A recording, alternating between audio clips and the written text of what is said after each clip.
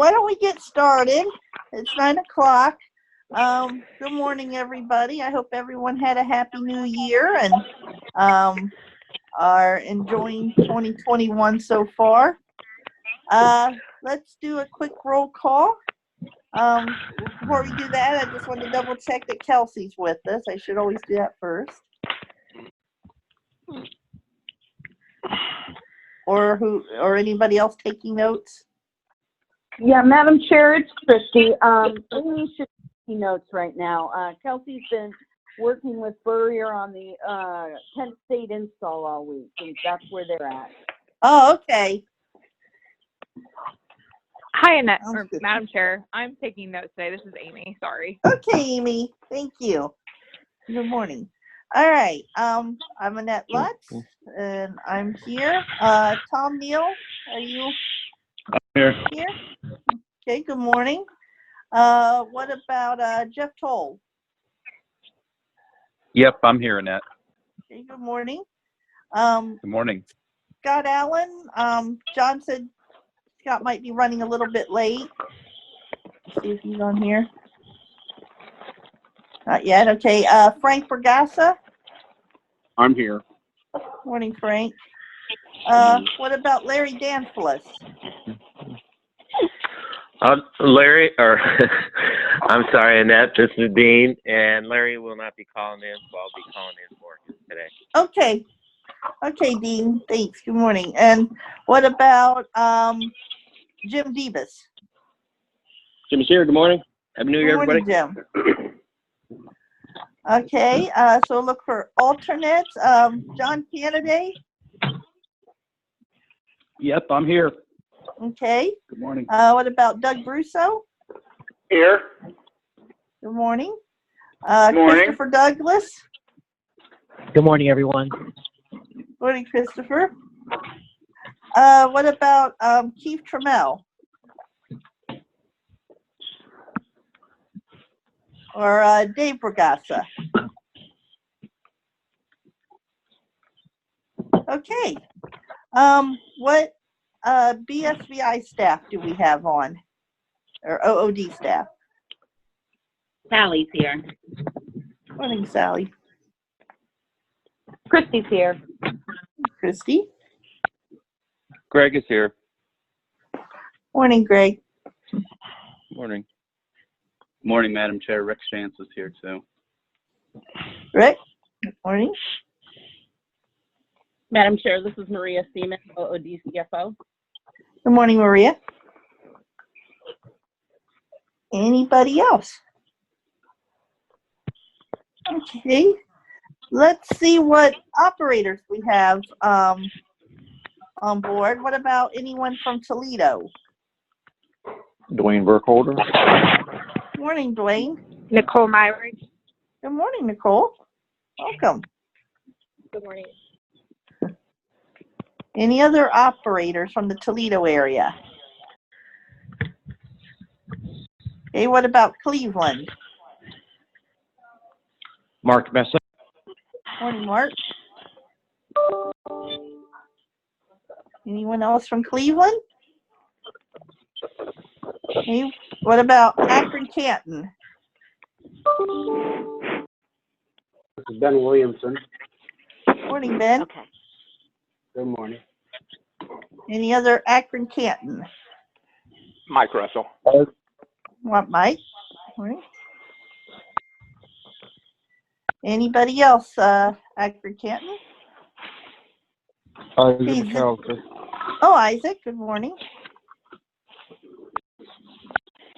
Okay, Zanesville. Now, Lisa Litzinger said she is here, but she is muted and has trouble getting muted and unmuted. So, morning, Lisa. Anyone else from Zanesville? Yes, Dave. Laura Cole. Yep. I heard Laura, and then somebody else. Dave Cunningham. Dave, good morning. Morning. Any other Zanesville? All right, Columbus. Julie Russell. John D. Julie and John, good morning. Morning.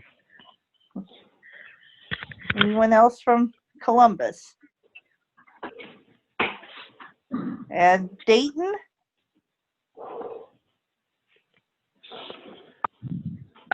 Any Dayton operators? All right, what about Cincinnati? Derek here. I think I heard Derek and Mott. Oh, good morning to both of you. Thank you. Any other operators that believe they were missed? Madam Chair, Scott, Oh, okay. Good morning, Scott. just want to let you know I'm on. Okay. Anyone else? Any other operators that believe they were missed? All right. Do we have any other guests on this morning?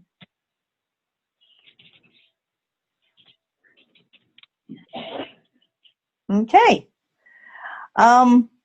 I did not get any requests for public comment, but I'll throw it out there if somebody would like to make one. I'll bite. This is Mott. Oh, okay, Mott. The floor is yours. Okay. I have four items to note. I'll try to keep it within 3 minutes.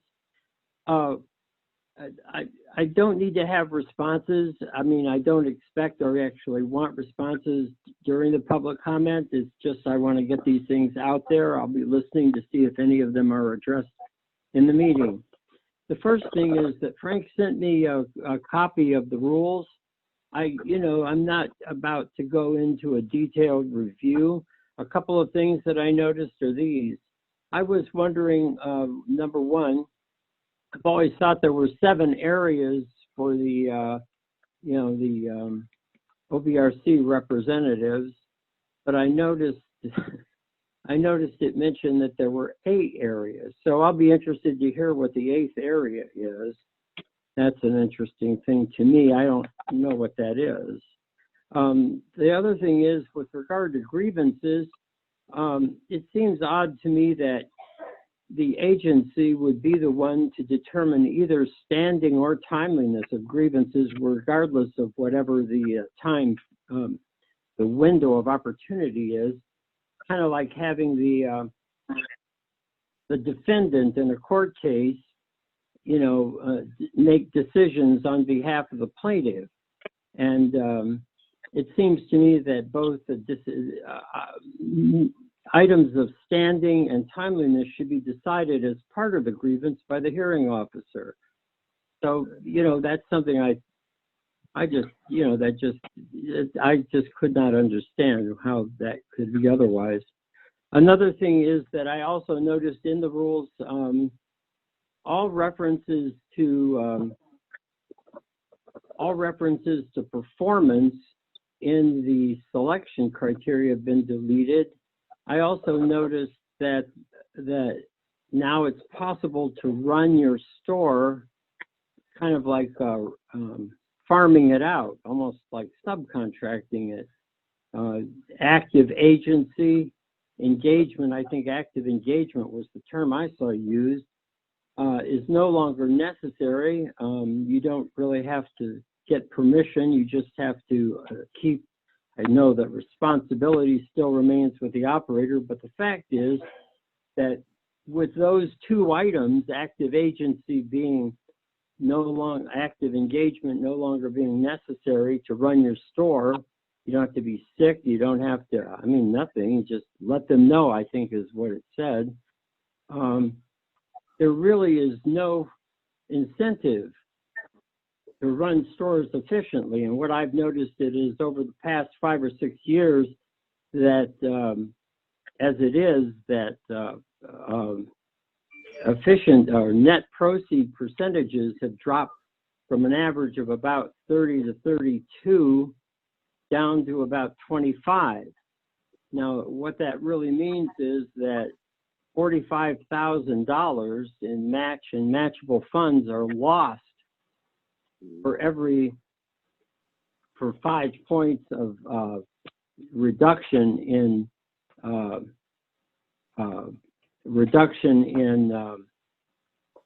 efficiency.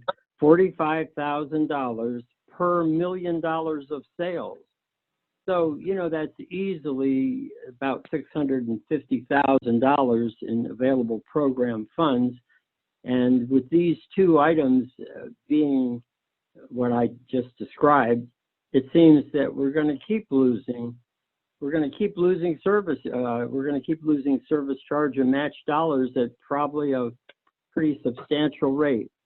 My final thing is that although Frank was good enough to send me these rules, I haven't seen anything come out with regard to the process by which the operators, other than those on the committee or those that choose to call in, are going to have a chance to systematically review and submit feedback about the finished draft.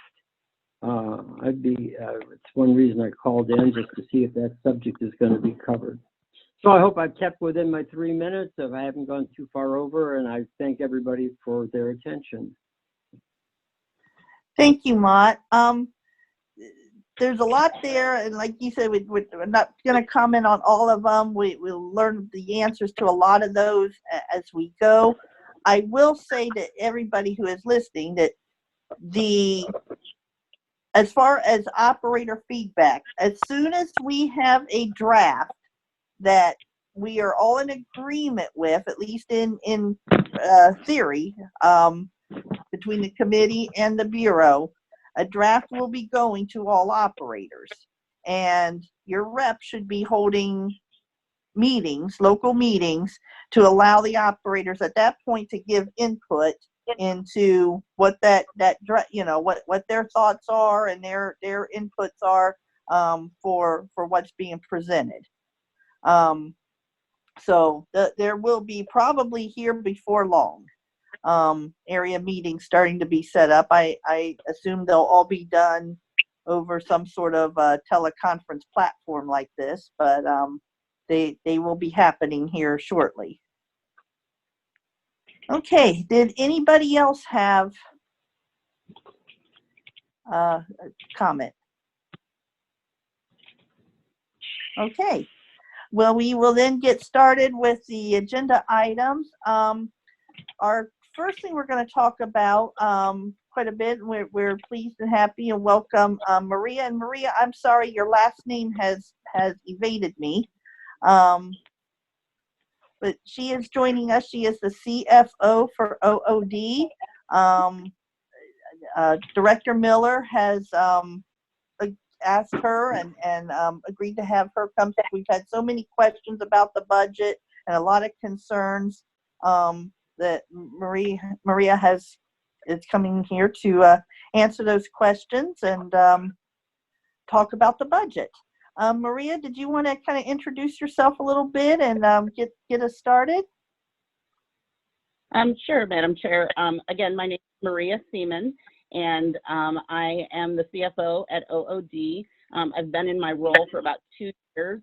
Prior to that, I spent the previous 7.5 as the OOD budget manager. And so prior to that, I had 15 years working for the Legislative Service Commission, doing research and analysis and bill drafting on behalf of the General Assembly. And I'm pleased to be here to answer any questions that you have about the budget. Thanks, Maria, and welcome. Okay, so I know folks had a lot of questions and wanted to have a good discussion, so I will open the floor up to reps who might have to get us started.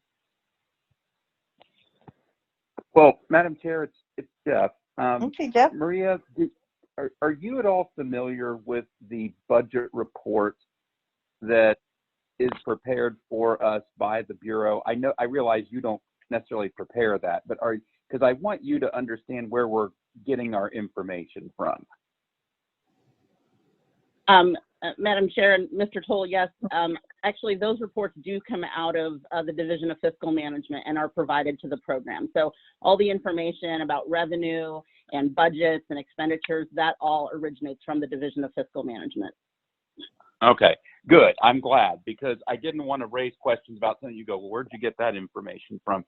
So in a nutshell, we're very concerned about current revenue versus current expenses as opposed to what the program is accustomed to collecting.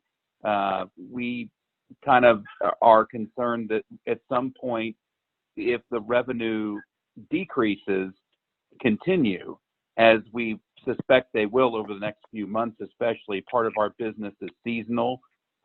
We have a lot of facilities that are not functioning right now, as I'm sure you can tell by our revenue stream, but the revenue we do have is going to go down in the wintertime because the rest stop facilities that generated a lot of revenue during the summer and the warmer months is going to go down seasonally like it always does, and then the pandemic stuff is going to make that worse. So having said that, first of all, the main budget report, the OVRC report that the Bureau prepares for us, I haven't seen any adjustments made to this for projections of what we're actually going to collect. Right now, for the entire year, we're showing a budget of $3,161,906. I'm not sure we will even generate enough matching funds from our program to put with case services dollars to spend $3,161,906. And some things on these line items haven't been adjusted to reflect the changes in our current business model. And I'm just curious, is that something that your office would be doing, where you would make appropriate adjustments as we know these things have happened? I mean, right now, there's several line items on here, especially under non-matchable items where, we're not going to pay ODOT $164,000 this fiscal year. We're not going to pay operators $120,000 stipend. It just seems to me like this budget report would be a little more useful for us if these numbers were real and not just, well, this is what we planned.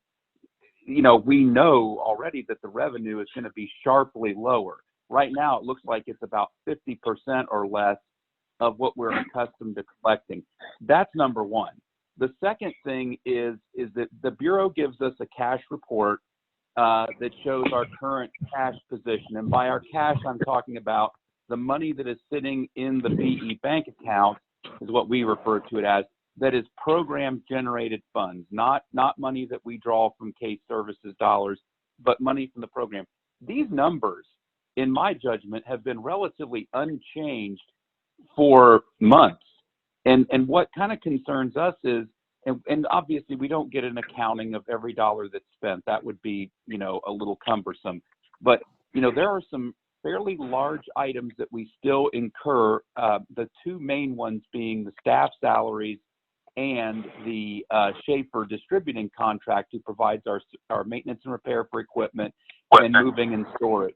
So I'm just curious if these cash numbers that they're showing, this cash balance, is reflective of anything being expensed off of there for the program.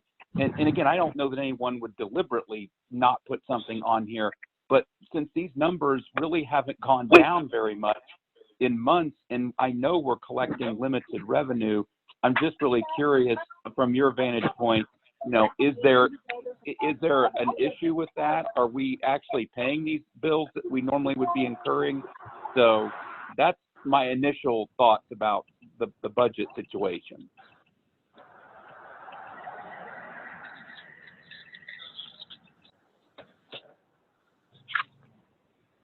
Madam Chair, Mr. Toole, thank you very much for the question. So with regard to the items that are on the budget, so these reports do reflect sort of what was the, intent now at the beginning, of the year. And obviously, being that we're in the middle of a pandemic, we're all sort of doing the best we can to predict the future, which I don't think any of us can do at this point. But, we share your concern about the revenue and watching that service charge really almost cut in half compared to what we're used to collecting. And so, that's something that we're watching. The numbers that you see on that report that add up to the $3,161,906 that you referred to, does reflect sort of where we were at at the beginning of the federal fiscal year. And we usually make adjustments about halfway through the year when we see where expenditures are going. And so, we know that payroll number will come down a little bit because we did have a retirement when Vicki left. We also are down another staff person, and we don't have any intentions at this point to, backfill those positions. Case service spending, is down a little bit. One of the things that really affected the cash balance was a large expenditure that happened in April of last year because we had to pay for the machines that we purchased for OSU. And that was something that, was ordered and planned for. And in fact, the machines were received even before the pandemic really hit us. And so, that we had to pay that bill. And so that, that dropped our cash balance significantly, but we have remained, fairly, it seems like it's kind of leveling out at sort of a hopefully temporary new normal. But, we will make adjustments to the budget as we go. As for the Schaefer contract, what you see with regard to the Schaefer contract, that is just a contract. That is an up to amount. And so we don't actually pay on that until, they incur costs. And so, we continue to watch the budget every month, and we share your concerns, and it is a partnership with you where, we are constantly scrutinizing what we're spending. Our staff are not driving, at all. And so, we're not incurring the cost of fuel.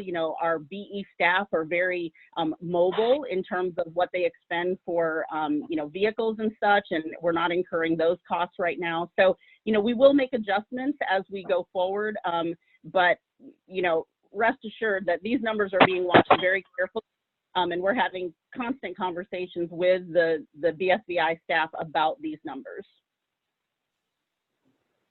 Okay, so I get that. To me, as a business person who's been in business a long time, I get it. You're going to look at it halfway through the year, but some of these expenses we know we're not going to have. That's what puzzles me as to why those adjustments wouldn't be made as soon as we realize, hey, we're not going to have that this year. But that's fine. Let's talk about this cash report, because at the end of the day, that's where we derive our assessment of what kind of financial position this program is in. And my point with that was, and I get the Schaefer thing. You pay that bill as it comes in. That's obviously been lower this year because of the lack of operational facilities. But this is the thing. I don't know these numbers on the cash report, and I don't know if you've seen this recently. It just seems to be a restatement month after month after month of what we've been seeing and not since last fiscal year, but even for this fiscal year. And I'm just curious, are we current with Schaefer according to this cash balance? Are we current with paying the matching portion, what PE generates, towards staff salaries? Because what I fear, and I think a lot of us that follow these numbers fear, is that all of a sudden the program is going to have to come up with money to pay what we owe Schaefer, and the matching portion for staff salaries. Again, those are the two, equipment aside, because we're not really buying any new equipment unless it's an emergency. Staff salaries and the Schaefer contract are our two biggest obligations right now. And I want to understand when those things are getting paid and when they are going to impact this cash balance. Because again, you lay aside a lot of fears when we all feel like we can cover our expenses. Now, we know program growth is somewhat limited by the amount of money we have, but I just want to understand, when are these things getting paid and how much are we outstanding right now to the agency when it comes to staff salaries, and then separate from that, what the program, have we paid Schaefer Distributing current? If you know the answers to those. Thank you.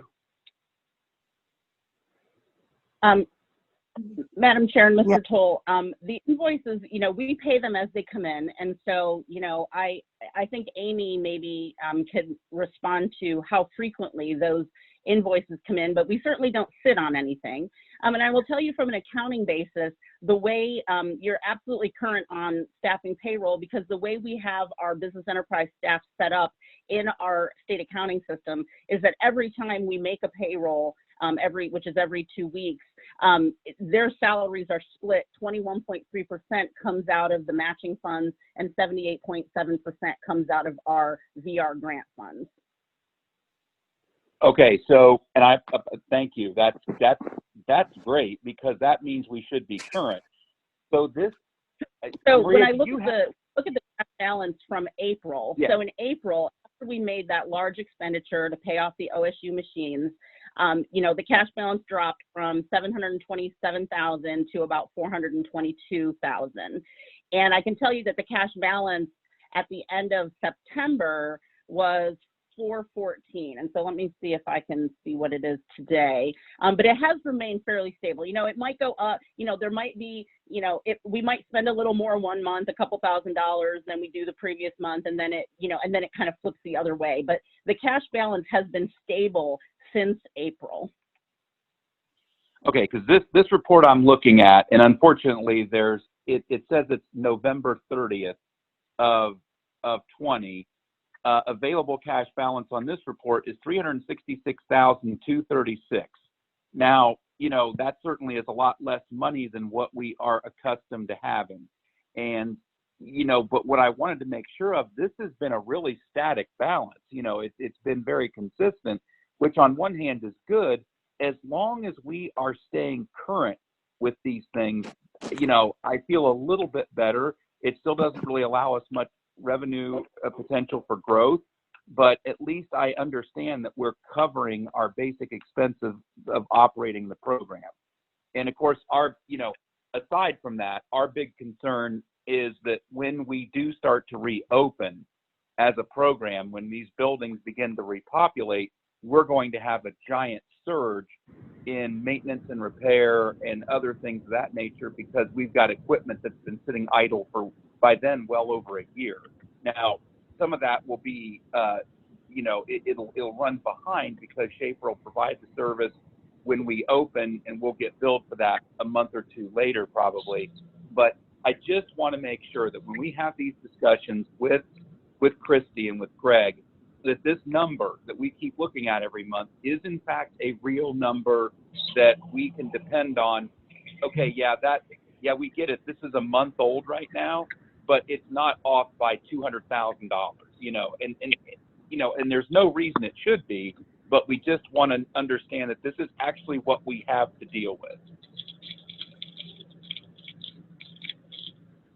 Yes, Madam Chair, Mr. Toll, the cash balance that I have right now is about $409,000. So I would consider that stable compared to the 414 that where we landed after we paid that OSU invoice for the OSU machines. And you're correct. I mean, we're as hopeful as you are that once things really start to reopen, particularly with the big investment, in college campuses, as students return, that we will see a large uptick in the revenue, and hopefully some of those investments that we've been making will pay off, and we'll get to see that in the matching funds that do come in, that will allow us to then draw down the federal and continue to grow the program. Okay, that's good. I'm gonna quit talking. I know there's others that have questions, but I want to point something out to Christy and whoever actually prepares this report, Amy. This stipend payment to 80 operators has already been paid. I know that 13 operators didn't take it, but to keep this as a reflection of our available cash on here, I don't think that's accurate. That needs to go away, because instead of having on this the cash balance that's available available cash balance 366,236. They take 80,000 away from that, or there's a deduction on here, and I guess they're taking off.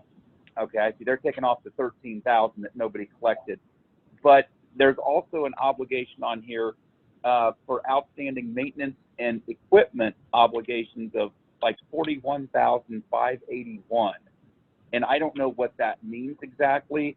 And then there is another one set aside for inventory replenishment of 42,600. I'm just not sure when it comes to our cash balance how relevant that information really is right now.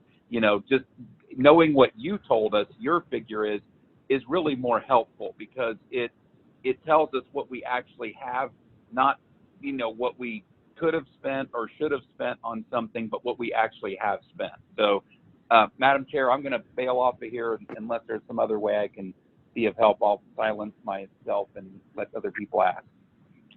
Okay, Jeff, thank you. Did anyone else have?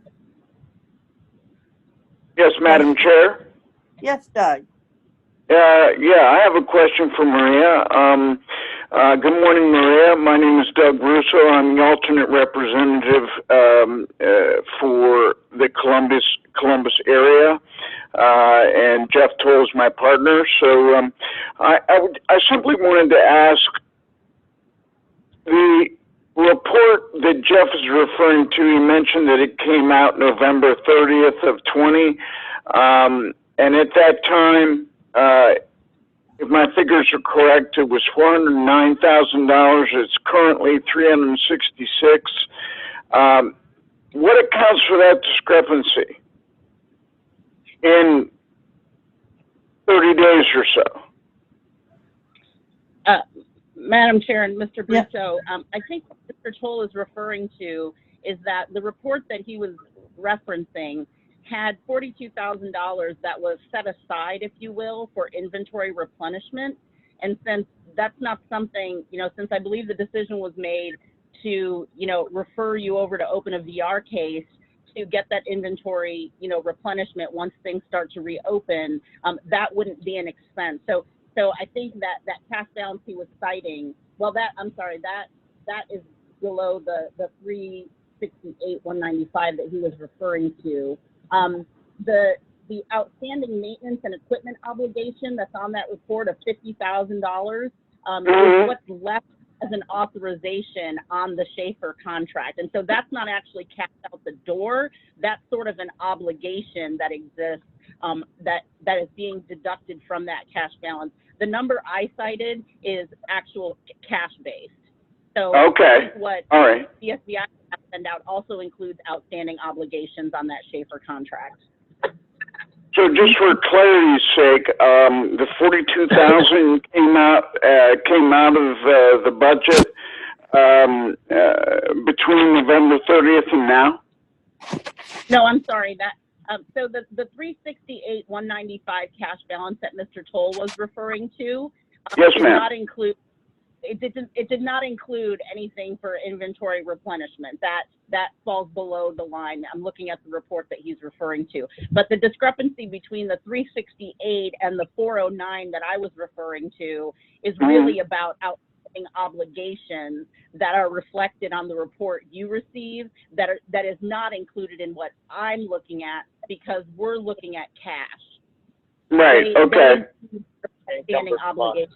So there's still an outstanding obligation of, you know, that just hasn't been paid yet, that would eventually come out of the cash. But before that comes out, we will have received another, you know, service charge, you know, collection from those operators that are actually, you know, incurring sales right. and having. No, I understand your thinking in that regard, and I thank you very much, Maria. My pleasure. Anyone? Okay, I'll have a question. On an average month, what is our expenditure for staff salary? Just an average number. I know it varies a little bit back and forth. So total payroll for the business enterprise staff, let me pull up the most recent, I will reference 2020.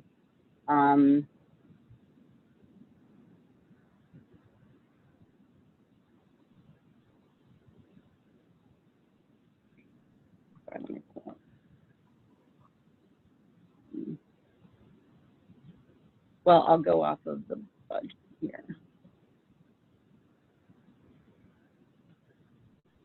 So staff payroll looks to be about $280,000 a month.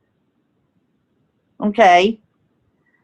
And right now, our current service charge or set aside that we're collecting is 30, 32, 35, right around there per month, plus the match money that it draws down, which is, yeah, what, 150,000 then when you add the two together? So $30,000, it ends up being about 141. Okay. So here's where everybody's concerned.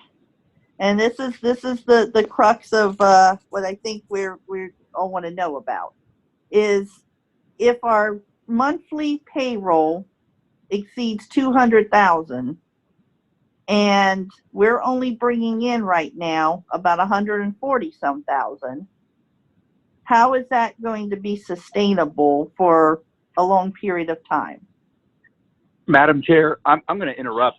Okay. Marie, that number is wrong. That number is wrong. We don't spend over 200,000 a month on staff, Maria. I don't know what you looked at, but I mean, thought our whole that sounded budget high for the year. So I was looking at the month of October, and maybe there were 3 payrolls that hit in the month of October. There we go. Okay. Yeah, that Let me could dig be. a little deeper to the number here. I thought that Because sounded high I've done the math too. that Annette's. I've done the math Annette's talking about, and my number was a lot lower. You know, so sorry, Annette. I actually almost had a heart attack when she gave me that number. That was a lot higher than I even was thinking. Madam Chair, I look at it every month and it's about 140,000, but it will be going down because there's a couple of people that have left. Thanks, Laura. So I'm going to use the 2020 number of what we paid in 2020. So 145. So it was 1,450,142 that was payroll. I'm just going to divide it by 12. So yes, I apologize. The monthly is 120,845. Okay. And we bring in about 140-ish a month. And this is where we're getting concerned. And this is the crux of the problem. So according to that, we may have about 20 some, in revenue above payroll. And we haven't paid any maintenance and repair yet, bought any emergency equipment, done anything else other than pay payroll. And that's where we're very concerned about the sustainability, and a lot of our operators and a lot of people have expressed concern about the sustainability of the program with these numbers.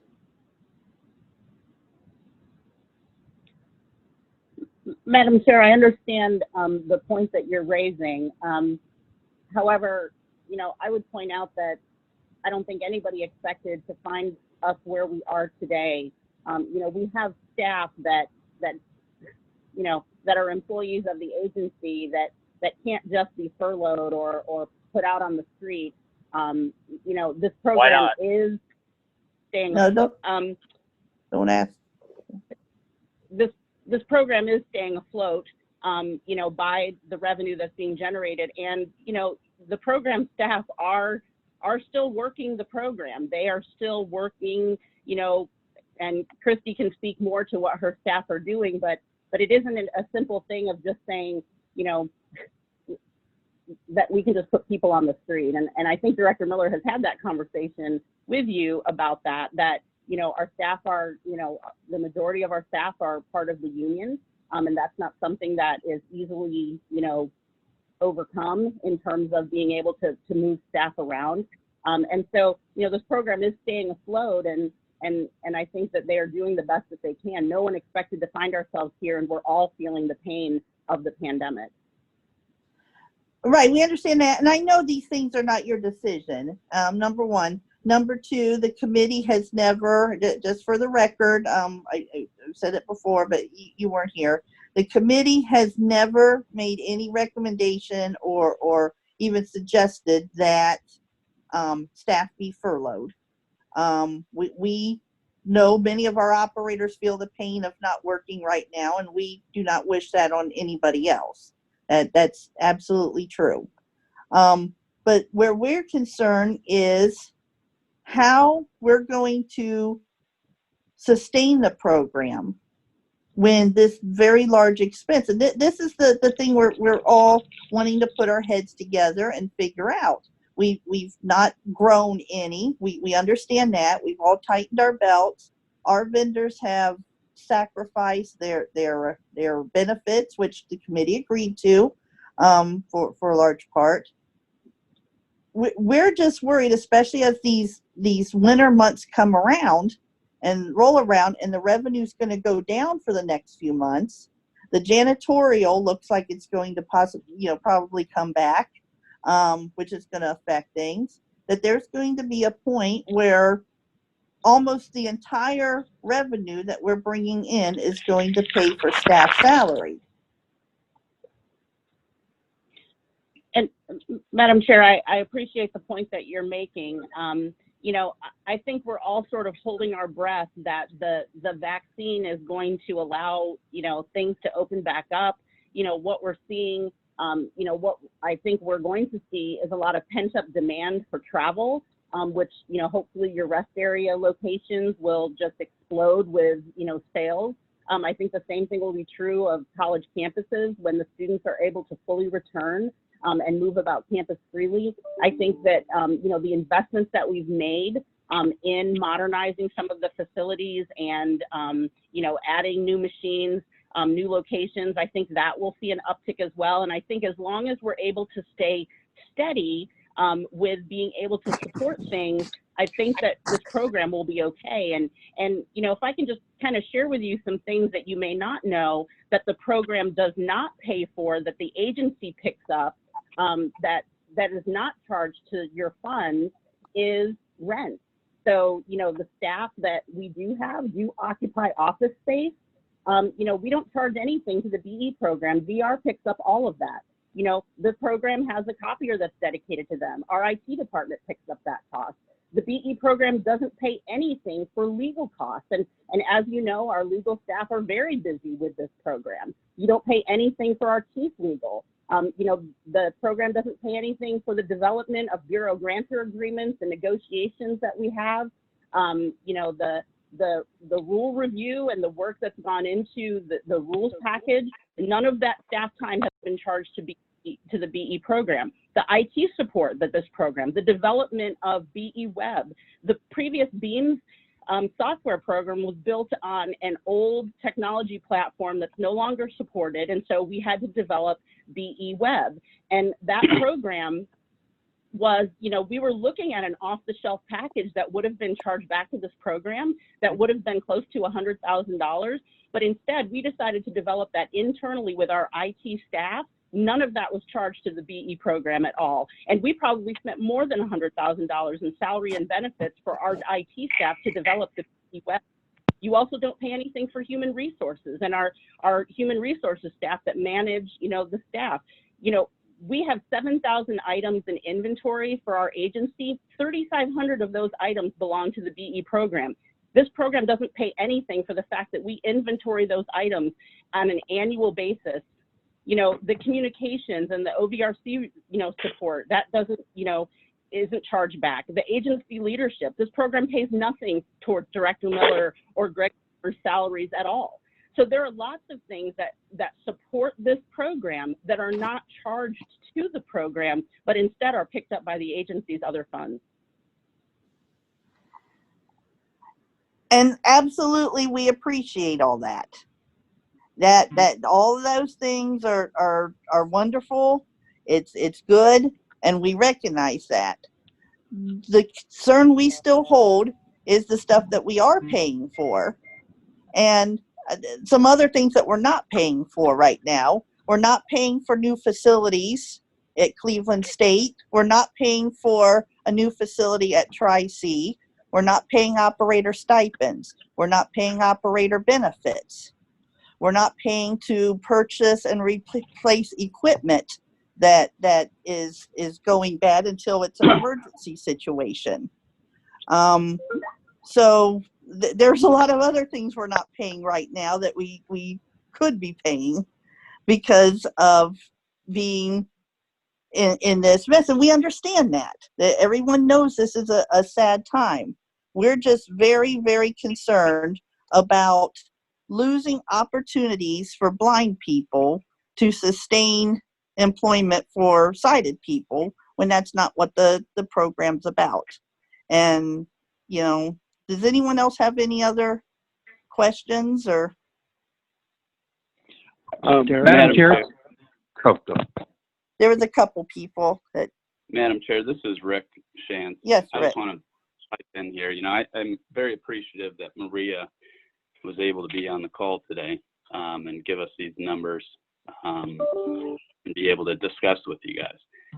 You know, at the end of the day, you know, this is kind of feeding into my concerns at the last hearing or the last time we met regarding active participation with staffing.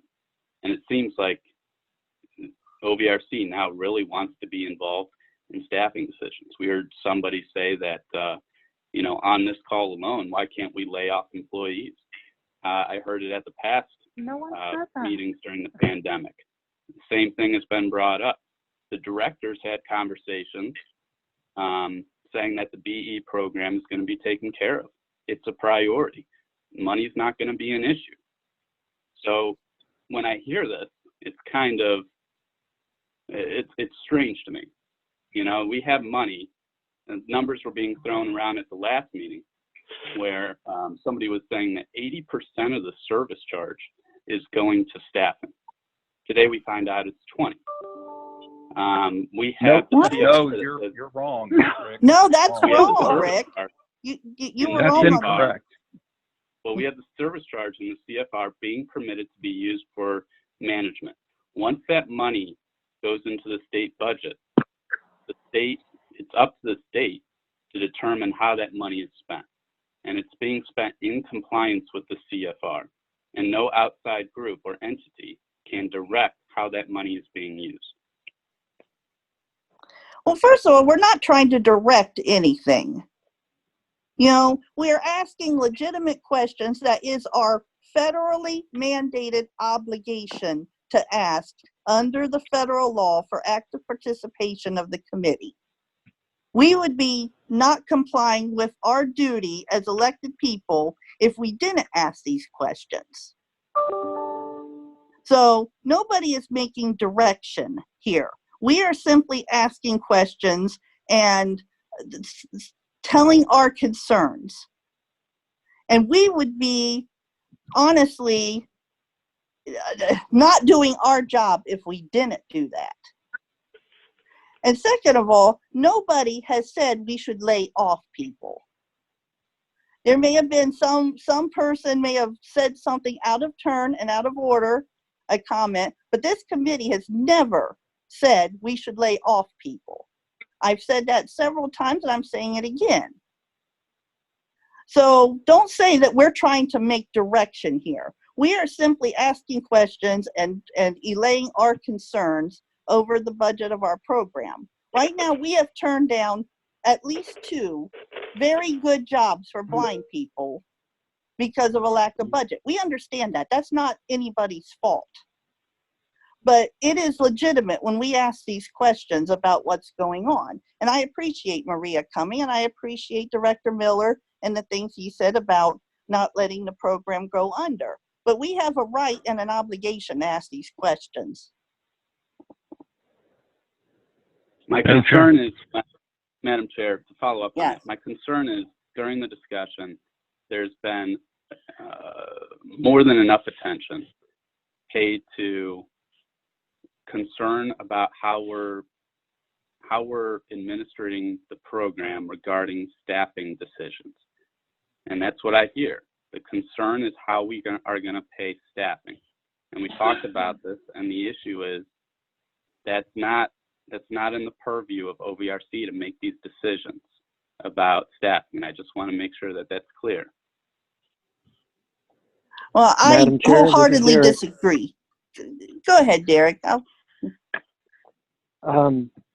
First of all, we're not talking about whether you hire people or not. We're talking about how they're paid. And it's not proper to use our service charge dollars up to 80, 90, even close to 100% for the purpose of management services. There are five things total specifically mentioned in the law that service charge dollars can and should be used for. Management services is only one of five. If we begin, and we have been now, according to the numbers, using 80 to 90 to 95% of our service charge dollars to maintain the staff payroll, that's unacceptable. That's because all of these other things are going undone. So, and to your point, Rick, there are some people who believe that the staff should be diminished. I don't believe that. As long as the staff is necessary to maintain the program, we should have them. But the point is, under the current climate, we can't afford to pay them. So I think what we're saying is our budget can't handle it, and you guys are constrained to leave the staff where it is. So maybe the funds should come out of a different budget, out of OOD's budget or out of the general revenue fund. But we can't, or our program won't do the things that it's supposed to do. And Annette mentioned all the things that we've given up, and then Maria talked about the things that we don't pay for. And a lot of that is true. A lot of it is not. For example, you mentioned human resources. The BE staff is less than 1% of the OOD staff. So your human resources cost would not be altered if the BE staff didn't exist. And that's also probably true of your rent. Your square footage isn't going to change in any of these office buildings because you have such a large VR staff and BSVI staff and blah, blah, blah. The BE staff is insignificant compared to all of that. So some of those things that you've mentioned aren't really accurate. But I really want to make sure that you understand that we're not saying get rid of the staff. We're saying we can't afford it out of our service charge dollars for the past 9 months, or probably for the next 9 months, and maybe longer. That's all we're saying. Thank you. Madam Chair and Derek, I apologize, I didn't catch the last name. But if I could just address the human resource cost. We have what's called an indirect cost pool that is not only our HR department, but also IT, as well as all of those offices within the agency that support direct programs. So that would be everything from the director to legal to human resources, fiscal, which includes our inventory specialist who counts the machines and all of that. And in fact, the indirect cost rate that is approved by the U.S. Department of Education is currently at 16.9% of payroll. And so based on the BE staff payroll, you would otherwise be charged, if we chose to do so, $245,000 a year for all of that indirect cost that is, that it takes to run the agency. So I would disagree with you that the HR cost would be, unchanged if the BE staff didn't exist. So I just want to clarify that point, is that, our indirect cost is a payroll-based rate. And if we chose to charge it to this program would be picking up an additional $245,000 cost, just for indirect cost. Well, Madam Chair, this is Derek. As long as we're going to have that discussion, I don't know exactly, but I'm assuming around 1,600, 1,700 OOD employees, roughly. No, sir, we have about 1,100. Oh, it's gone down quite a bit in the last few years then. Okay, so we've got, 17 BE staff, so that's about 1.5%. I'm not sure I understand how 1.5% can cost so much relative. How can 18 people cost so much relative to 1,100 people? We have 14 staff, and again, our indirect cost rate is payroll based. And so through the development of an indirect cost plan that is approved by the U.S. Department of Education, that plan gathers all of the indirect costs to run the agency, and that is distributed across payroll for each staff person, and a percentage rate is developed. So that is how it's determined. We're pay, the state of Ohio is paying an astronomical amount of money for some of those services. Madam Chair, and Derek, I would disagree with you. Our indirect cost rate is actually pretty low comparatively. We run a very efficient operation. Managing a staff and a program of that many staff, and the fact that we run that for in a budget of $270 million total for the agency, our indirect cost is only about $15 million. Madam Chair. Yes, Madam Chair, it's Jeff. So Maria, two things real quick. I'm sorry. On our budget, and this is just a clarification, we have a line item that says other administrative costs. I've been involved in the budgeting for the program for a long time, but I admit that I'm not nearly as involved as I used to be for whatever reason.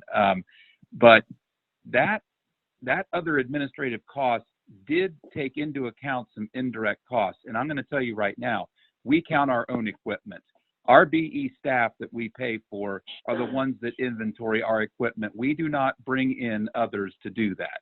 Unless there is something being hidden from us, my BE consultant that our program pays for comes out, checks equipment numbers, verifies placement of equipment, yada, yada. We have a significant equipment inventory at Schaefer Distributing that a staff person of the BE program does go out and take care of. I understand the indirect costs. We have talked about that in years past, not recently with this administration, but with others. And as they put it to me, exactly what Derek said. It would be a little difficult to spread all this out and dissect it and figure out what portions of it are BE. We used to own our own vehicles, not own, but the BE program specifically bought its own vehicles when we had more facilities and staff to, drive them. So I would say that some of the indirect costs, I'm wondering if that other administrative cost line item does cover some of that, or if that's something I'm just unaware of. Is that training for the operators? Is that other things of that nature? But definitely we do inventory our own stuff. Like I said, unless we're not being told about some other service that's coming in and doing that, BE does handle that itself. And I know for the agency, I get it. It's all under one umbrella in that. And it's just, again, I go back to this. Our worry is simply that once we get to a point, and we keep kicking this can down the road. We keep saying, well, geez, in 6 months, everything's going to be better. I heard that back in April of last year, and that's nobody's fault.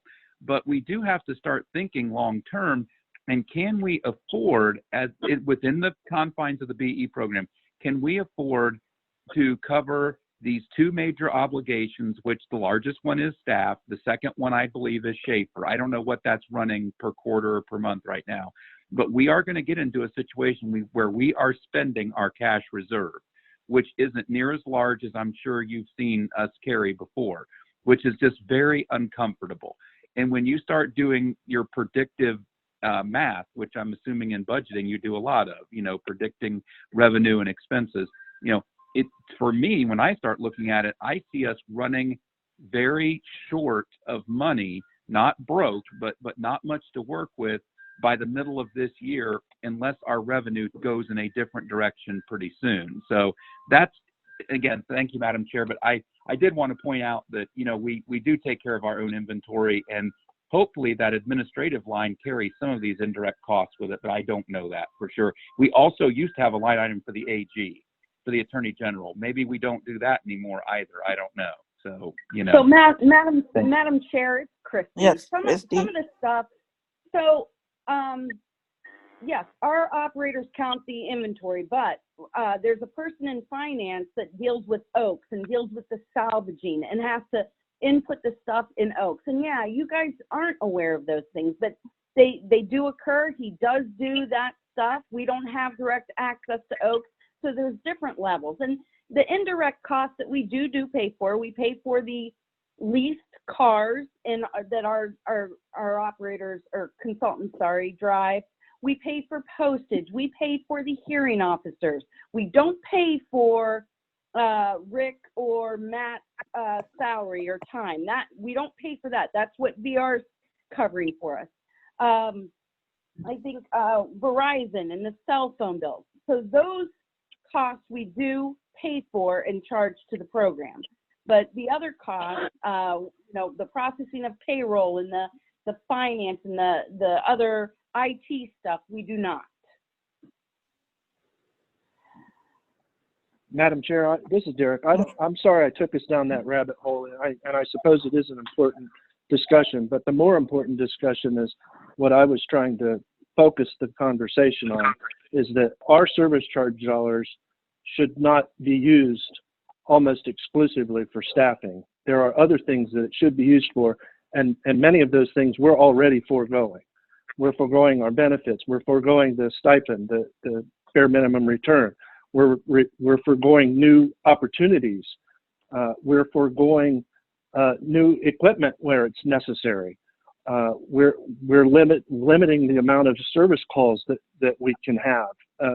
Rightfully so, perhaps, but all things being equal, it's 4 of the 5 things that are diminishing, in some cases to nothing, whereas the one thing remains the same. And we're only asking for some relief from that so that we can continue to administer the program the way that it should be administered to the benefit of blind licensees. And that's all. Thank you. Madam Chair, Yes. Madam Chair and Derek, if I can just point out a couple things and address a couple things that you said. I think we would all agree in watching the news and listening to press conferences and whatnot that most entities, most independent businesses around food are hurting right now and just trying to stay afloat. And that is exactly what we are doing in this program. We are staying afloat by, keeping our staff, employed to continue to work and address things as they come up and planning for the future. We have seen a drop in service charge, but again, I think that, someone mentioned that 6 months ago they were told things would be good in 6 months, but I think that, on so many fronts with regard to this pandemic, we can't pretend like that doesn't exist and that all should be, the same as it was prior to March 13th. We have to accept that this is where we are, that as we are trying to maintain this program, we are maintaining this program. We are keeping things in balance. Director Miller has made a commitment that this program will not go under, and that, the things that we are doing are to support this program are kind of like the beams of your house, that if they, you don't notice that they're there and you don't think about them very often, but if they weren't there, you would feel it and you would know it, and essentially you wouldn't have a home. And so if we weren't doing the things that we're doing, this program wouldn't be able to exist the way it has and be able to get back up and running, when things do start to open up. And I think that the vaccine, if I listen to the governor whenever he's on, and the vaccine gives us hope that things will be different as we are able to, get the vaccine out and things can open up and students can return to their college campuses and people can travel again safely. I think we will see an uptick. And so long as we can maintain, where we are, I think we're going to be okay.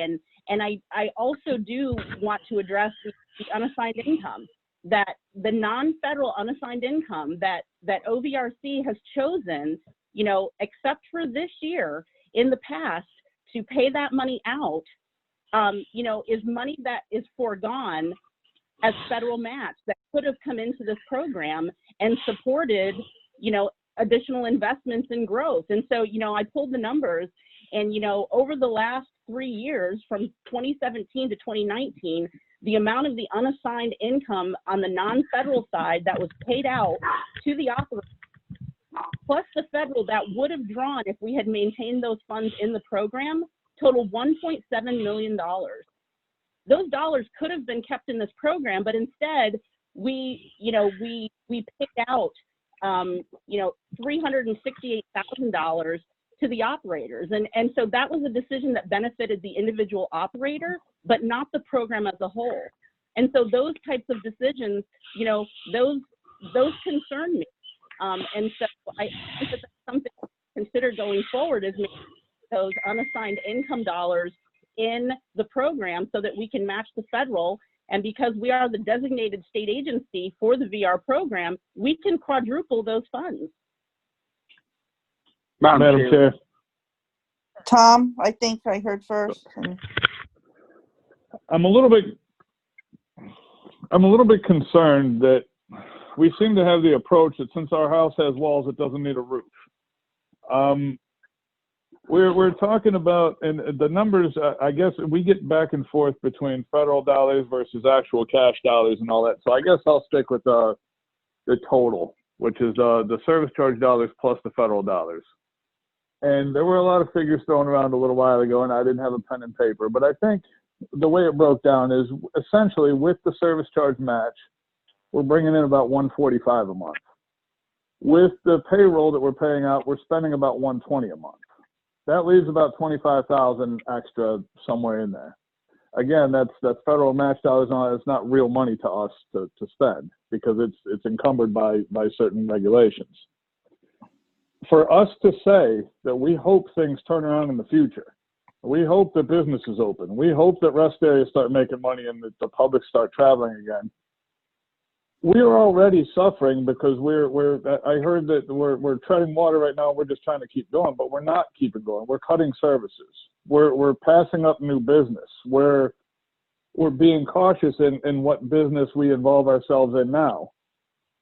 We're doing all this to continue to pay a large portion of our charges to ensure that the payroll is met. And that, I'm not going into who should be hired, who should be capped, who should be laid off. I don't care about any of that. All I care about is, as Jeff and Derek mentioned a few times, there are 5 things that are supposed to be paid for with our service charge dollars, and one of those things alone is consuming more than 80% of those dollars. And I've spoken to this committee in the past, and I've said that I'm not worried about the budget. I've spoken to the Bureau staff, and they've assured me that this is whatever. Well, now that I've had the explanation, I'm extremely worried. And I'm extremely worried because I don't see how we get out of this. We're in for lesser months, not better months. Our service charge dollars that we're going to collect for December are going to be lower than they were since the pandemic started. January is going to be even lower than that. And that's just a fact. Rest areas make less money this time of year. And we have this fixed cost that is not based on anything to do with our sales. And we can't seem to get away from it. And that should concern every one of us in this program, including the administrators. And Madam Chair, I yield the floor back. Who else wanted the floor? Or there was somebody else? Frank. Okay, Frank. I'm going to say a couple things, and then I'm going to try and ask this question the best I can. The first thing is, as a couple people have said, that yes, as a program, we've had to give up opportunities or significantly delay them. I'll use Cleveland State. Don't know if we delayed or gave up the opportunity at Tri-C, and then talked about University of Toledo in the last meeting or so to, and that one had to be delayed by roughly, I don't know, was it 4 or 5 years, somewhere in there. My concern there is we're having to forgo or significantly delay these opportunities, which would bring in replacement or new service charge dollars. I'm going to call them replacement service charge dollars and, replacement business, because even when our normal facilities become open and operational again, I don't think any of them anytime soon are going to return to where they were before all of this started. Now, I hope I'm wrong, but we can't run this program on we hope and we think and we might. And then the other thing I want to hit is, when we talk about how much payroll is costing, I think people get really uncomfortable with that because they automatically think we're saying, okay, let's get rid of a whole bunch of people. That is a misconception or misperception. I think what we're trying to say, and I think Derek hit it, and that is we're trying to find out, there are 2 things we really need to fund. Is there an alternative way or a creative way to pay our portion of the staff and maintain them where they are without? So I'm saying, or is there another alternative or creative way to fund, these opportunities that I think we're really not strategically positioning this program in the best financial case because we're having to forgo them because of our current financial situation. The other thing that I know some of us have said, or it comes across to us, is that we are in a financial crisis. And I have even asked the question in previous meetings, are we operational as a program? And the reason why I asked that question is, I know, granted, it's been a while and I didn't hear about it till quite late after it had happened, but during a transition, an operator had asked for new locks and we're told, oh, we can't afford that. You have to buy those yourself.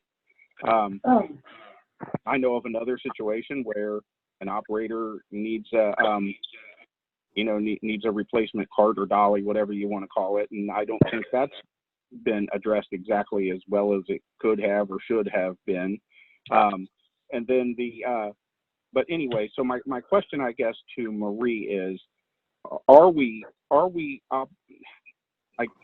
this is where I struggle. Are we operational as a program? And I don't believe we are fully operational because there are some things based on our available money we're just not able to do right now. And when we're not able to do what I would recall basic operational things that we normally would do, I believe that puts us in a financial crisis, and we have to look at everything. And I'm hopeful that somebody can come up with a creative way to fund staffing, management, and to fund, or another creative way to fund, getting equipment and getting some of these opportunities up and running. And Marie, by the way, I don't expect an answer to that, but my main question is, are we operational as a program? Are we able to do basic things like buy locks for a transition if somebody needs them, or buy a cart, or in an emergency, if somebody needs a machine, be able to purchase that? And I'm very and I will just say, and this is more on a comment side, I'm very concerned that we're having to turn down opportunities for blind people because we are so challenged financially. And I think what we would like to do is find a way to try and free up some money to be able to do that, to be able to put more people to work. The more money we have coming into this program, the more fiscally sound we're going to be, and the more fiscally protected, not only operators, but even management and staffing are going to be protected. So thank you, Madam Chair. Thanks, Frank. I'm going to say something. Oh, go ahead, Maria. So I just want to point out a couple of things that were said. And, this program, the way it's designed here is that, the service charge that's paid sustains the program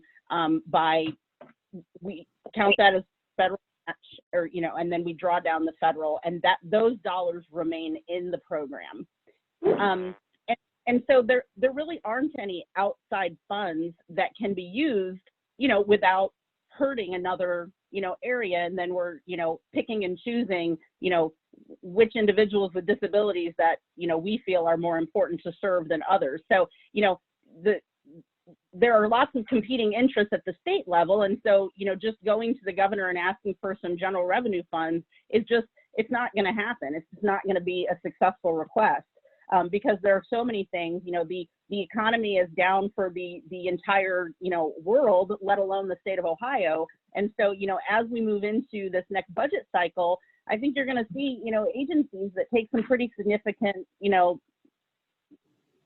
cuts. And so, where we're going to land, we're not quite sure yet. And so, and I think it would be unfair to say that we're not buying anything to support the program. I mean, we have been making purchases where they've been needed, but I think that what our program staff are trying to do is discern between wants and needs. And so, during a time like this, everybody has to tighten their belts, and we are trying to be strategic in where investments are made. I would be remiss if I didn't express some concerns that we have about the fact that, over the years, we have made significant investments and expanded sites and businesses, yet we have not seen a significant uptick in service charge. And so, we should see return on investment when we bring on a new site. But when you look at the service charge that's come in over time, pre-pandemic, when we've made significant investments, we have not seen a huge uptick in service charge. And so I don't know if you can, help us understand that. When we have made investments in credit card readers, we haven't seen an uptick in service charge. And so when we make investments in the program and we don't even recoup in service charge the matchable portion that was expended, that's a concern about why we're making investments. And, we've also made some investments, based on decisions of OVRC, that have been, contrary to our recommendation, and they've been unsuccessful. And once those dollars have been spent, they're gone. Not only did we lose the money that we invested in setting up that location or transferring that location, but then we've recouped zero back in terms of service charge. And so that is eating away at, this program. And so, we can talk all day long about, the staffing costs during a pandemic, but I think we need to look bigger picture at the way this program has been, where we've tried to make investments, yet we're not getting that return. Madam Chair. Hold on, Laura. When you say we are not getting that return, it's our program. And I'll tell you where we're getting the return. We're getting the return by giving employment opportunity to blind people. This is a business program, that's right, but it is equally a rehab program. We do not make decisions 100% based on how much money it's going to bring back into the program. We make our decisions on whether we can give a good job to a blind person. Yes, we do need to maintain the program. We do need to keep it going. But giving job opportunities and employment opportunities to blind people is our number one top priority. Madam Chair, I would respectfully say, though, that making an investment in the program and seeing, making investments that are going to create a positive return on investment will create more jobs for blind people. And that if we say that, well, it's just good enough to break even, why are we saying it's okay to break even on the business side, but not on the program side? Madam Chair. Yes, Tom. I don't want to go down that road. I just want to kind of go back to where I was before. And I just want to follow up with one small thought, and that is that we continue to be told that, don't worry, the program will be saved. When things get to an issue where we can't pay the bills, there'll be some help that comes in. I respectfully submit we're at that place. When we have to cut other services to continue to pay for one large portion of our responsibility, we're in a crisis. When we have to pass up new business so that we can meet our staffing obligations, that's when we do need that help that's available. Are we going to wait until there's $0 in our cash account before we exhaust our other funding sources? When is that danger line for us? Madam Chair, there was a few people. I didn't catch who all they were. If Mott's in line, whenever. Okay. Derek first and Mott. I'm sorry, Laura. All right, I'll try to be brief for that. First of all, I want to two things. One, there's a false premise about food services in trouble across the board in the real world, whatever, right now. Well, the way that those people are dealing with that isn't to continue to only pay their staff and nothing else. Those businesses are closing or they're diminishing their staff to keep up with the changes and the loss in revenue. The other thing is, I'm very frustrated with Mott. Go ahead. I lost my point. May I come back to it after Mott speaks, please? Yes. Go ahead, Mott. Thank you. I'd like to just whip out the spear and throw it here. I find it pretty condescending that it's being told to my committee that we'll take care of you. Don't worry about it. I don't know about the rest of you, but I find that language really objectionable. Now, I want to move on, though, and say, let's get beyond that.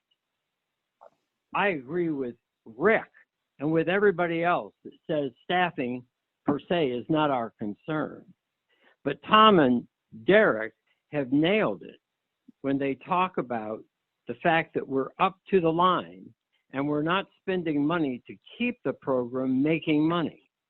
Now, for the first 64 years of this program, the state of Ohio paid 100% for all the staff. It's only been in the last 20 years, after the state of Ohio threatened to shut the program down, that the operators came up with a way to pay for the staff. And the operators have paid for the staff, except for the costs that Maria has talked about, for the last 20 years, and done so without objection. It's a system that's worked out pretty darn well. Now, at this point, we're not in the staffing business, but we have every right. We're business people. When I have a problem at work, I come up with a plan to deal with it. And I tell that plan to the people who need to know about it. So at this point, I don't want to be told, don't worry, we'll take care of you. I don't want to tell Miller or the governor or anybody how to staff this program. I feel entitled, and I feel like my committee and our operators are entitled to know what the contingents, and I know Maria can't answer this question, so don't feel on the spot about this.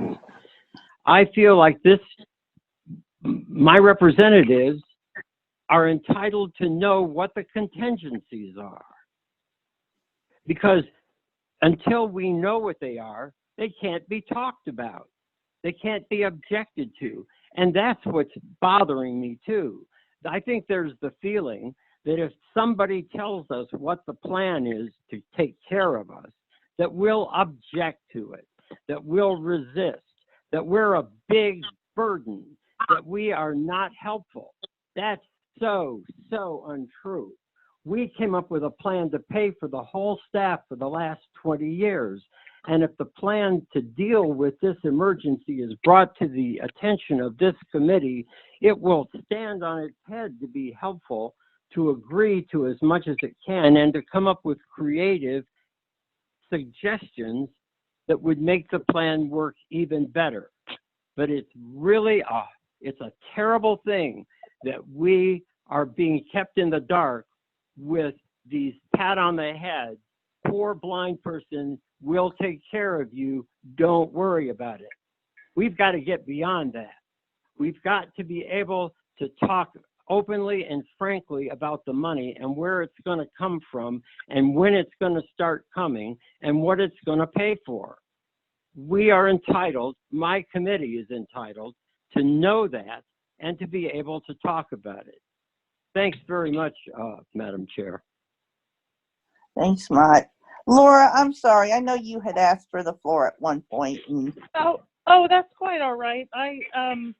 Some of what I said was actually already said, but what I really wanted to point out and ask a question about, how do I word this?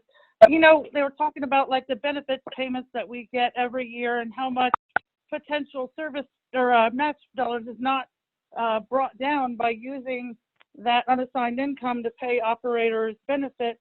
And I just want to make sure that I reiterate that just because something isn't matchable doesn't mean it's not important. The operators in this program have jobs that primarily pay, you know, $30,000-ish a year with no health insurance, no leave, no retirement, no nothing. And that little bit of money is used towards one of those things. And I know that that's unrelatable to state employees who their benefits just happen and their paychecks just land in their accounts every 2 weeks. But I want to be clear that it doesn't make it less important than any other expense. And we've given that up this year on top of, I last paid myself on February 3rd of last year, almost a year ago. And I've sold my home, I've sold my truck, you know, a lot of things, you know, have changed for me this year. And, you know, I've started looking elsewhere for employment and realizing this program is going to diminish some and there is no money to seek out new new jobs in this program right now. So I guess my question is, when you evaluate something like buying a credit card reader or paying an expense, adding a credit card reader is mainly to maintain and keep sales that where the same customer who used to carry cash no longer does, and you need that card reader. It's not just an expense to the program, it's also an expense to the operator. When I first got in this program in 2004, I spent nothing on credit cards. And when I was last operational, it was an $800 a month expense for me to accept credit cards. So, you know, it's very difficult to hear things like, you know, we're going to be, you know, how much bang do we get for our buck, so to speak, because we kind of feel that way with the staff. Not that anybody needs to be let go, but most jobs in the state are very bureaucratic. We have to be very efficient in the way we run our businesses. We have to find revenue to pay someone to absorb the cost of our own disability, whether that's reading and driving for us or whatnot. We have to pay our own cell phones. We pay, you know, we don't get like our service charge pays for cell phones and rental cars for bureau staff. How is that any more important than my little bit of money I get for my benefits every year? You know, I don't know. I don't want to weigh that valuability, but I would say we're already at the point where we are in serious financial trouble. And if the program has no money to do anything besides pay staff and pay for leased cars and stuff, then we're in deep shit right now. Thank you. Thanks, Laura. I'm going to say, and we're obviously not going to come up with solutions today. That this isn't, you know, it's not going to happen. I am really concerned at the finger pointing that has happened today, trying to blame this committee for decisions that we've made in the benefit of our operators and our program. Like Laura just pointed out, sometimes those expenses are made to maintain things. If we wouldn't have put credit card readers on, I absolutely guarantee sales would have plummeted. So maybe we didn't increase sales by that much, but we sure did help to maintain them at some level. You have to move forward. You know, same thing with a vending machine. It's like buying a new vending machine. If the old one breaks, you got to buy a new one. Well, that new one's not going to make the sales go up. It just replaces things.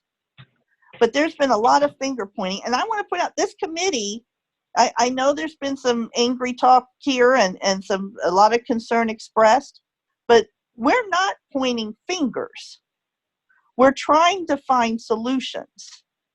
We have very big concerns, and everybody's expressed them today, but we're not pointing the finger. We're not trying to blame the Bureau, saying that any of this is their fault. We understand the constraints that the program is under. What we are trying to do is find a solution and ask the questions.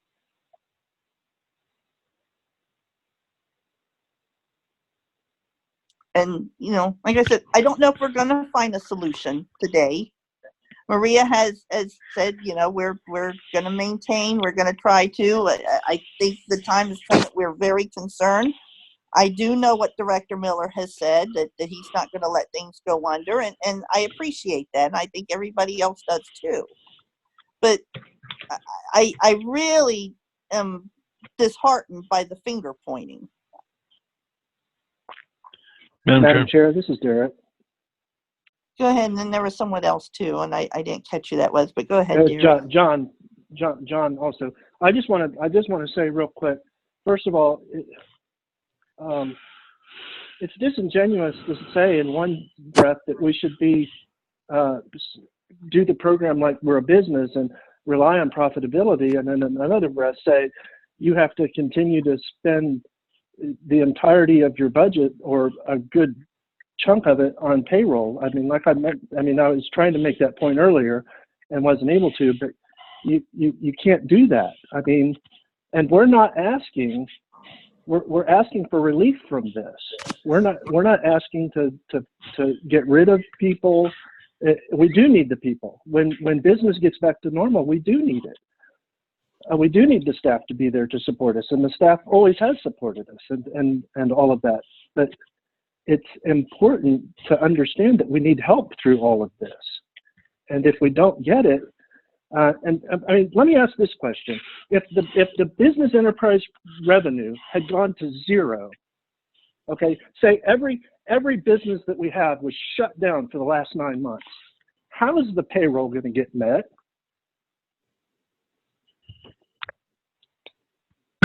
So why is that different than if our revenue drops to 50%? What if it had dropped to zero? What if every facility in the state of Ohio had been closed for the last 9 months and was going to be closed for the next 9 months? How is the staff going to get paid? That's all.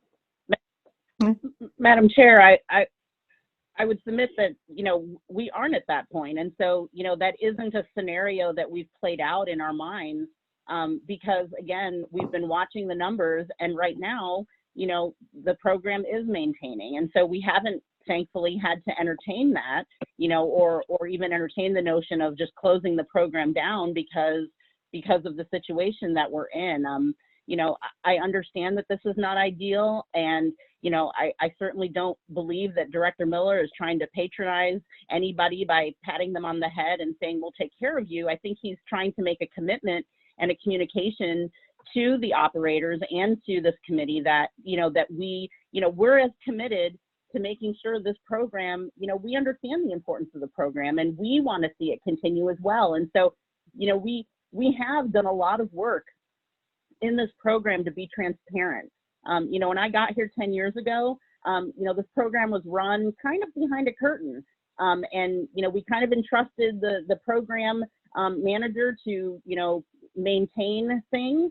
And, once the leadership of the program changed hands and we kind of pulled back the curtain and started digging into the numbers, we have a lot more transparency, and we know where the funds are going, and we're analyzing the data more. And I think all of those things, I think, we work to try and keep this program going. I believe that you work to keep this program going, and we try and be in this together. And I don't, I think we're having a robust conversation. I don't see it as finger pointing. I think that, we're all trying to lay out the things that we've thought about and our own analysis. And, I appreciate the robust, debate that we've had. But, we are watching these numbers, and, if there is a significant dip as we go forward, we'll have to talk about that. And so we're kind of like many people in many businesses in the midst of a worldwide pandemic are trying to take it one day at a time and making sure that we're looking to the future, but, no one can predict where it's going to go, but we are able to make, we'll have to make adjustments if it comes to that. We're not at that point, I don't believe. Okay. John, did you have? Thanks, Madam Chair. So I think I've got three things I want to say. First of all, I want to thank Maria for explaining the budget information she explained. When Jeff was asking questions at first, because a lot of us had the same questions. But, Maria, you keep stressing, how businesses have to do what they have to do to stay afloat. Most small businesses pay their employees hourly and are not paying them as many hours as they normally would pay them so that they can stay afloat and so they can maintain those employees, whereas this program is not doing that. Is one of the things I wanted to say. The other thing I want to stress is you also mentioned earlier, that there's going to be a lot of pent-up room for people are going to travel. Well, that pent-up state is not going to last very long, and after they've done it, they're going to go back to their normal lives. But those of us who are working in office buildings, both state and federal, the state governments have realized that people can work from home and be more efficient. So they're going to drastically reduce the amount of people in those state office buildings. And RSC stated in the meeting that a lot of us attended yesterday that they're reducing a lot of office space, and a lot of people in those federal buildings are going to continue working from home for a long time, and if not forever, and we're going to lose a lot of spaces and potentially a lot of business, and those things need to be taken into consideration as well. And so I just want to make make those 2 points. Thank you. Thanks, John. I just want to reiterate, we're here today to help talk, answer questions, and put it out there looking for solutions. Tom Darren at Mott said it very clearly. 20 years ago, our program faced a financial crisis. And it wasn't, solely the agency that figured it out. It was the committee with listening to some very smart people who knew budgets and knew how things worked and everything that helped come up with the solution to fix the problem, a problem that's worked real well and would continue to work well until this pandemic hit. There's never been a peep out of the committee. I won't speak for every operator in the program because some people have varying opinions, but I know of not once did a committee ever have concern, raise any doubts about our staff payroll until this hit. And God willing, if things go back to normal, we'll be quiet about it and probably won't come up again. It's only coming up now because we are in a financial crisis and we are concerned. And Christy, I know your eyes rolled when Frank brought up the thing about the locks and the carts and this and that, but that's what's out there. That's what the consultants are telling our folks. I know you're going to say, well, you got to bring that to me. I'm only hearing about it now for the first time, but our operators are hearing this stuff. There's no money. So, they're being told there's no money. Right. So, Madam Chair, for the locks, let me be clear for the locks, that piece. Let me address it because, again, and this is the second time, and it's my fault for not going back to Frank and telling him what I found out. We did provide locks.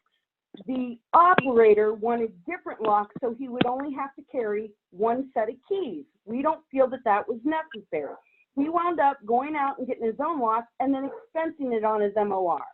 That's what happened. That's the different narrative than we refused to buy locks and the poor guy didn't have any locks. That's not what happened in that case. And so I do think we need to get better at the communication piece of it. I think we have gotten better, but then there's those pieces that and the narrative, and you're right. You're absolutely right. And I need to talk to my consultants about that. And I need to have the consultants come back to me and say, well, there's misinformation out there. So we'll work on that. I promise to work on that. Madam Chair. Yes, Tom.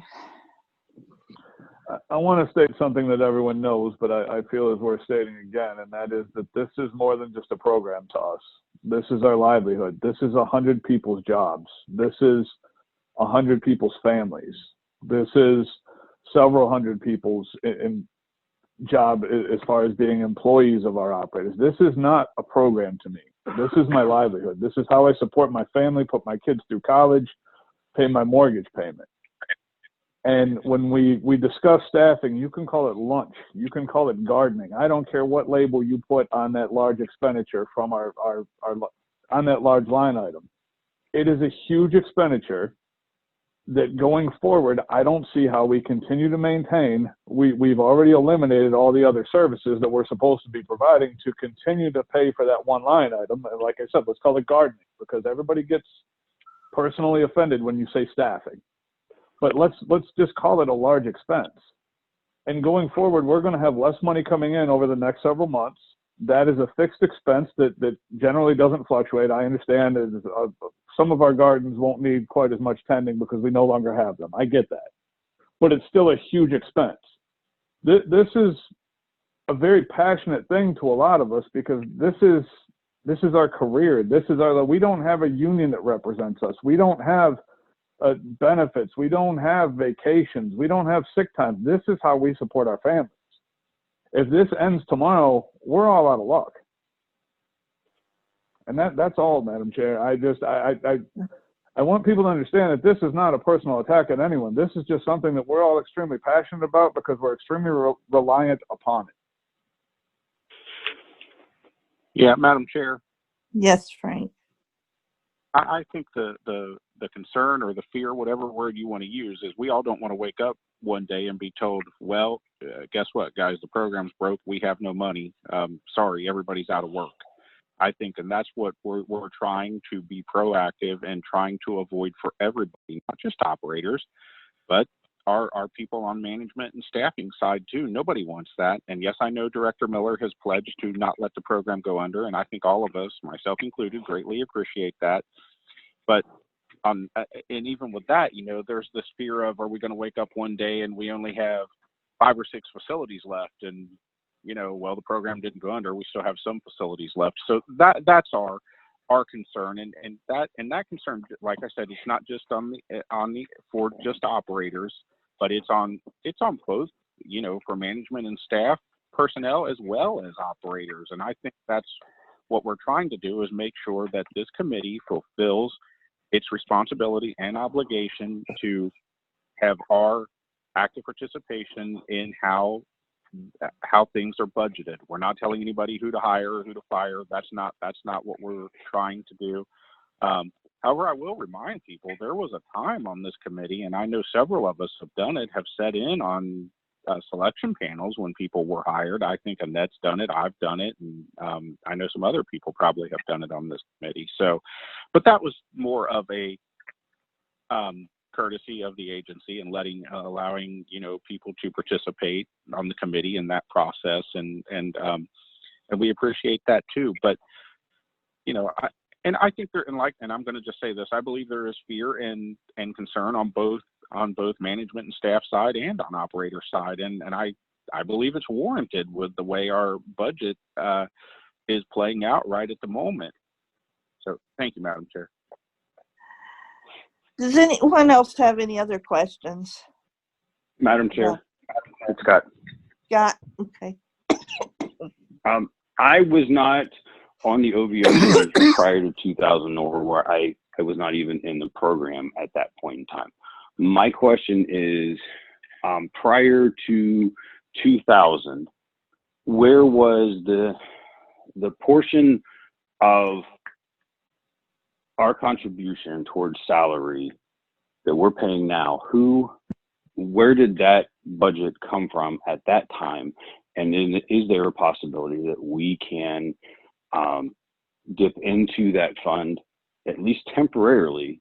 Because as everybody is saying, it does not seem like this is sustainable until, you know, the world returns to pre-COVID scenario. So that's just my question. I'll answer that. It came from general revenue that what was considered RSC, it's now OOD, out of their main budget. And Maria's already said that, excuse me, they're not in a position at this point to go back to that. Well, and Madam Chair, if I can just, you know, remind the committee that, you know, this agency's general revenue funds were cut in half back, I think it was in like the mid 2000s is when, you know, this agency went from having a whole lot of GRF to half. And that was for our VR program. And that's when, you know, the vocational rehabilitation program turned to local partners to get matching funds for the VR side. And, you know, and that didn't go well. And so, you know, Director Miller was able to bring that back. And, you know, over time, you know, our agency has been slowly and, you know, been working efficiently, and, you know, some of our GRF has been restored on the VR side. But, you know, we still, as an agency, you know, we are #1 in the nation for foregoing the amount of federal funds that are set aside for the state of Ohio for VR, because we simply don't have the matching funds to draw in all of that money. And so, you know, it's not like this program was somehow targeted. This has been an agency-wide thing that happened when all of our GRF was cut. Right. Madam Chair? Yes. Can Laura. I just make one statement, really? I want to say that we really appreciate you coming and explaining some stuff to us. You know, I don't know if you're aware of this, but 80% of people who are legally blind are unemployed, and another 10 to 15% of those employed legally blind people are underemployed. And this program has been a really great opportunity for people in the past. Those opportunities have diminished, not just because of COVID, but for a variety of reasons, you know, and at the same time, I think that it's really tough because the government side of it, on the other hand, has become more bureaucratic. So I think some people feel like we receive less services for the service charge that we pay in. And meanwhile, we respect the fact that the Bureau staff has tons of bureaucracy and paperwork and so forth, and running around chasing information to do. And nobody was really hoping that anyone loses their job. And I really hope that at least if we've covered that in this, you know, scenario, as somebody who has lost their job, I would absolutely not wish that on one single person. It's not very fun. So thank you. Madam Chair. Go ahead, Jeff. Okay, I'll be quick. I just want to make a comment. And Maria, thank you so much for bringing this information, but I just can't stand this anymore. I got to tell you, sitting here as a 30-year veteran of this program, and I'm sure Tom Darren is squirming in his chair too, it's been an education. And I'm not talking about the numbers. I am talking about the attitude towards the committee and the operators. And in deference to anyone from the agency on here, I am offended by a lot of what's been said on this call today. It's very disturbing to me that the concern for the program is secondary to the concern of keeping staff levels or finding a way to maybe alternatively pay for the staff. It's unlike anything I've ever seen. You know, I really feel like I'm sitting in school getting lectured to, and to a certain extent we asked for this, but I'm glad we did it because I know exactly where we stand right now. And those of you who have been in this a long time understand what I'm talking about. And I appreciate it. I'm not ungrateful to the agency. I have a great job in this program, and thank God my job has continued. But it's disturbing, folks. It really is. And I hope that we all come out of this okay. I am an optimistic person, but I'm also a person who plans and tries to get ahead of things. And I don't feel like we've gotten ahead of this at all. And all I'm going to say is if we are sitting here in 12 months and things have not changed substantially, there won't be a conversation to be had unless something really, really drastic happens. So that's it, but thanks, Madam Chair. Madam Chair? Mott, is that you? Was that Mott? From Oh, yeah. Oh, I'm sorry. Hello? Okay.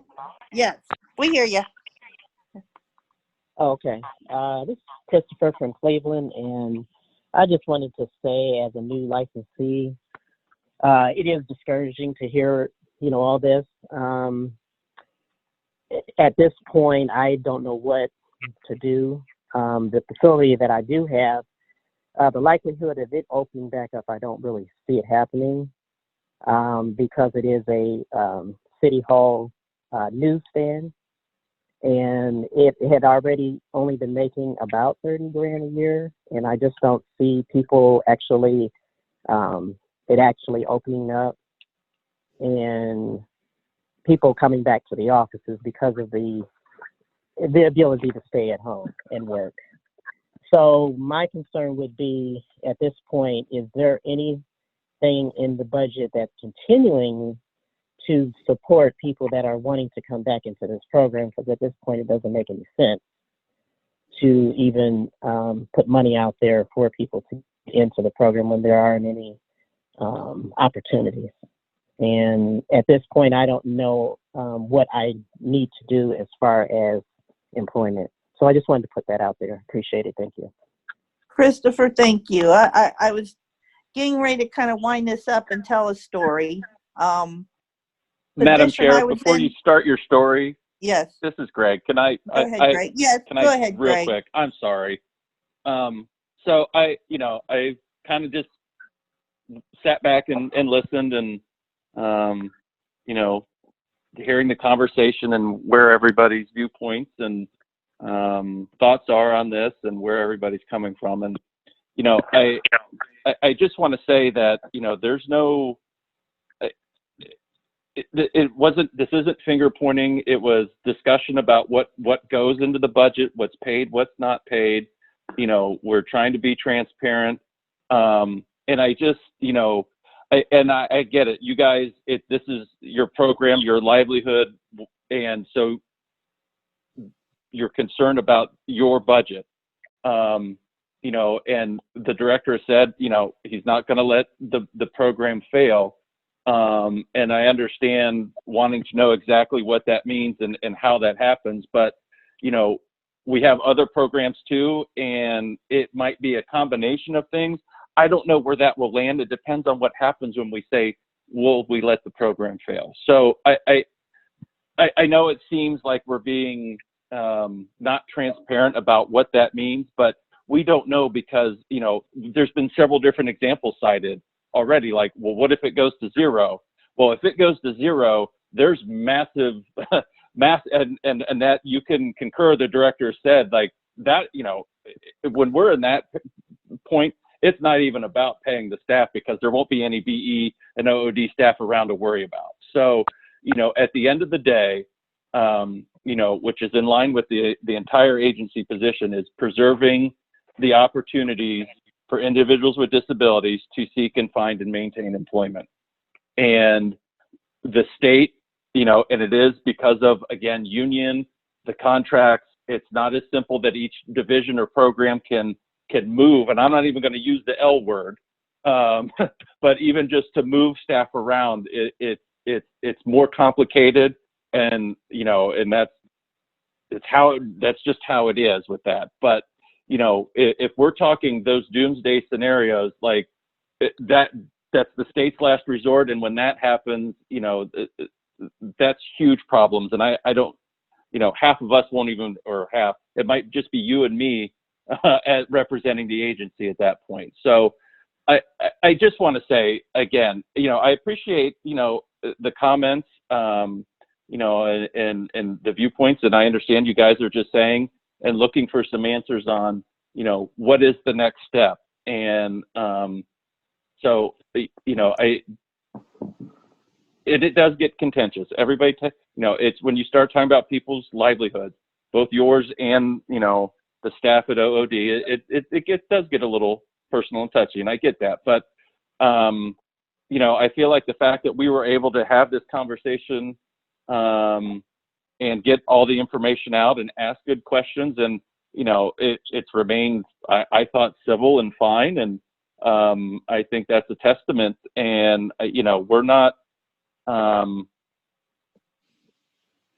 you know, I just want to make sure that and reiterate that, you know, we're doing everything for all of our programs to help maintain and, you know, looking at things constantly. And, you know, we may differ on where we feel like the red line is, but, you know, we appreciate your feedback, and I have a better understanding of where you guys are at versus maybe where we see the budget at. So anyway, I've rambled on a little bit, and I will let Annette start her story to wrap this topic up. Thanks, Greg. I was in a position this week I never thought I'd be in. I got a call about a consumer who was interested in coming into the BE program.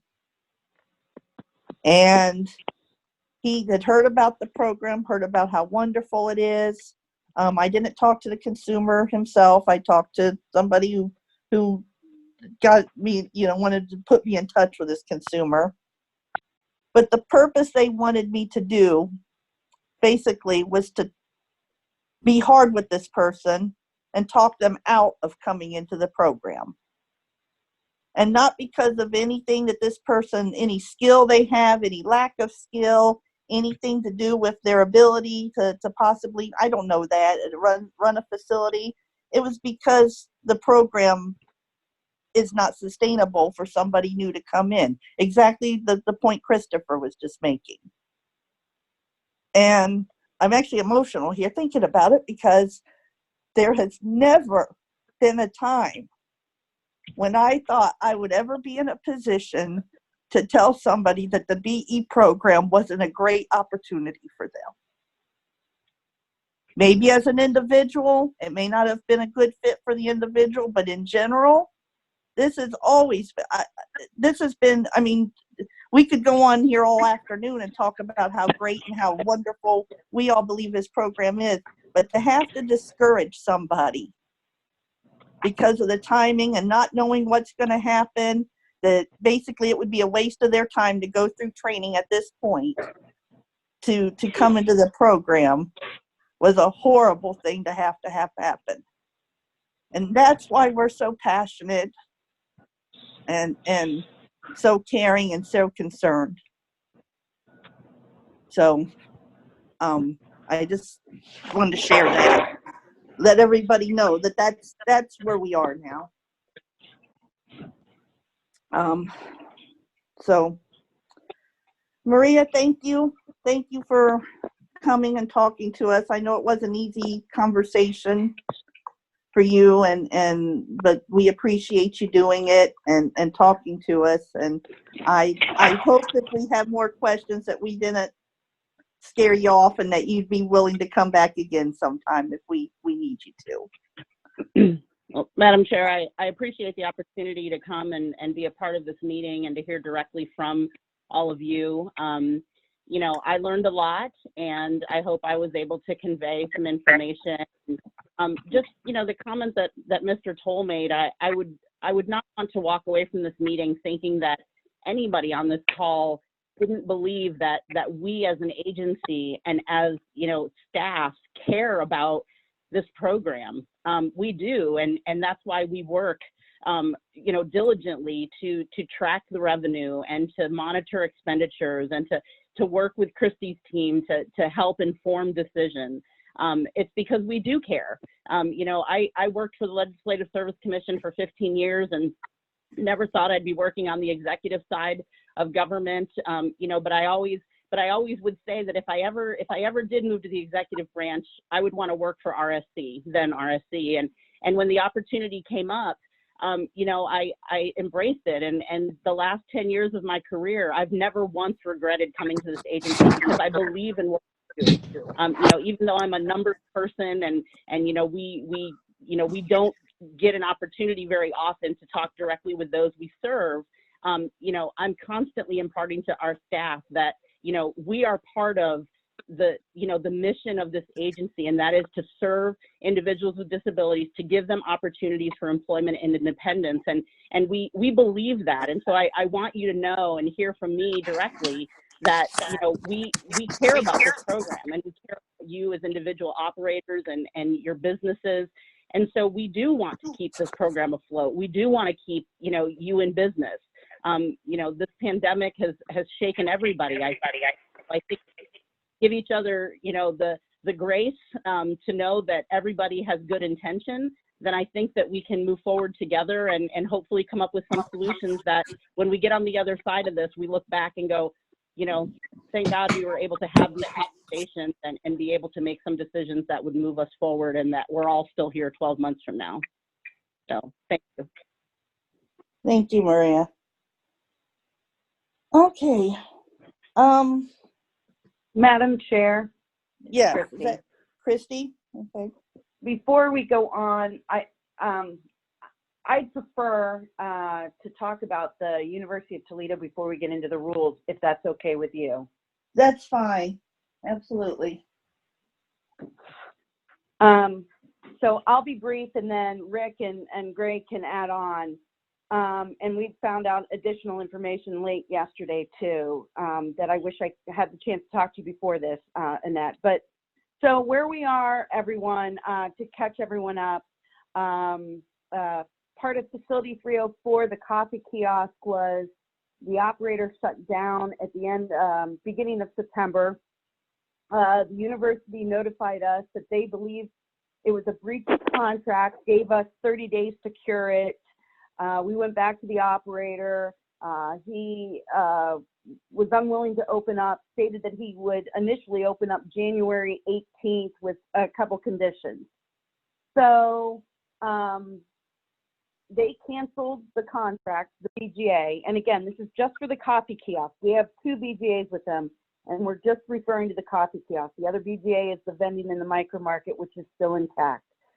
So he then filed in federal court a temporary restraining order. There was depositions taken in December by all parties. So then what originally the TRO hearing was, I think, supposed to be the beginning of December, the judge moved it to today. And again, initially I and Rick were not going to be on this call because of that. Well, we found out late last Thursday that the judge dismissed the TRO.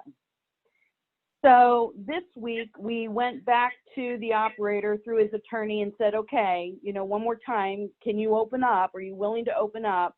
And we will bring that back to Toledo, University of Toledo, to see what, you know, if they're willing to allow that and to reinstate the BGA. Again, not willing to open up right now. So we reached out to the University of Toledo to set up a meeting. And in the meantime, I was going to work with Annette, being the local rep in Toledo, to see if there was, you know, we need to maybe pursue to see if we could find someone to temp that site. University of Toledo yesterday responded back late yesterday and said they're not interested in a meeting, that they're going to plan on running it internally.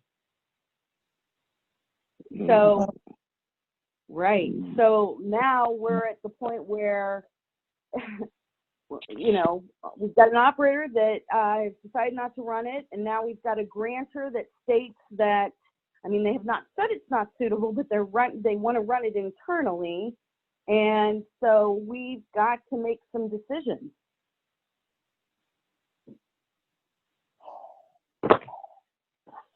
One thing, Madam Christy, Chair. Christy also explain, just so everybody, I'm not saying we necessarily want to go this route, we got to talk about it. Explain to them what happens if they bring, if it's not us running it now, too, so everybody knows that. Sure. So again, you know, we're right back in the middle.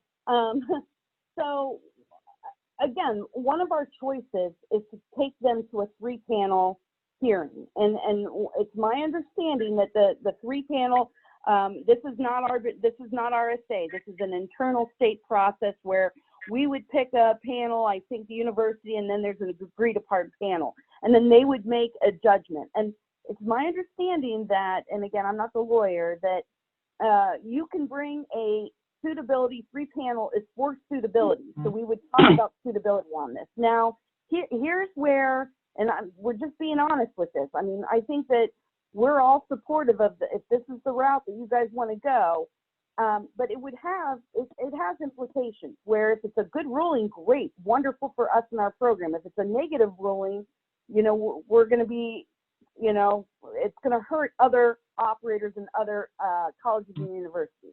So in the Ohio law, in the Ohio revised law, it specifically talks about no private companies being able to go in there. Now, the 2014 AG opinion did bring up, can people do the job on their own? You know, can a university pretty much sort priority if they do the service on their own?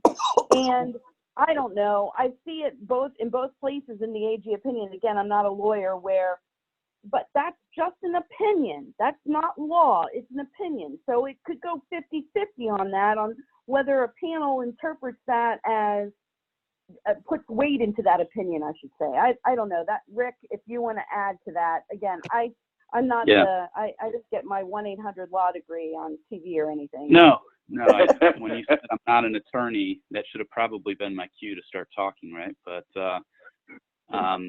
so the way we kind of see it, you know, and again, this is all with a barrel full of salt because things change, right?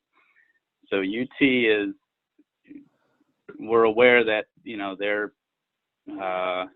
thinking about operating it in a different way, maybe even operating it themselves at this point.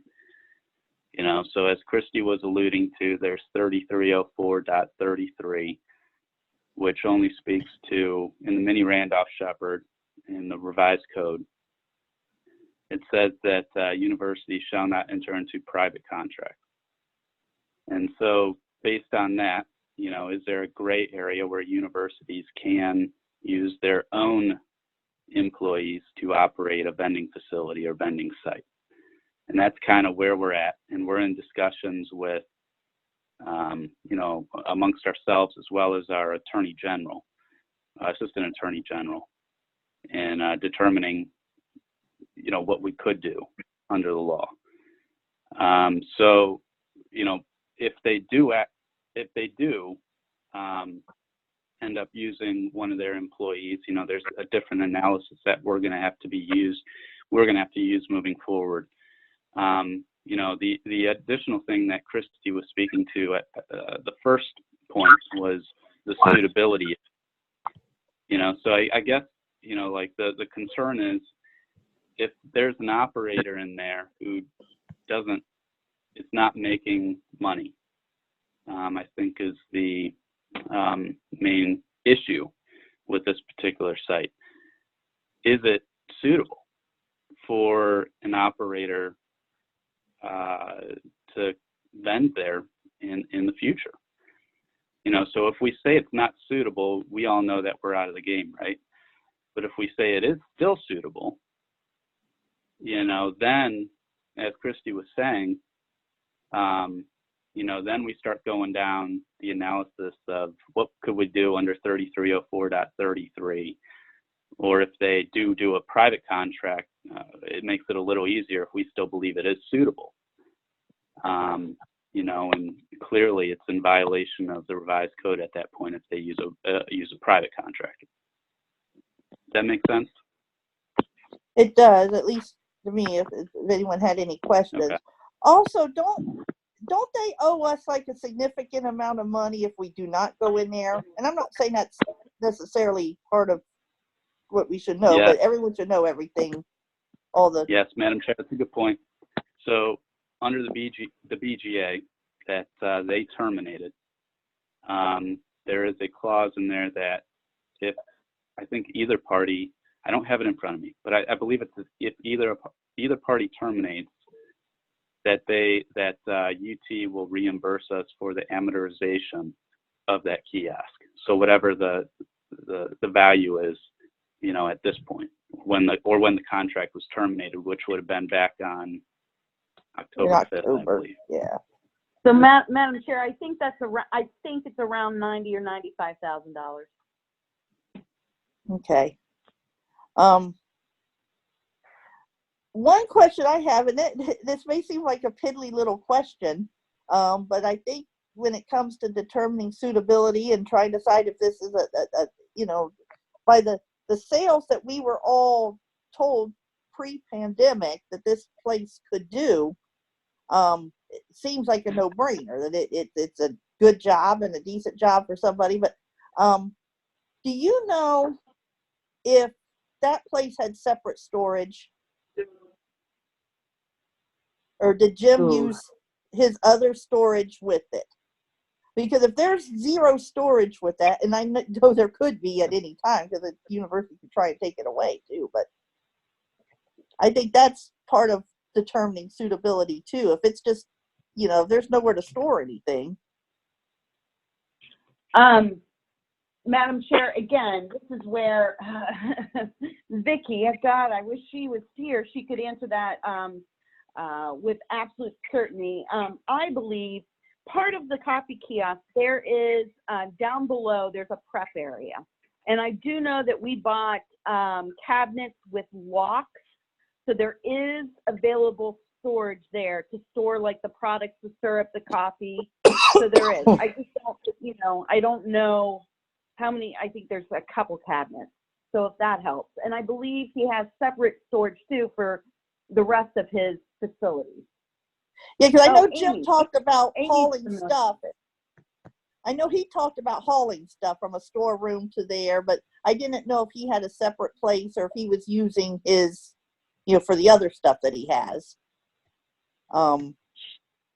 I would imagine he's using one central storage, but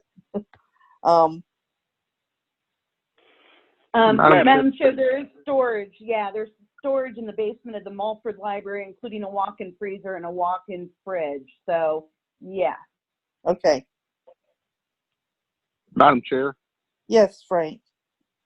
I just have a quick question, and I guess it'll probably end up going to Rick. This was already suitable, correct? Before they terminated this bureau, it was already a suitable site. We were running it. It was, and I guess my question to Rick is, does that give us any kind of legal precedent or any leg to stand on, something along those lines? I'm not wording that right, but he knows where I'm going with it. Yeah, so there was a determination that it was suitable pre-pandemic, because under the revised code, that's the only way under the mini Randolph-Shepard, that's the only way we're able to enter into a BGA with a state university or college, is if there's a joint determination amongst the college and Greg that the site is suitable. So that is a good point that you bring up. That the issue with, I see what I think you're trying to get at. So is it suitable in the pandemic time, right?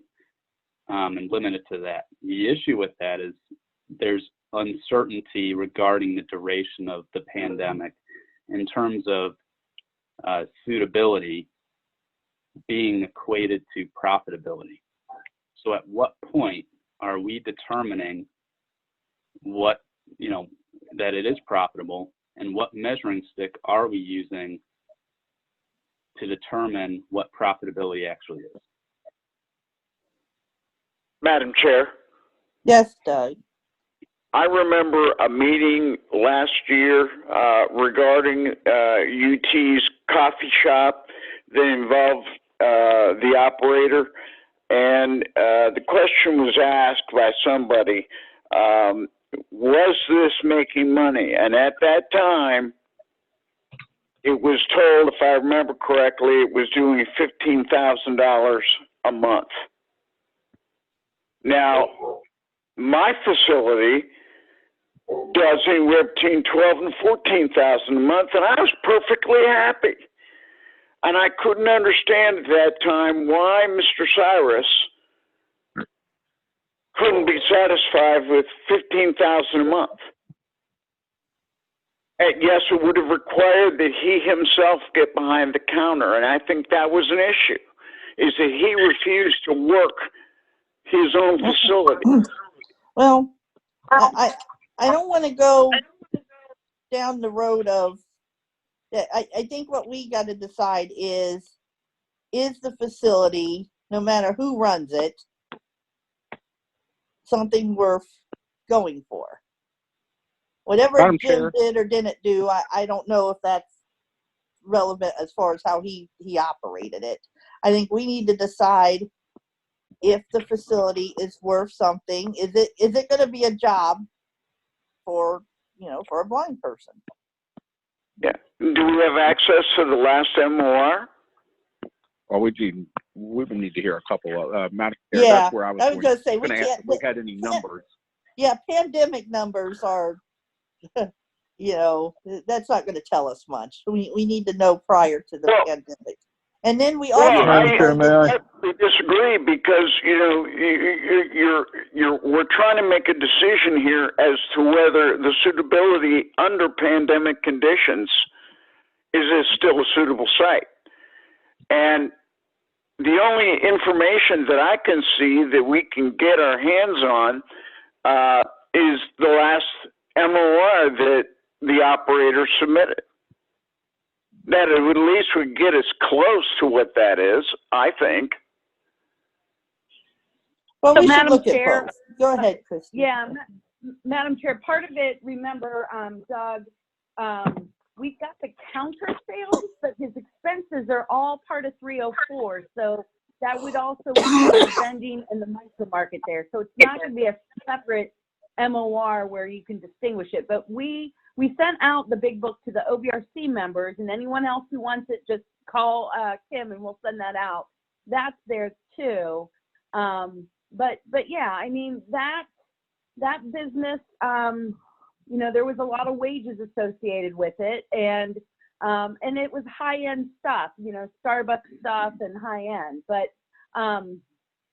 you know, whatever information that you guys want, we can try to provide that.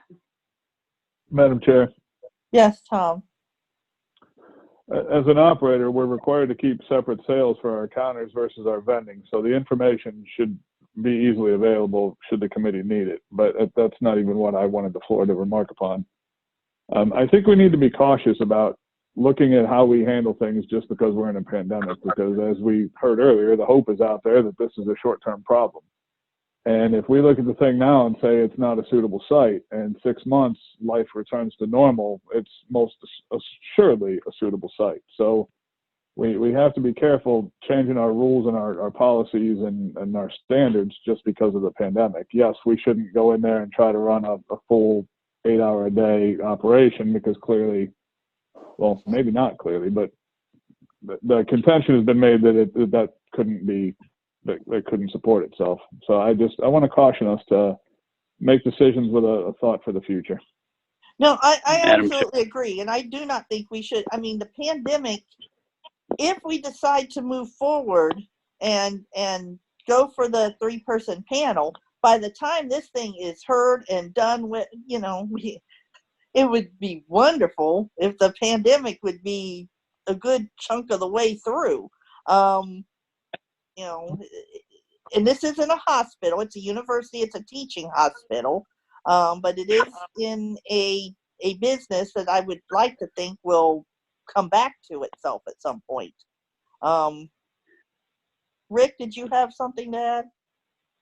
Yeah, thanks, Madam Chair. Tom, Annette, I think you guys are right on point. And Christy alluded to it a little earlier. One factor to think about, you know, is if we say it's not suitable because of profitability, you know, during the pandemic time, then we're aware, you know, that there are other sites and facilities that may not be considered profitable.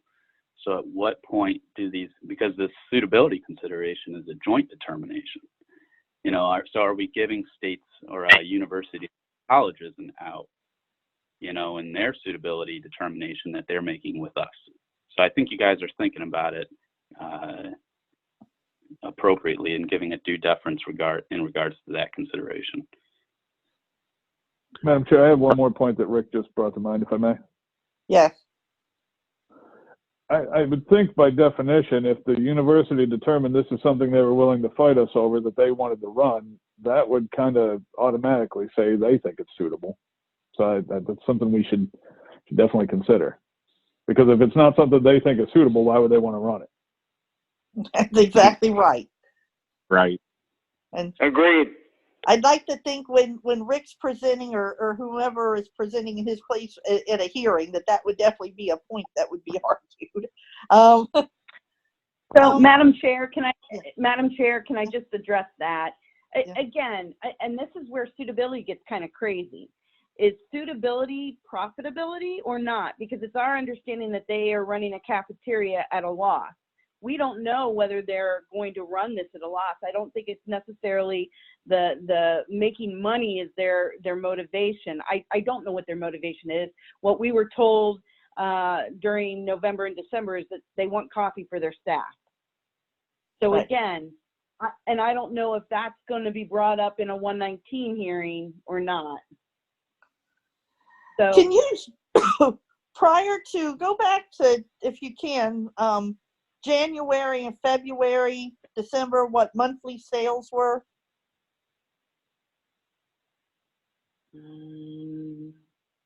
Amy, Sally, are you on here? Yeah. Let me try to find it real quick. Yeah, what would be his counter sales? Yep. And I there remember was specifically times that he made more in some months in 20 than he did in 19. which Yeah, didn't really make much sense, but. yeah, I know it was goofy, but I think we need to know what the sales were in before pandemic. And then I'd like to even know sales, because it is a school, even though it's a hospital, back in the summer of 19. Madam Chair, what month specifically did you want again? I apologize. Look at, first of all, like January and February of 20. Like I said, this would just be the counter portion. And Madam Chair, if I may also. Yes, Tom. No, Kelsey, I'm sorry. I was going to throw something in there while you were looking, but I think we should go through. I remember July's numbers looked pretty good and August weren't awful. So we don't have great numbers of the place being open, but let's also include the numbers from over the summer when it was closed. Right. Okay. Madam Chair. Yes. Amy. This is Amy. The counter sales in January of 20 were 24,065. All right. What about August of 19 or July? July is probably the worst month for colleges. July of 19. July of 2019? Yes.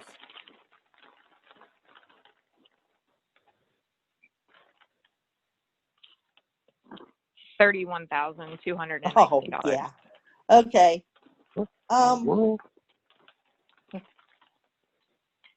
I don't know about y'all. That's suitable. That's a job. What hours are they open? Do you know, Christy? Is this one of this isn't something that you got to be open not so hours or? So again, the initial hours I think were like 7 to 6 that he was working prior to the pandemic. And then 5 days a week? Yes, 5 days a week, not Saturday or Sunday. And then he reduced that. He kept on reducing it. And then in the end, in July, I think it was like 7 to 10:30. Okay, what was July of 20 then? To Tom's point.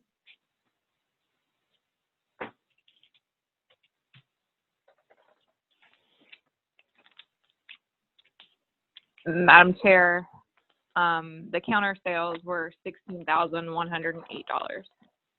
Okay, so I say it's suitable. I mean, a counter with those numbers. I know there's no attendant vending.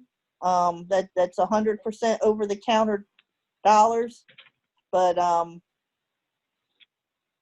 you know, I know it's a little bit longer hours, but so I guess the question before the committee is, do we fight for this place and take the chance that we'll win it, and that would be great, or unfortunately I'd be worried about if we lose it, there could come into question if somebody does a university on their own, if that's, could thwart our priority.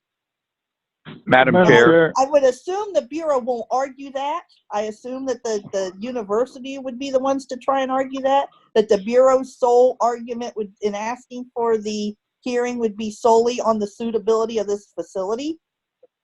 But I'd worried that other argument would come up.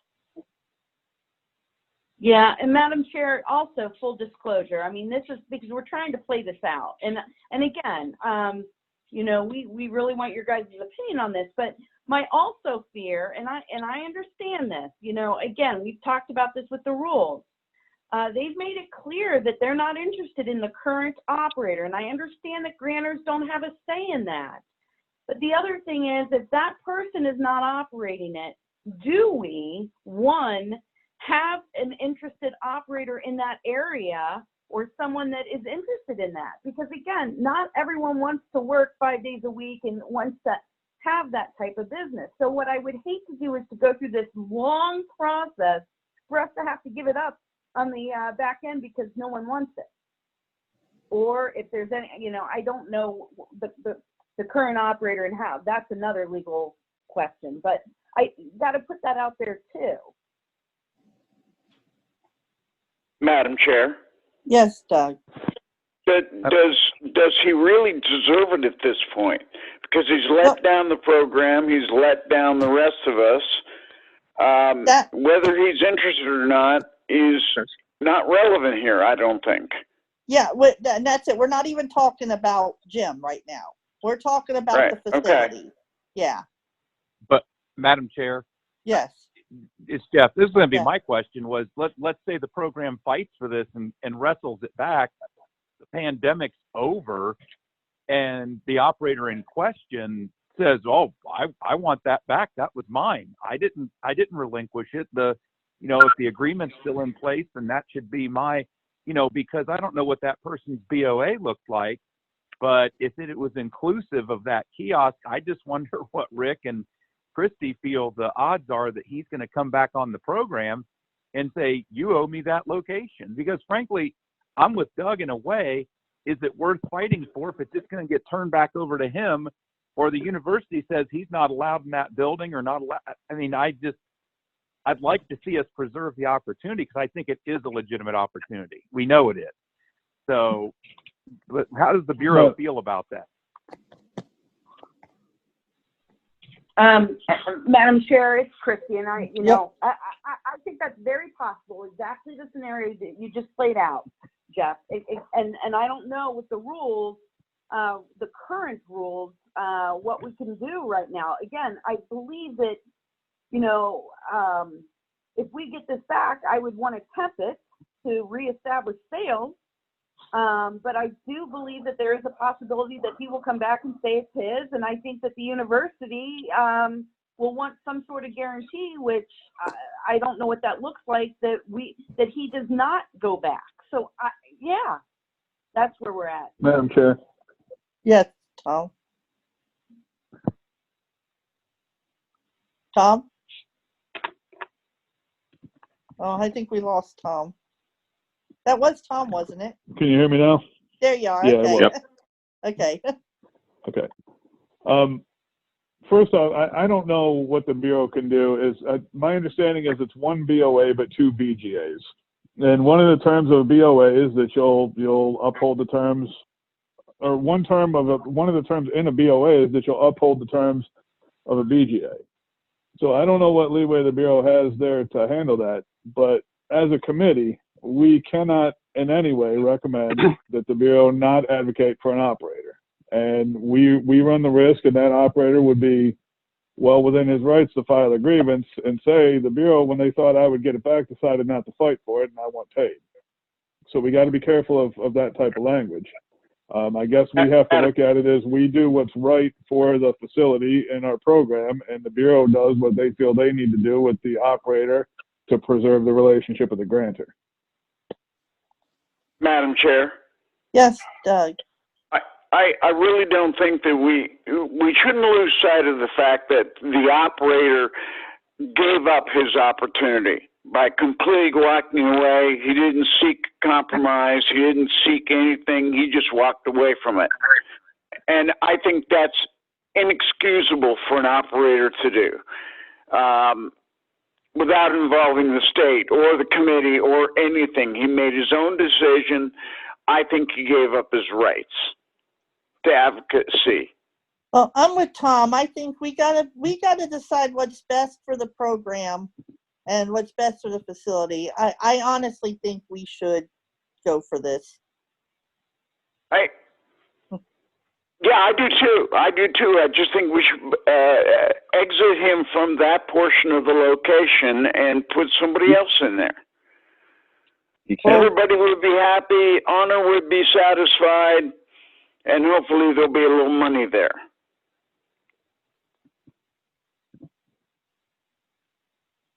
And it's as easy as getting UT to write a letter similar to the one that ODOT wrote us. Yeah. Madam Chair. Yeah. That's dangerous.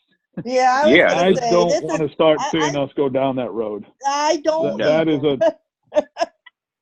I do not either. Our rules are supposed to be there to protect our operators and to yes. protect our grantors. They should not be there used as a tool to get the outcome we desire in a particular situation. Exactly. Well, Yep. I think it's inexcusable, Tom, that an operator would just unilaterally make a decision like that. Madam Because Chair, that to affects Doug, everybody.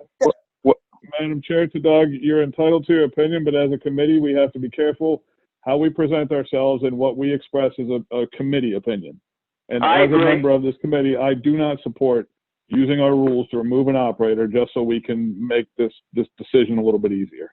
That's fine. I mean, the method is I'm talking about the philosophy of the way he did it. And really, Tom, in your opinion, does he deserve advocacy since he did it this way? No, Tom, don't need to answer that. That's not what we're here to we're here to determine if we want to fight for this facility. May I Well, make the a answer motion, is Madam yes, Chair? I think. Yeah. Can I make a motion, Madam Chair? Yes. Okay. I would like Jeff. to make, sorry. Okay. I would like to make a motion that the Bureau, to the best of its ability, pursue our priority to operate the coffee kiosk at UT. And having said that, and this isn't part of the motion, Kelsey, or whoever's doing Okay, it, your I'm sorry. motion stopped there, right? Yes, the motion stops there. Yeah. Okay. So, All right. So hold. I mean, hold your obviously, thought that's there. a recommendation. Yeah. Hold your thought And Madam there. Chair, this is Rick. Yeah. Guys, we have a motion. We have a motion that's. I'd like to second, and then we can have some discussion. Yeah. Okay. That's fine. Yeah. There we Did go. you? Does that mean you seconded it, Tom? Yes, ma'am. Okay. Now we can have some discussion. Jeff, you were going to make another point. And then No, Rick. it's fine. No, it's Rick. Okay. Go ahead, Rick. Yeah. Good discussion. Just, that so UT hasn't really made a determination on, what they want to do. We put feelers out there, wanting to speak with them about continuing operation through the BE program. They have not made any decision yet. So that motion sounds good. But, we'll continue to monitor it. And if any decisions made, we're going to let you guys know. We appreciate that. And yeah, the motion was just to pursue it. So if you pursue it on a phone call and they say, they come around and say, okay, then that's great. No hearing. Yeah, but my other comment, Madam Chair, is we can sort this out internally. Once we establish that we're going to do this, I mean, a quick question though, has the operator been inventoried out of that portion of the business? Madam Chair, this is Christie. He has not. Okay. He has not, because That again, presents a problem. we were thinking even if we were going to temp it, he didn't want to run it. We were going to temp it. I wasn't going to do that twice. We were going to, count him out and count the temp in. But so yes, we're going to have to probably count him out. But again, I think his attitude is that he's not giving it up completely. He just wants to not run it right now. But we all have to also understand that UT, as far as they're concerned, we do not have a BGA with them to run this copy kiosk right now. Madam Chair. Yes, Tom. We spent 2.5 hours at the beginning of this meeting talking about the financial difficulties our program is currently facing and demonstrating our concern for the future of our program. My reason for seconding this motion and my reason for that I will be voting for this motion is, regardless of what operator is in there, it's up to the Bureau to find an operator to run a facility that will protect our relationship with the grantor. So I leave it up to the Bureau to do that however they see fit. However, this is an opportunity to generate service charge dollars for our program, and I fully support the Bureau doing whatever is necessary to keep this as an opportunity for one of our operators. Whether it be that phone call, whether it be going to court over this, whatever, we can't let good jobs go away. And if the Bureau is saying that this particular operator is jeopardizing that job, well, you guys do what you need to do to handle that. But we need to keep that job. We do. We need to keep the facility. We need to do what we need to do to keep that job. It's a pretty good job. I agree. Any more? Madam Chair, I couldn't agree more, and this is Doug. I want to let you know, Tom, that I'm in agreement with keeping the facility. I do believe also that it is a great job. I was discussing what I believe is inappropriate behavior by the operator. That is not relevant, though, Doug, right now. I understand. We'll deal with it if and when that situation comes up. We'll deal with it then. Right now, it's just a matter of dealing with it. I just wanted you all to know that I know I don't have voting rights here or anything, but I'm in complete agreement with Tom when he says, keep it open, let's keep the job. We can't afford to lose service charge right now. Nope. Is somebody Madam else was Chair. chiming in? Frank, was that you? Yeah, the only well, first of all, I agree wholeheartedly. We do need to keep the location, keep the job or the opportunity, however you want to word it. The only thing I do have a concern about, and I'm not going to make a judgment either way on what the operator should or shouldn't have done, because I don't have all the information, and I don't think any of us do. But my concern is about some of the language I've heard here, and it's not about the motion, because I'm supporting the motion.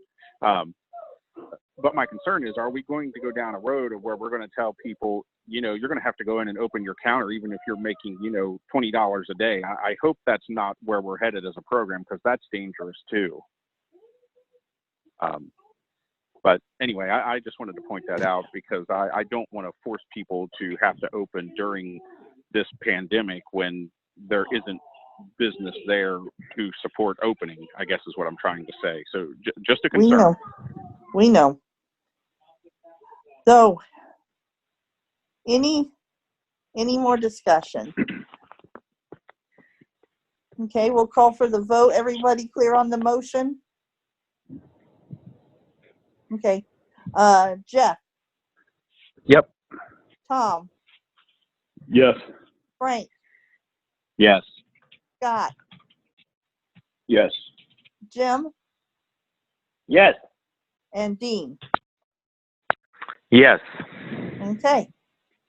Motion passes. Christy, did you have anything else for the UT? No, Madam Chair, I did not. That's enough. Okay. Well, I guess, let's see, what time is it?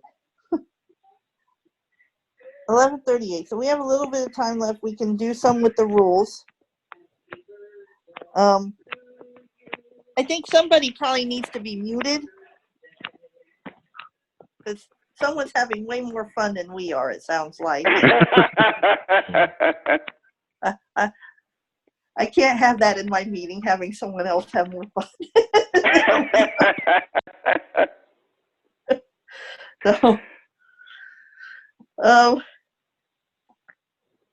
So okay. Rules. Oh, geez, I don't even know where we're going with the rules. I guess we still need to look at definitions. And then we had a few other points in the rules where we needed some more language and all that we had to go back over. I guess we can do rule 1 real quick, which is definitions, and see where we end up. The following terms are used throughout Chapter 3304-121 of the Administrative Code.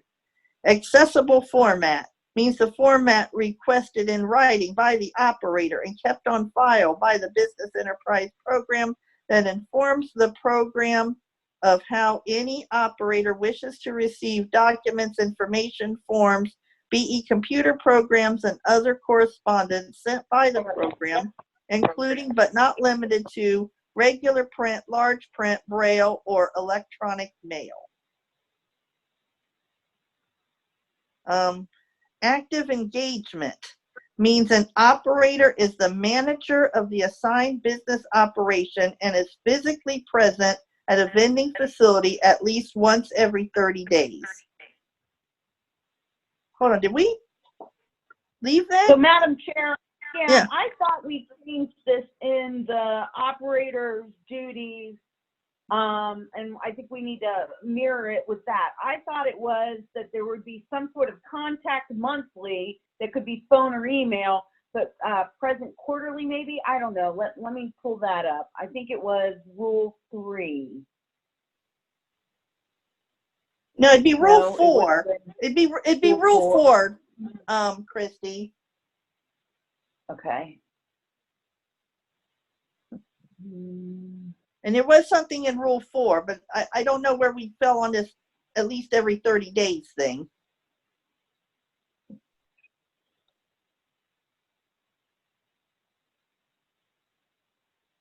Oh.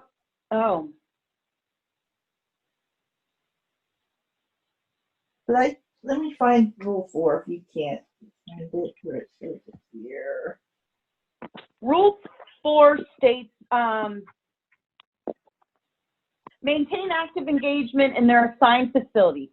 In lieu of active engagement, an operator may designate an essential employee to fulfill this function. If such a designation is made, the operator shall notify BE program of the designated essential employee. During the operator's absence from the facility, all responsibilities remain with the operator and shall not be set aside by the operator's absence. Regardless of the above, the licensee shall meet with the BE consultant at least once per calendar year at the assigned facility to conduct a business review. So I think that we need to go back to the definitions and say that active engagement means at least once per calendar year, the licensee and the consultant must meet. Well, no, I don't. The way you read that, because it says maintain active engagement, which by definition means once every 30 days, but it also gave an in lieu of, which gives the operator, if they can't do it, at least somebody's there doing it. I don't know. I don't think it's objectionable how it is.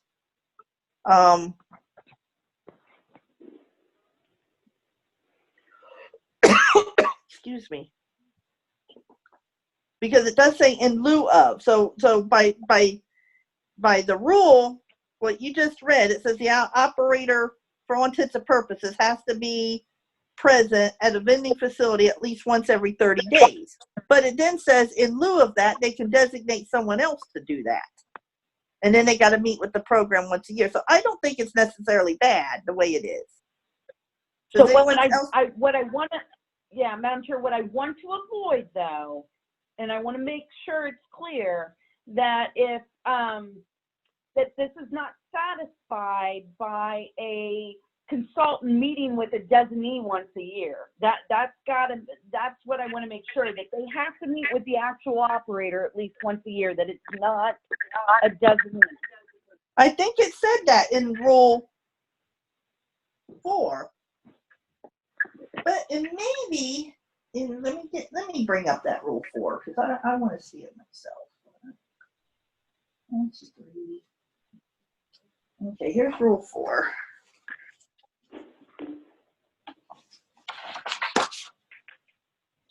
New licensees, prepare and maintain growth. Okay. What letter was that, Christy, in 4?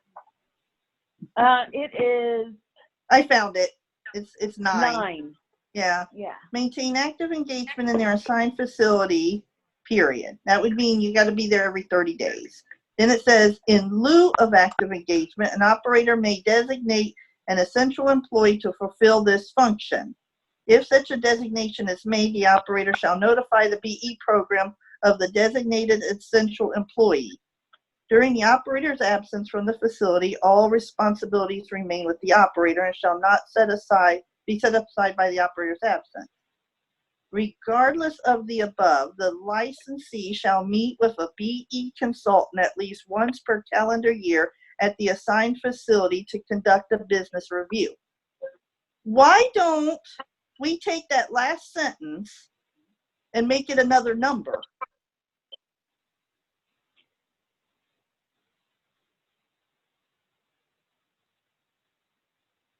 Madam Chair, Yes.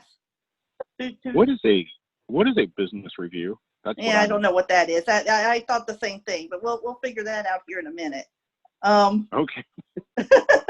So maybe instead of saying regardless of the above, just put number 10, the licensee shall meet with the business consultant. Yes. I think that's a separate issue than the active engagement part of it. Okay. But I'm All right. confused going back to the definitions. Exactly what does active engagement in 30 days mean? What does that mean? Well, it said someone's supposed to be there once every 30 days. But then in this thing, in part 9 here, it says in lieu of that, you can send somebody for you. So I think that's okay. Because that takes care of somebody if they're you know, pandemic notwithstanding. Most people would have somebody there in 30 days. If they don't, they probably don't have much of a suitable site. So,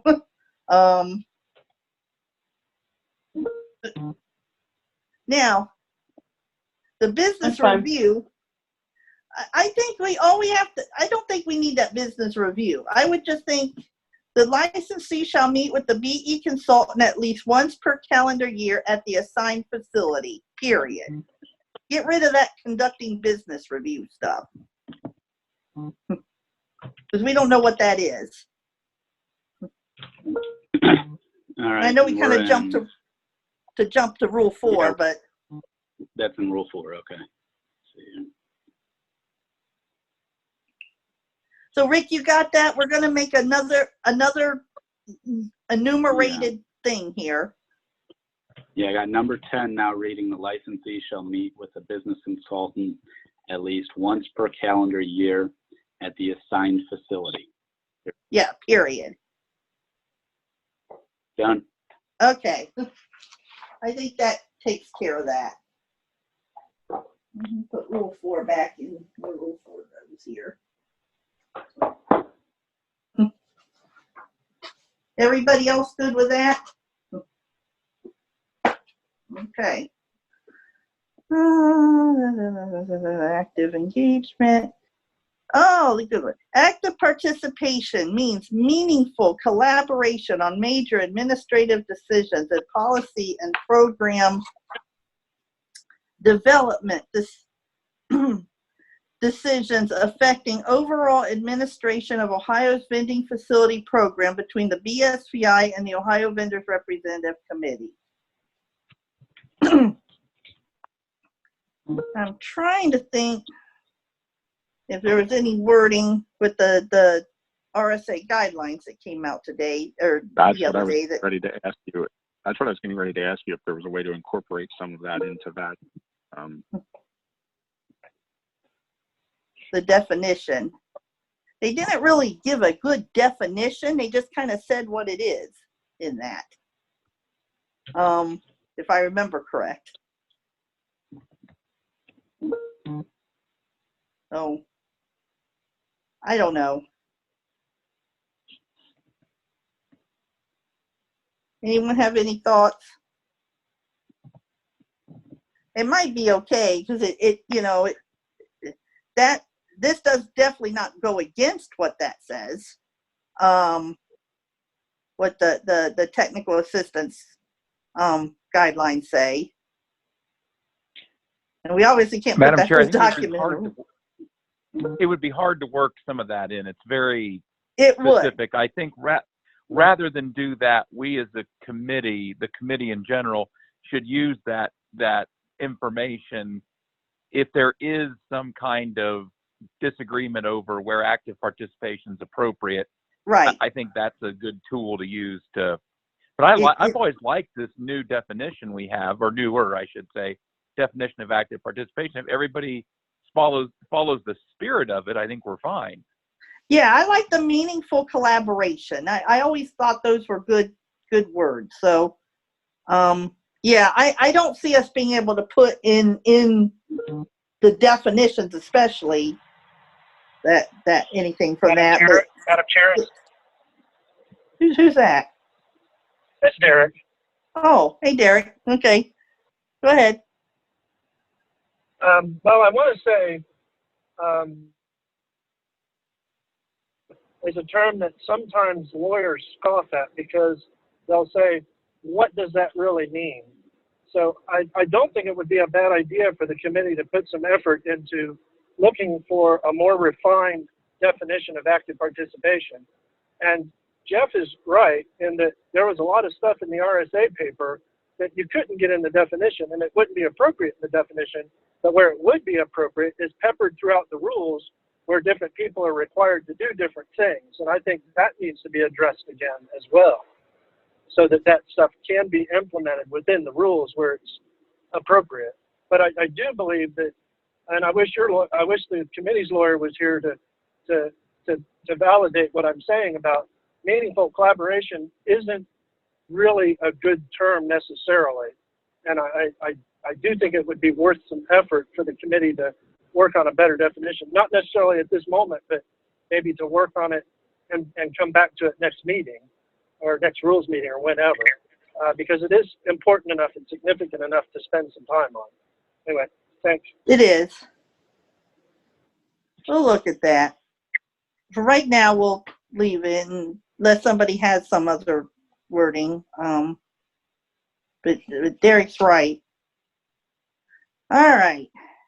D, blind, has the same definition as in division, blah, blah, blah, blah, blah, blah, of the revised code. Individual who is blind means a person whose central vision acuity does not exceed 2200 in the better eye with correcting lenses, or whose visual acuity is better than 2200 is accomplished by, I cannot read today, is accompanied by a limit to the field of vision in the better eye to such a degree that its widest diameter subtends an angle of no greater than 20 degrees. Well, we're not fixing that. All right. Bureau of Services for the Visually Impaired, or Bureau, BSVI, means the designated Ohio agency housed within Opportunities for Ohioans with Disabilities, responsible for implementing the provisions of the Randolph-Shepard Act and its amendments and sections 330428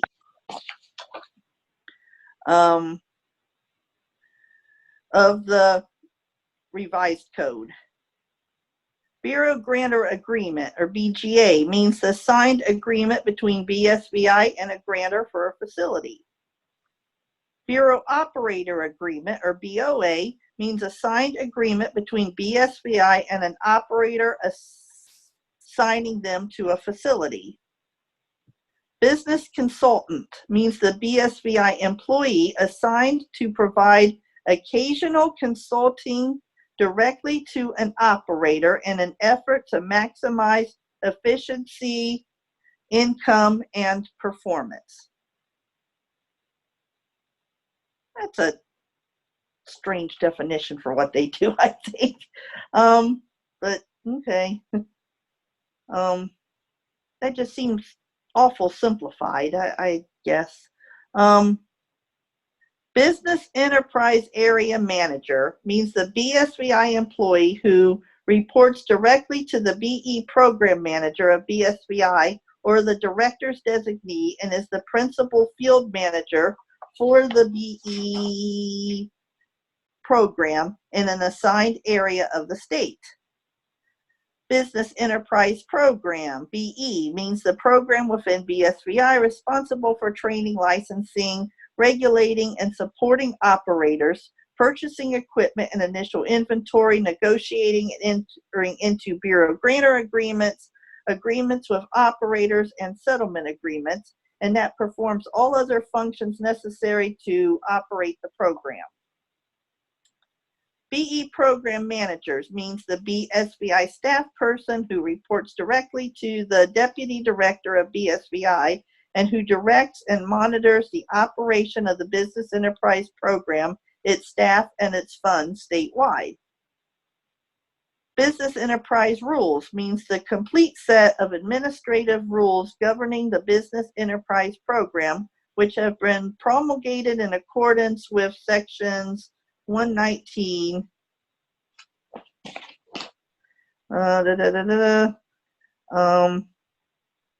What? Okay, that's it.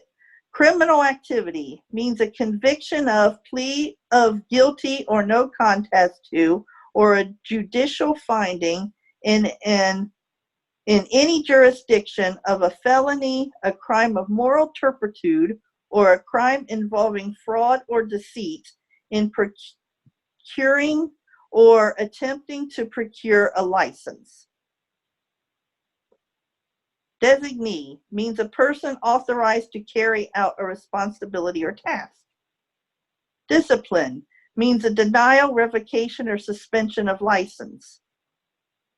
Displaced operator means an operator whose permanent facility has been permanently closed, temporarily closed, or whose net facility sales have been temporarily reduced by at least 50% for more than 2 weeks due to remodeling or by extraneous circumstances such as strike or disaster. Should a facility be permanently closed, the operator shall be considered displaced for only 6 months after closure. A displaced operator may receive a fair minimum return payment. Electoral district means a geographic area from which representatives and alternates of the Ohio Vendors Representative Committee, OVRC, are elected to equitably represent the operators. Equipment. Madam Chair. Yes. Madam Chair, I'm sorry. I don't know if Mott's still on here or not, but I thought it would be a good time just to tell him that we have 8 districts because we created 2 for Central Ohio because of the number of facilities. So, you know, because he asked that question in his comments. Yes, that's since right. We're not going to be in that rule. I want him to know that we did that deliberately to try to, you know, better represent the operators in these dense populated areas. Okay, thank you. Okay. Equipment means any item purchased by the business enterprise program that remains the property of the program and does not include items purchased as part of an initial inventory.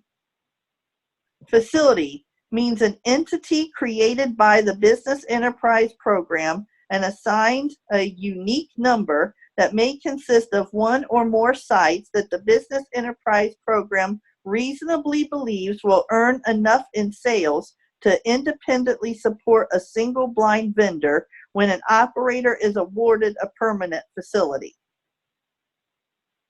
Facility announcement is a notice announcing a current or forthcoming permanent operator position available in an existing or newly developed BE facility. Federal fiscal year, FFY, means the time period beginning October 1st and ending September 30th. Federal property is property as defined in 34 CFR, published in the July 1st, 2015 Code of Federal Regulations. Governmental property has the same definition as in Division C of Section 330428 of the revised code. Grantor means the person or entity who is responsible for the property supporting a BE facility. Grantor required payment means any fee, assessment, or other financial obligation required by a Bureau grantor agreement, permit, or contract. Initial inventory are the products, both consumable and non-consumable, that are identified and purchased by the BE program to facilitate the opening of a new facility or site.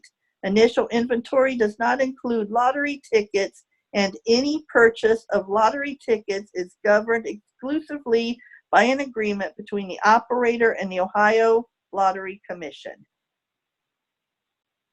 Inventory adjustment means the debit or credit owed by or to an operator resulting from a difference between the value of their on their inventory on hand at the time of the closing inventory and the value of the initial inventory.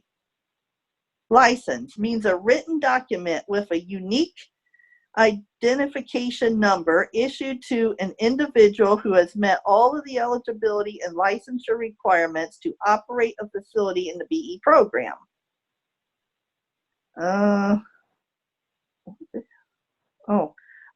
Licensee means any person licensed by BSBI to operate a facility. Local selection panel is a BE area manager or designee along with the OVRC representative and OVRC alternate for the district. No individual may serve on a local selection panel if they have a conflict of interest. In such case, the OVRC chair or the chair's designee shall participate. There should be something in there about if there isn't a alternate or representative that also triggers the chair or chair's designee doing it. I mean, we all kind of know that's what happens, but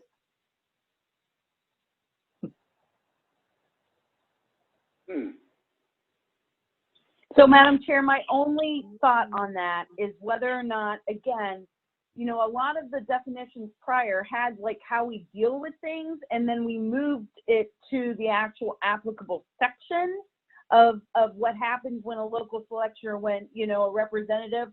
I don't want to be repetitive, so I think we need to look to see where that is in the rest of the rules. Otherwise, I don't think it's there. I don't think it's there. Where it talks about if there's no alternate. You know, it refers to the selection panel at a lot of places, not just obviously for selections, but I don't think it's, and it does say in the PIP rule, Rule 10, about the conflict of interest thing, but I don't believe it says anywhere what happens if there is no rep or no alternate for an area. Okay, so what do you want it to say?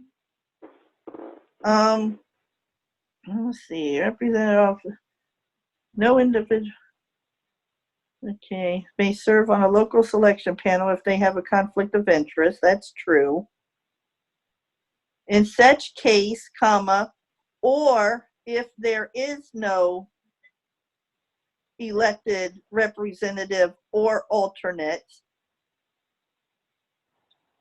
the OVRC or the chair or chair's designee shall participate.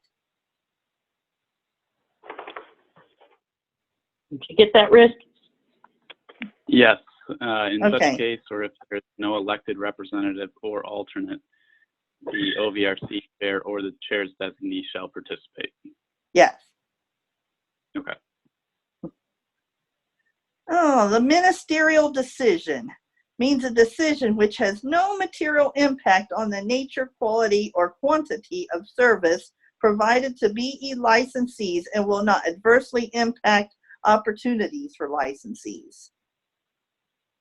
The monthly operating report, or MOR, means accurate facility financial information as submitted monthly by the facility operator and consists of all sales, sales tax collected, discounts, gifts, rebates, federal vending machine income as described in the law, Code of Federal Regulations, income from subcontracted facility sales, promotional considerations, and bonuses, either monetary or in kind, stock purchases, business-related expenses, employee wages, draw, stock and supply inventory, and business cash on hand, which the operator has the power to obtain and control the disposition thereof accrued from operation of a facility.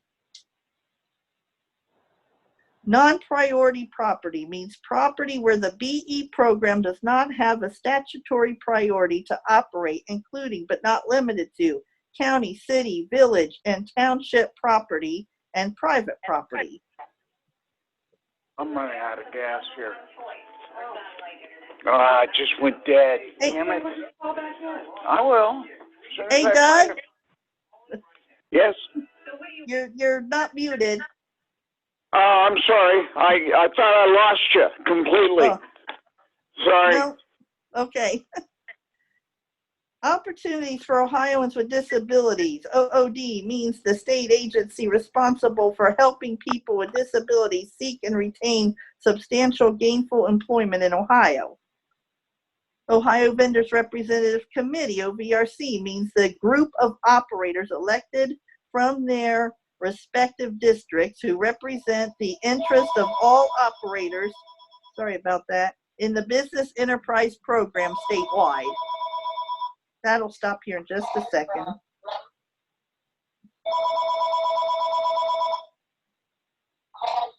Oh. Now everybody knows my mom's trying to call me. Okay.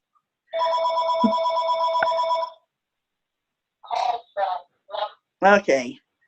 Operator means an individual who is blind that has been licensed by BSBI and is assigned to a BOA or TBOA.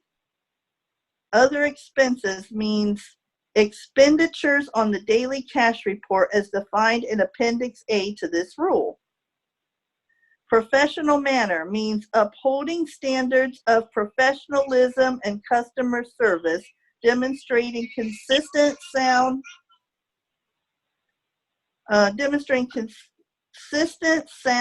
financial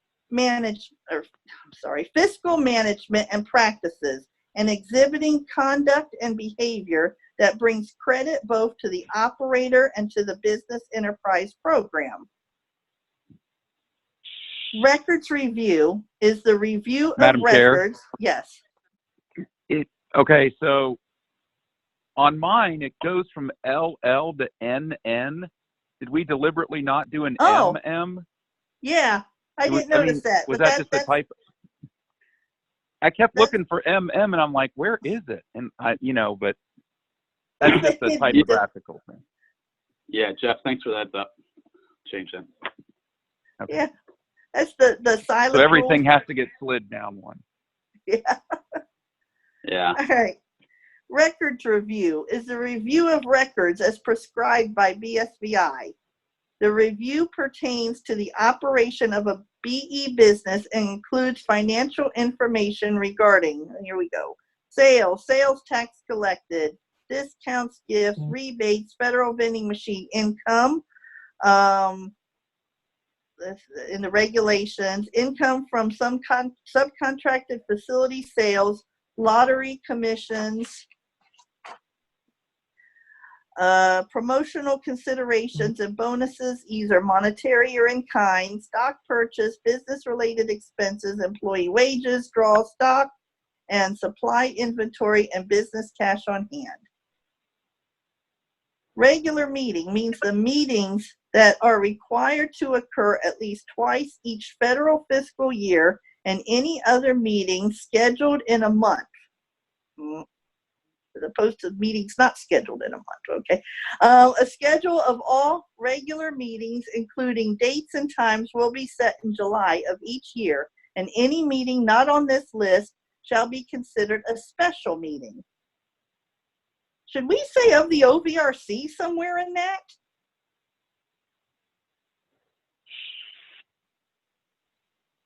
I just, I don't know if, I mean, this could be, this just says. Should it at least say with the vendor committee? Yeah, should say, I think it should have OVRC or something in there, not just the generic meeting. Madam Chair, that's fine. We can do that. I think it points, doesn't it point though to that rule, which probably says the same thing. So we can put in OVRC. No, I don't think it. No, it doesn't point to any rule.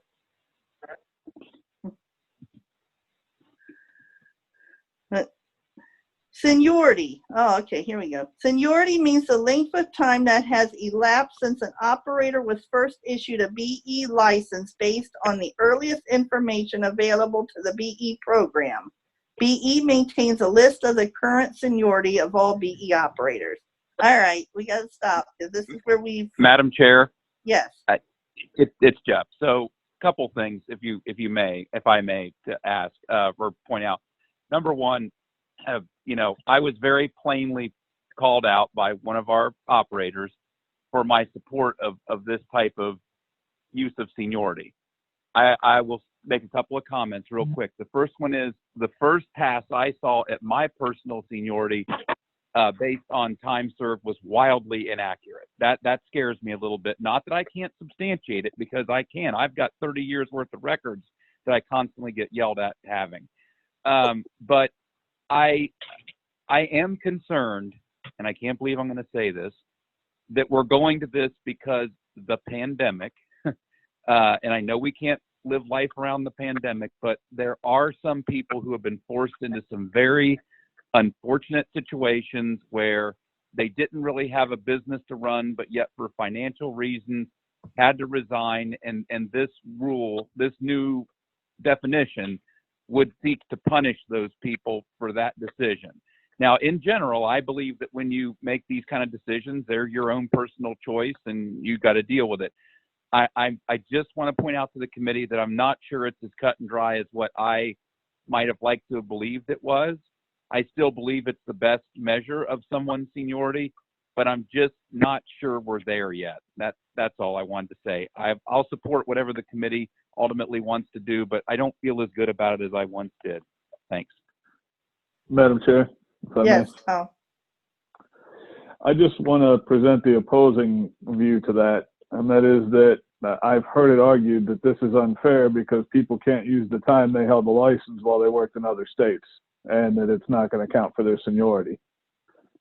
And in my opinion, the time you worked in another state should not count as part of your seniority in this state. So I guess there's two sides to it, and as Jeff said, I'll support whatever the majority of the committee feels we should do, or the majority of operators feel we should do. But there is a reason, or there is a justification for actually using time worked. And Madam Chair, let me be clear, because again, we really don't, we want you guys to, what you guys land on this. We just want to make sure that it's clear for everyone. But yeah, time work in another state would not ever apply. What it is it's time worked that people were in a BOA. Even, a lot of people, even in the pandemic, their facility's been shut down, but they would still get credit because they have an active BOA. Now, I understand some people have left, but it's an active BOA. And again, where I look at this is I look at where, someone might have just taken a break for a couple years. And then they come in and have more seniority than someone who is fairly new, or even someone who might not have, I don't know. The seniority thing, in my opinion, has always kind of been antiquated. I, again, go by how corporations do it, and it's time worked. And we did work on a very good comprehensive list. There are some holes, but the holes were from like early 90s, and it would apply for a couple people that either A, have not left their facility in 20 years, or have just recently retired. So I'm confident on our list. But again, it's up to you guys if you want to keep it with when someone got a license, or if you want to go to the work under a BOA. Well, I absolutely think it should be under a BOA. I understand what Jeff's saying about the pandemic, but the pandemic is no different than somebody sustaining a large illness or taking a time off for any other variety of facilities or for other reasons that they may have quit. And Christy's right. Most of our operators are still under a BOA, even during the pandemic. Some did actually resign where they're no longer subject to a BOA, but the pandemic's no different than any other reason that would have forced them to not be under a BOA. Madam Chair, it's Jeff. Yes. I think it's funny that Christy said it was antiquated. You know, Christy, when I first came into BE, we did use seniority. We absolutely did. That this only occurred when the Bureau, and it's had nothing to do with you or anybody you're working with up there. At one point, the Bureau mislaid, lost, whatever you want to say. It was in fireproof store. They lost all the records from the 80s. So they could not, with any degree of certainty, tell you what people's seniority was. That's why we went to this ridiculous licensure date thing. I still believe in seniority. We need to come up, if we're going to do this, I will say this, the Bureau needs to have the consultants or someone reach out to each operator, tell them what this list says for their seniority, and give them an ample opportunity, as I would want, and I will want, to prove, hey, I was in 3 other facilities that you have no record of. And I hope that this is party to a BOA or BTOA, because we always gave people credit. And I haven't seen the BTOA mentioned in this thing unless it's down further. No, it's not here. That's one thing that would need fixed. Yeah. Well, this whole thing needs fixed. Okay, I didn't know up top. But anyway, so yeah, it just was funny when Christy said it was antiquated, because we used to do it this way. So I would think seniority means the length of time that an operator has served under a Bureau a BOA or TBOA. Now, one thing we got to point out, that you don't get to double dip. If you're running a temp the same time you're running a BOA, I don't think you should get, double time for that.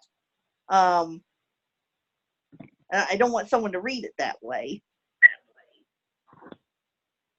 Maybe we just put the words "not to be counted concurrently" in the rule. Yeah, right.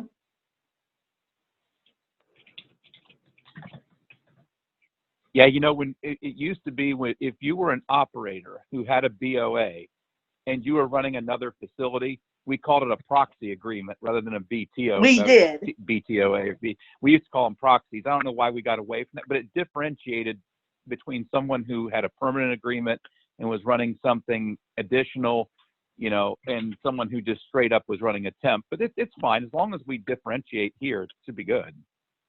Yeah. I don't know why we got rid of proxy too. I language thought that was in the rule. It was language in the rules, and that it was. I think, and maybe Mott would remember, but I think we were just trying to cut down on the number of terms we were using for the same function. Yeah. So you guys got what we kind of want there? I think so. Let me read it back to you guys. Okay.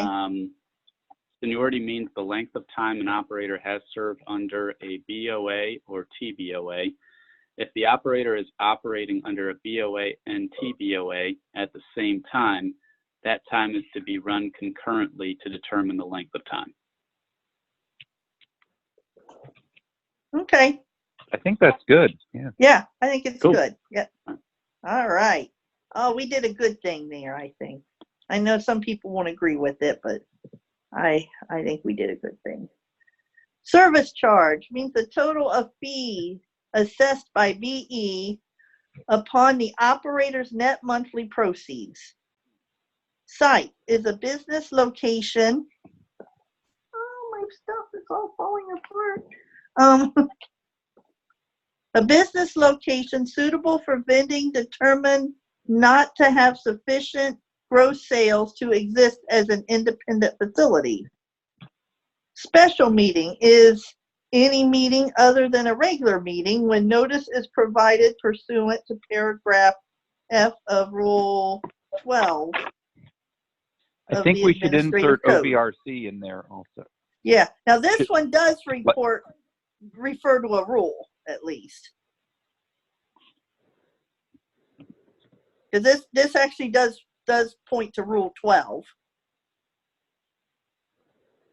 But probably should say the OVRC. Is any OVRC meeting other than a regular meeting? Is that fine? Yes. I think that'll work. Supplies means an item not for resale that is necessary for the operation of the facility. Would that mean my van?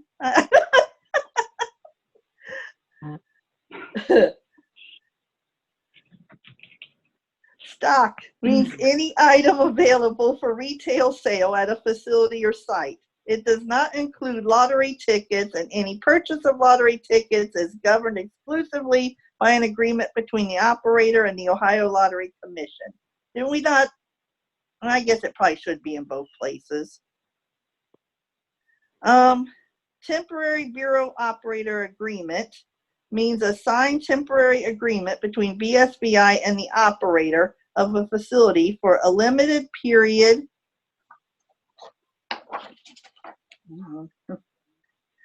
of time which is designated in the agreement. Upward mobility is continuing education provided to licensees. Vacant facility is a suitable vending location without a licensee permanently assigned or for which BE has notice of an operator's pending departure. And so ends Rule 1, definitions.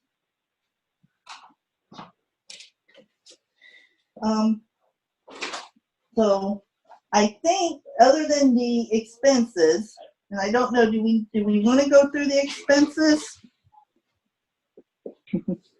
Shouldn't that be pretty quick? Yeah, we can do it. Appendix A.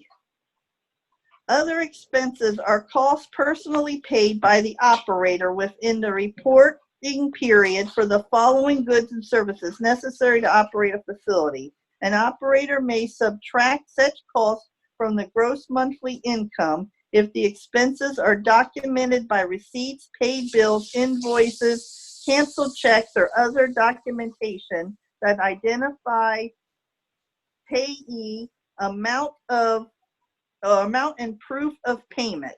Other expenses shall be subject to review and approval by BE and R. Supplies for expendable items which are necessary for day-to-day facility operation but are not for resale as defined in paragraph of the administrative code. Janitorial service for a commercial firm or independent contractor to clean the facility or to remove trash. Such costs are deductible unless the Bureau grantor agreement, facility permit, or other BSBI agreement assigns such responsibility to someone other than the operator. Business licenses, telecommunication charge for the business-related cost of required business telephone or business internet services, including all personal usage of the telephone or internet. Excluding all personal usage of the telephone or internet. Cost of uniforms rented or owned and laundry charges for uniforms only, and only when used for the business. Business advertising for the reasonable cost of advertising and promotional activities intended to support and or increase facility sales. Premiums for insurance coverage for off-site storage facilities. Grantor fees, excluding utilities if required by agreement for location. Expense for storage space. Cost of operator-owned space may not exceed the cost of commercial space available for rent, and the designated space must be an appropriate size for the business and used exclusively for BE business storage. This cost must be verified by 3 written quotes for locally available commercial storage space in the same county. Area quotes must be obtained annually for those who have operator-owned space. I thought we got rid of some of that. That getting the quotes and the,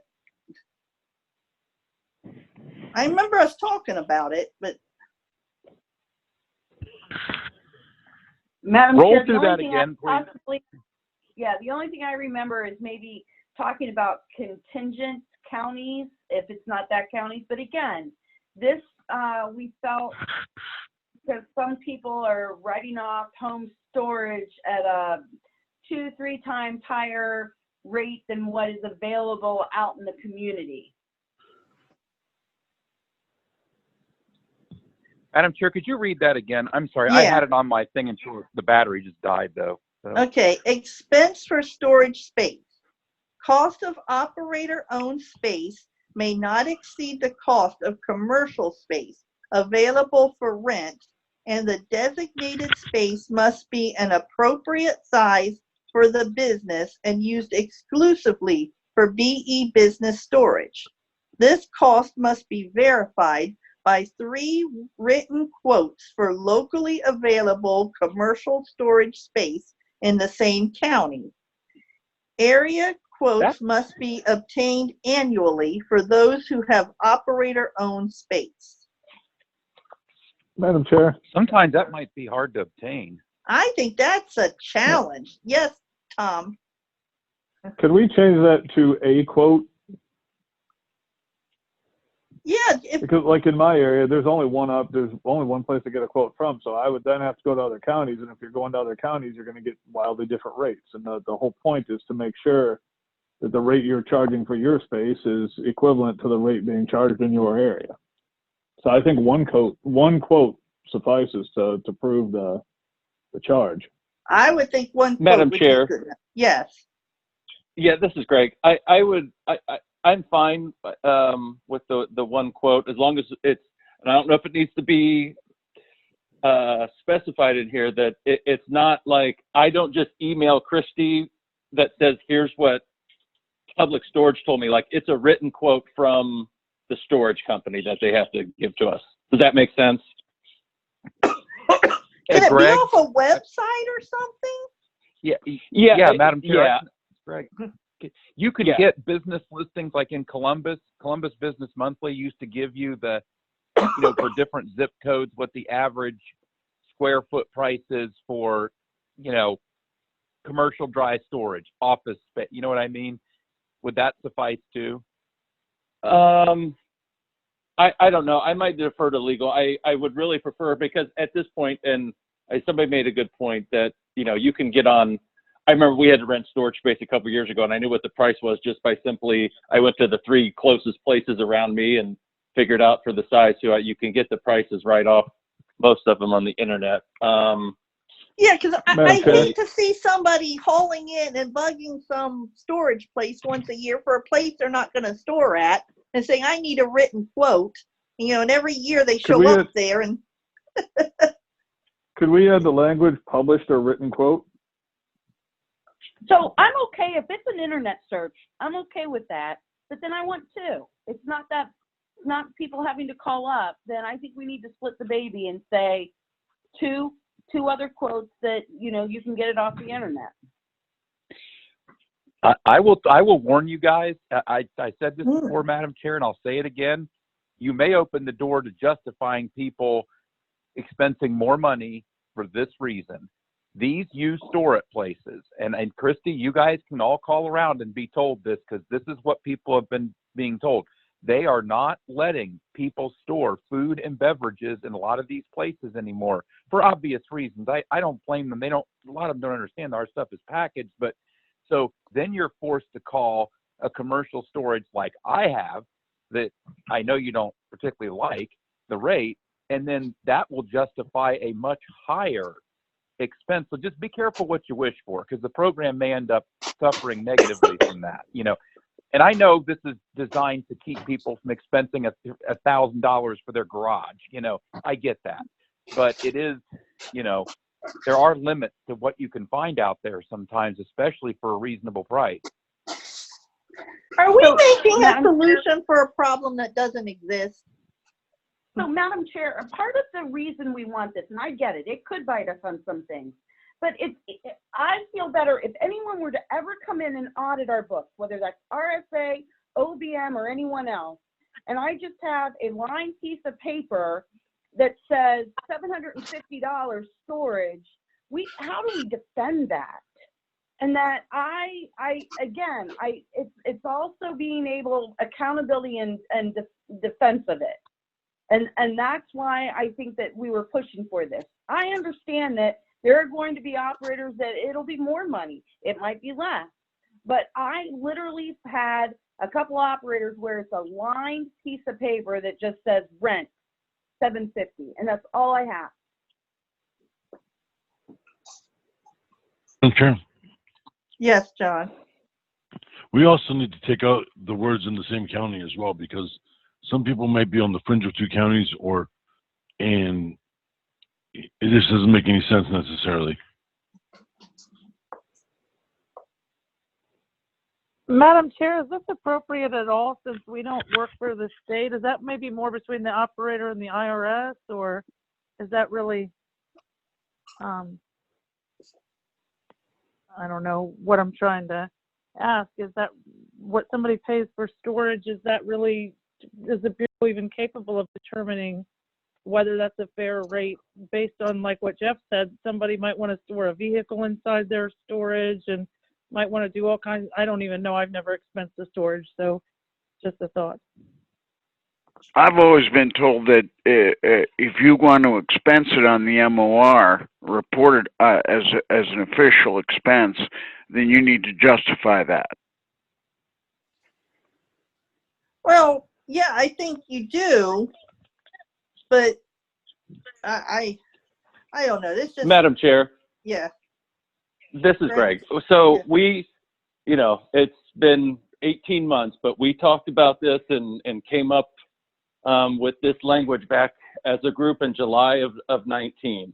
And, I understand and I appreciate Jeff's point, and it is one of the areas where it could benefit some and the other way. But, this is about, and we're willing to go down to, one internet quote or published quote. So, and this doesn't affect every operator. It's an operator who's writing off part of his, property as a business expense. So, I feel like, it is appropriate, and we want this included in the rules. Well, I don't think we have a problem with it being included in the rules. We're just talking about the language of it. Like the county thing. Madam Chair? Yes. I almost wonder if we could do this a little differently. The same thing could be done, but maybe have the consultants get the quotes, and that way, if the program's seeing something, if an operator is using a portion of their home or garage or whatever to do storage, I think in a lot of cases they're going to realize that with whatever space is being utilized, that the commercial side of it would probably be more expensive in most cases. And the other, as Jeff and some others have already pointed out, it's getting harder and harder to get commercial storage for the type of stuff that we do. And in a lot of cases, if you already don't have one, you're not going to be able to secure one today, which is going to force people to have to do it from home as well. But it was just a thought. Don't know if anybody would entertain doing it that way or not. Madam Chair. Yes. I can see a few potential problems with that, and that is, I won't even go into what they are, but I guess I'll go back with my thought of before Frank was, as a person who pays for storage, I can provide receipts for the storage. I had to go out, I had to find the place, and if I decide that I want to take advantage of my garage, which is climate-controlled storage available right here at my home, I don't think it's a huge inconvenience for me to hop on Google real quick and get a quote from a neighborhood place that's comparable to what I'm providing for myself. So I don't want a consultant to do it. I don't have a problem as an operator doing it. And like I said, if it's an obligation an operator doesn't want, then go run an actual storage space. Yeah, you're trying to take advantage of something that makes your life more convenient, and we're just asking you to do something very simple to justify the expense. Yeah. Yeah, I I'm cool don't with have that. a problem with the operator doing it. my only problems with it, with the 3 quotes, I think that's a little overkill. I'm happy Greg said, we could go to 1.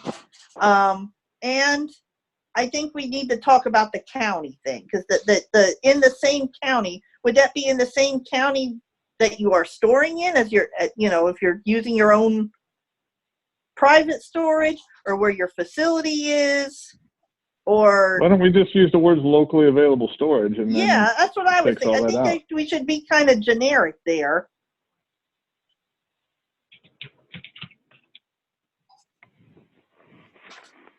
Because some of these counties, if the operator lives out in the boonies, they may not have publicly owned storage available that they can even get a quote from in that county.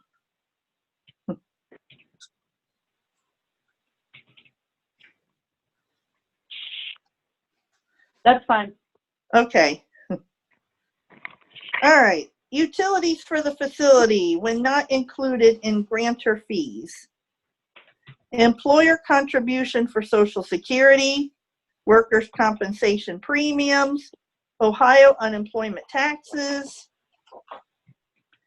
federal unemployment taxes, sales taxes, pre-approved training expenses of up to $2,500 per year. Such training must be directly related to the job. Madam Chair, yes. I'd like some clarification on this if I could. Is this training for an operator or just for an operator's employees? So Madam Chair, but my understanding is it's always been the operator. I don't know. Again, I'm open to talking about it. The operator, if they need some sort of training and they want to spend it on their employees instead of them, that's directly job related. I'm not against that. I don't think that Madam would Chair, be problematic. Madam Chair Christie, thank you. I just wanted some clarification on the intent behind that. Yeah, I would think it just says pre-approved training. Whoever you spend it on, if it's related to the job, if you want to send your workers or something, then.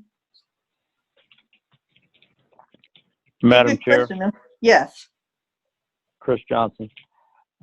Wanted to point out that employers who have food service employees are likely to need to write off the training fees associated with health department required training classes for our food service workers. So I have always used that category for both employee and my own training related expenses. One more caveat while I'm on the line here. I had suggested previously that a category be added for employee recruitment training expenses such as Indeed or other services which provide advertising for employee recruitment. Thank you for the time.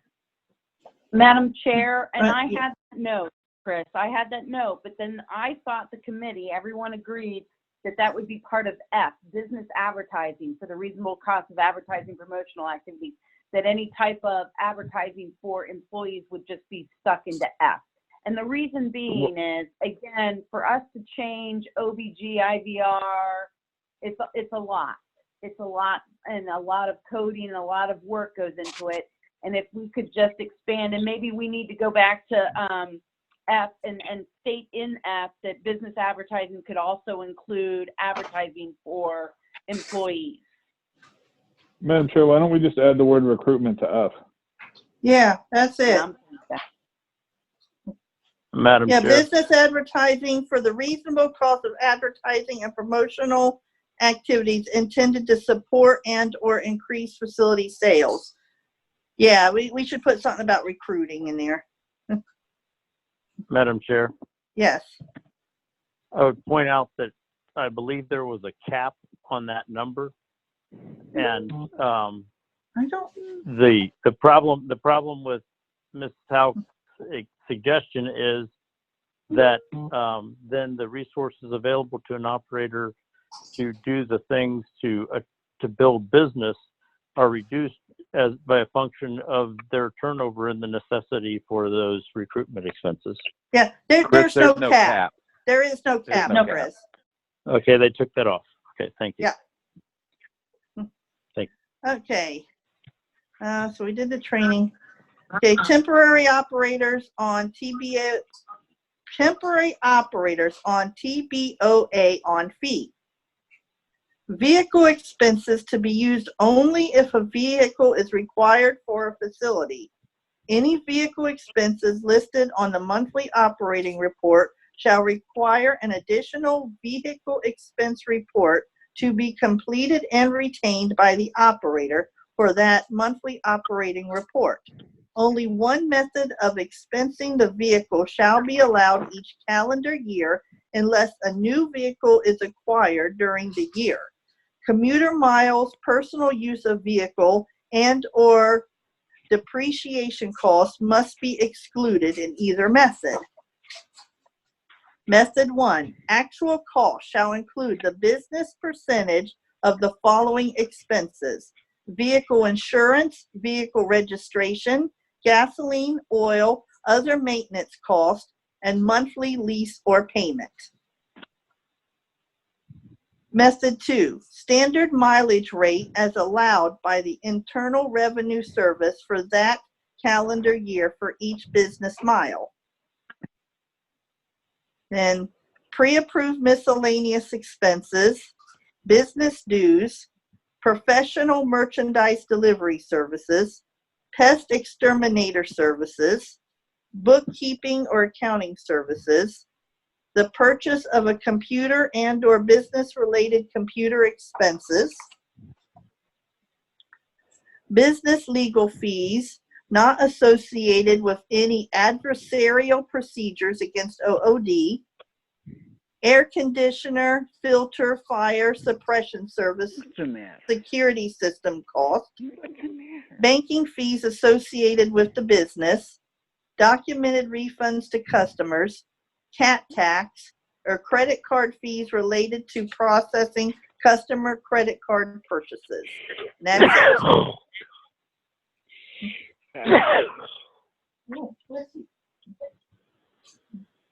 And there we go. So we have gone, it's 12:43.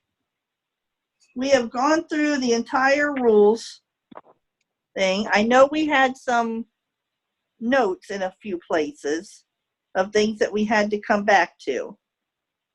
Does anyone have a list of those Bureau folks? You know, like I know in we had the thing last time that we talked about that, oh, what was it? That weird thing. Yeah, I know there's, in Rule 3, let me pull it up here. And Madam Chair, weren't there a couple things tied to definitions? I wish I would have written that down myself. I thought there were a couple things you said, well, we'll handle that in definitions. I guess since we've been through definitions, it's not an issue, but I didn't want to miss a correlation, you know. Madam Chair, the one thing I had on my list that we covered today was seniority, that we had. Yeah, I knew we had seniority. That was one, and I knew we had the thing about the selection panel that we had to do. Okay, Rick, so Rick, you had something in Rule 3? Yeah. So subsection E as an elephant, we added, so this is the selection panel by majority vote may determine that an application for a facility or site is ineligible. Any application deemed to be ineligible shall be removed from consideration, and the applicant shall receive no further consideration for the facility or site posting. An application may be deemed ineligible for any of the following reasons. And so we added 6 from Rule 6. We bumped it over here because we thought it made sense to read: a BGA contract or permit that the applicant operated under has been terminated, or the applicant has resigned in lieu of termination, due to non-compliance with a BGA contract or permit.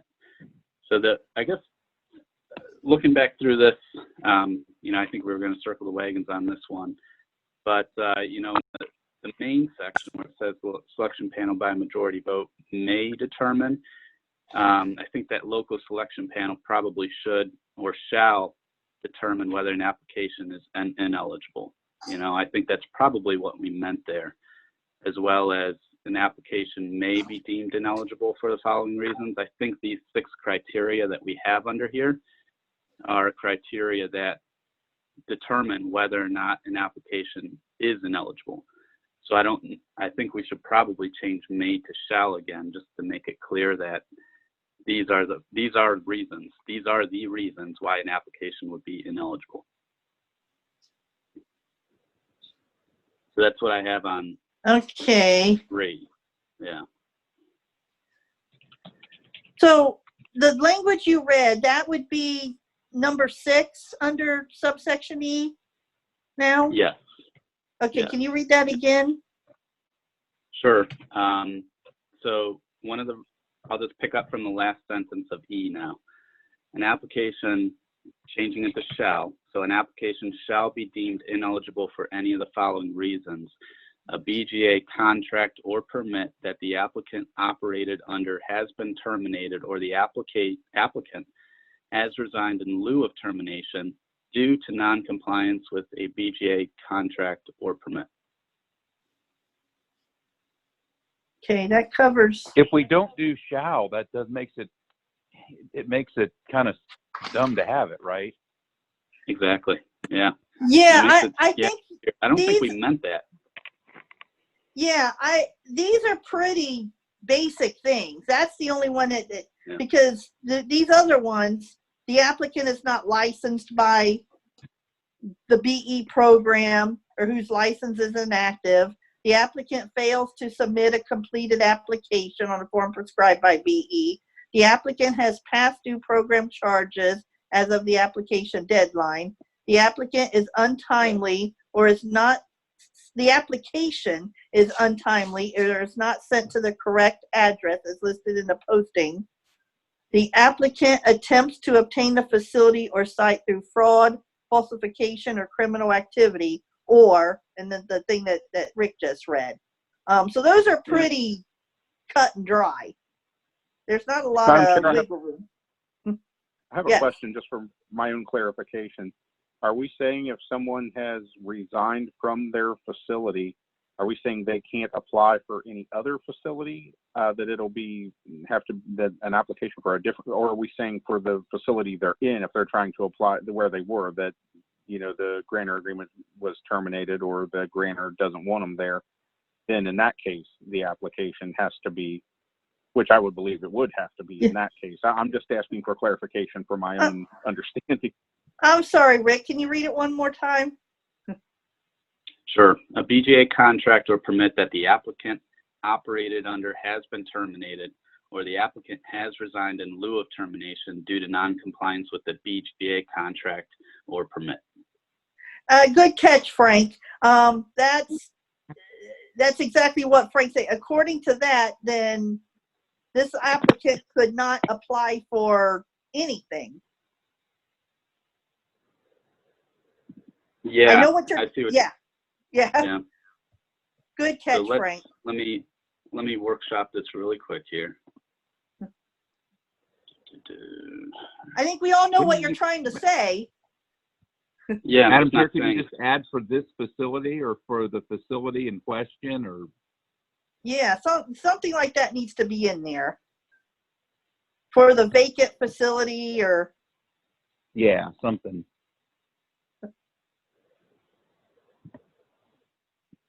All right.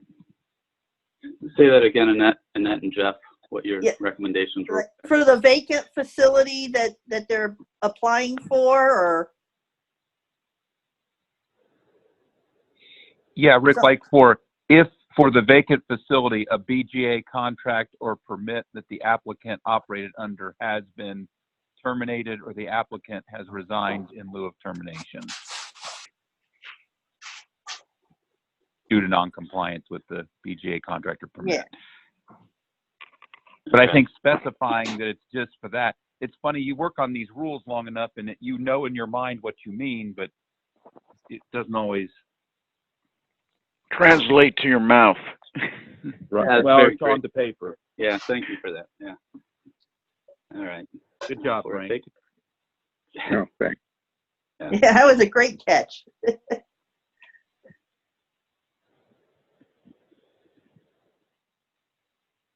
Madam Chair, Yes.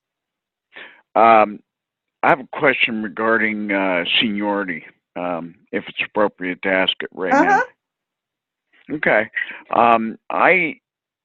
My question is basically, are we saying that if you're running two facilities, then you get credit for seniority separately?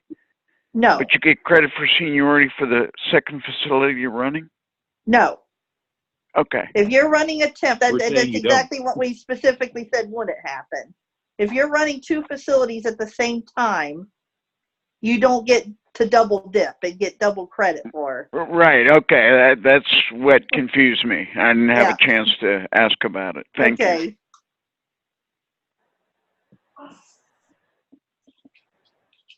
And I think that's right, by the way. Madam Chair, one other question about the selection rule. Yeah. Yeah. And this is, pardon me, I haven't been a part of this is Chris Johnson again.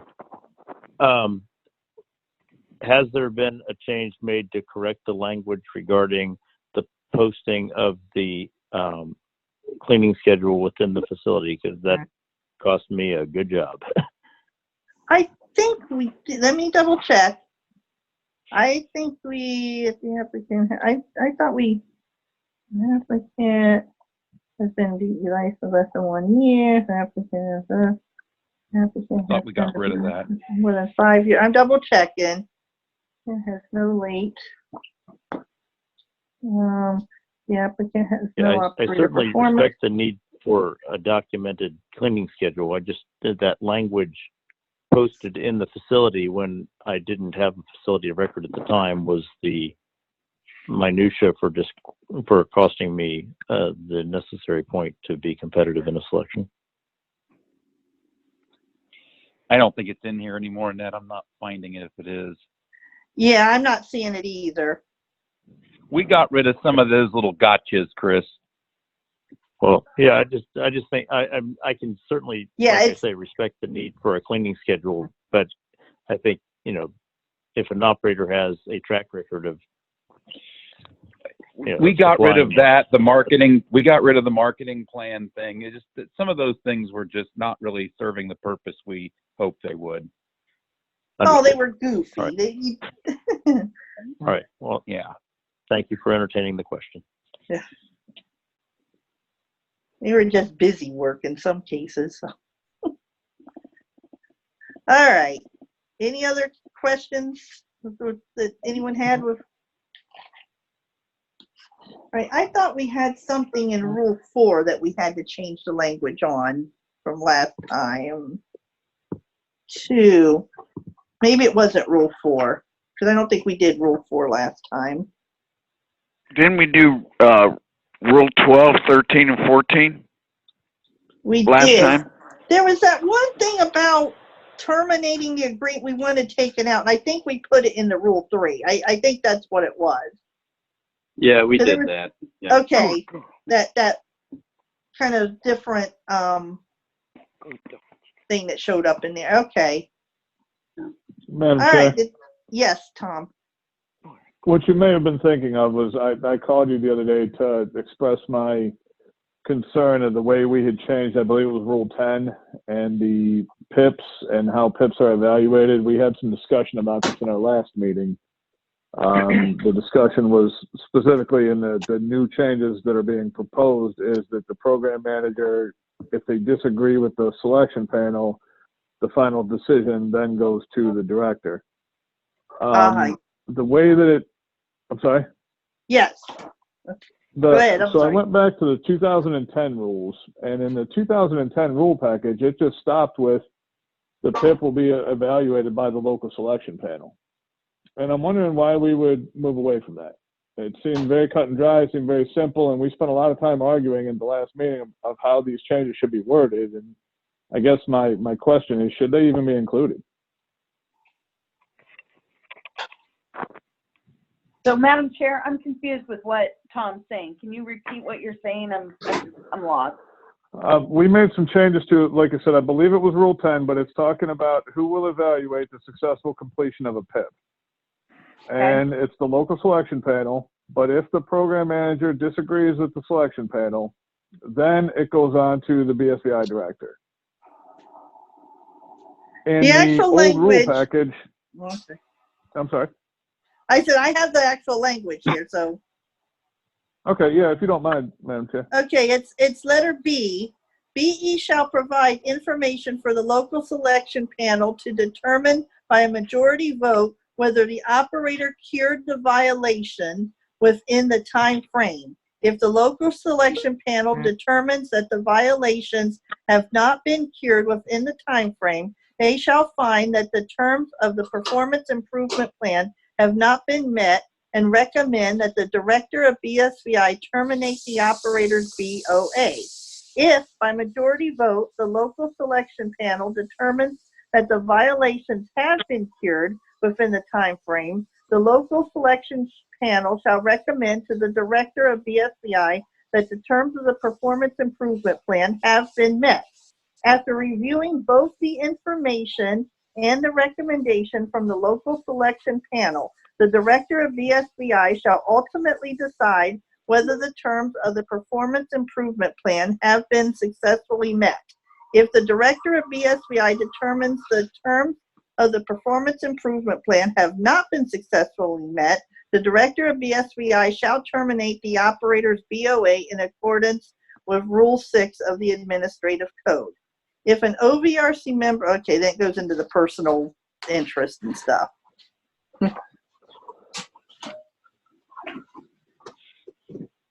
See, Madam So Chair, I to me, guess, that was restating how we used to do it. Yeah, Madam Chair, I don't see where the problem is. Like, I thought that the whole point and what we wanted to make sure was we're giving the power to the BSV or to the local selection panel. That's who has the power. But when it gets to terminating BOAs, the only one that has that authority is the BSVI director. So in the end, I know we had a lot of conversation about this too. In the end, that, you know, it's the recommendation of the local selection panel, but ultimately the director would have to determine whether or not the performance improvement plan had been successfully met. And I believe last month when we had a long conversation about this, that you guys even brought up some example where you guys wanted to or the local selection panel wanted to terminate the person and find that they did not satisfy, and it was the BSVI director who disagreed and was defending that operator, which I know is kind of an anomaly, but I remember that conversation. So I guess my question is that, again, I'm not quite sure where Tom's getting. Does he like this or does he not like this? That's where I'm confused.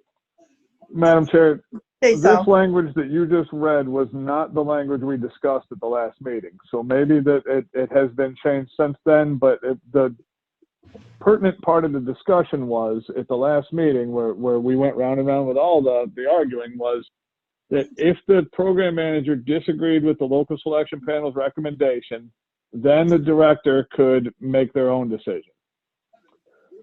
The way the old rule stated it was the decision was up to the local selection panel. It was left alone. All that stuff after that was cut out. So, but the way it was just read now, I don't have as big of a problem with that as the way it was read at the last meeting. Yeah, I think if it has indeed been. I think we took out that program manager stuff. Yes, we did.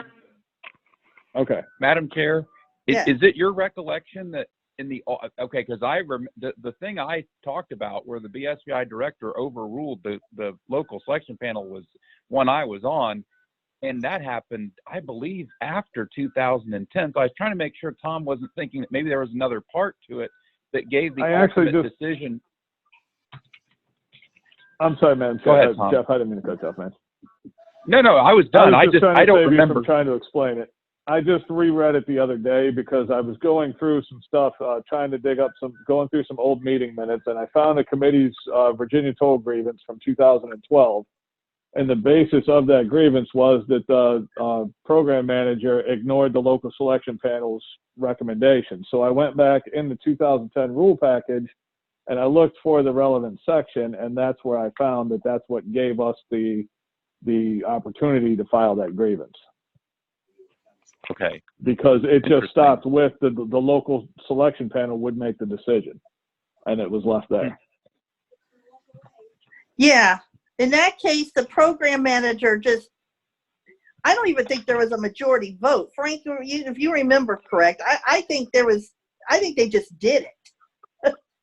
They did. They didn't talk to anybody. I think, just to be really quick about it, the operator was told if,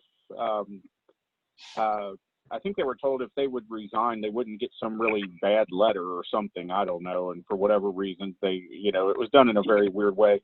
And then when they were talked to, when the full committee talked to the program manager, it got worse from there. And we basically, and I think the committee, even the full committee, recommended that the operator be given more time to cure, and the program manager didn't want to go that route either. So, it wasn't good. But I don't know that we need all that additional language, though. I think that's what Tom's saying. They're going to make a determination anyway at some point. Yeah,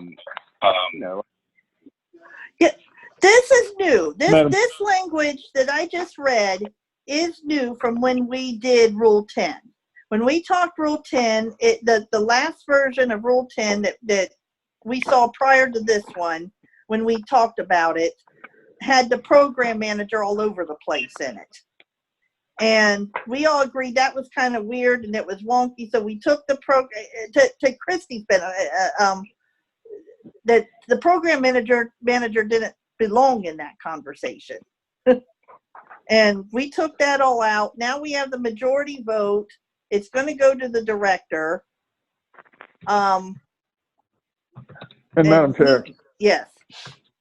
Just in the interest in not delaying the proceedings any more than I already have, I object to this language less than I objected to the last language. So I still think the 2010 version was better. However, I can live with this one, but the last one I had major objections to. Okay. Madam The Chair, interesting- this is Derek. Hey, Derek. Okay. Hey. Well, of course, I had a lot to say about this before, and I want to say again, I think we're confusing the BSVI director's authority to terminate the BOA with the director's authority to change the decision of the local selection panel as to whether a person has satisfied their PIP or not. I don't think the BSVI director should have anything to say about whether the PIP was satisfied or not. That should be the sole authority of the local panel. The BSVI director should not be allowed to come in after them and say, no, they did or they did not satisfy the PIP. That's already been determined. Now they have the authority to say whether that person is, and maybe it's outlined in the rules that you have to, and maybe it's outlined in the rules that you may, but it shouldn't be their purview to say the local selection panel is crazy, I'm changing their decision. Otherwise, why should the local panel even be involved in the decision if they don't have the ultimate authority? Madam Chair? Yes, Christy. So, again, I think the BSCI director, we took me out of it. The BSCI director ultimately takes the recommendation from the local selection panel to determine if the PIP is met or not, because that's then the tool on whether they can cancel that BOA. And I think that's how it should be. Now, again, I am adamant that it should be that would be very rare. I've told everyone here, especially with PIPs, that there has been a communication problem where I think that we have had the defense of the committee and the committee behind us, and then afterwards it splits. And that going forward, we all have to be lockstep and to make sure we're all on the same page. And that might mean bringing the local selection panel into a 119 hearing where everyone can be on the same page. So, but ultimately, the BSBI director, I think, should be the determining factor if they disagree with the recommendation of the committee. Madam Chair, Yes, Tom. may I? Yes. A moment ago, I stated that I like the 2010 version better. I'm willing to deal with the 2021 version, but I absolutely did not like the 2020 version. But now, after hearing the program manager's statement, I don't like the 2021 version either. Derek is right. If a local selection panel decides that the PIP was completed successfully, and the BSBI director decides to terminate the agreement, then that's up to the BSBI director. But the BSBI director should not be able to just throw out the local selection panel's decision as if they hadn't met, because if that's the case, why have them in there in the first place? If we agree that the director has that authority by law or by, which you guys are saying that he has the ultimate authority, why do we need to repeat it in the rule?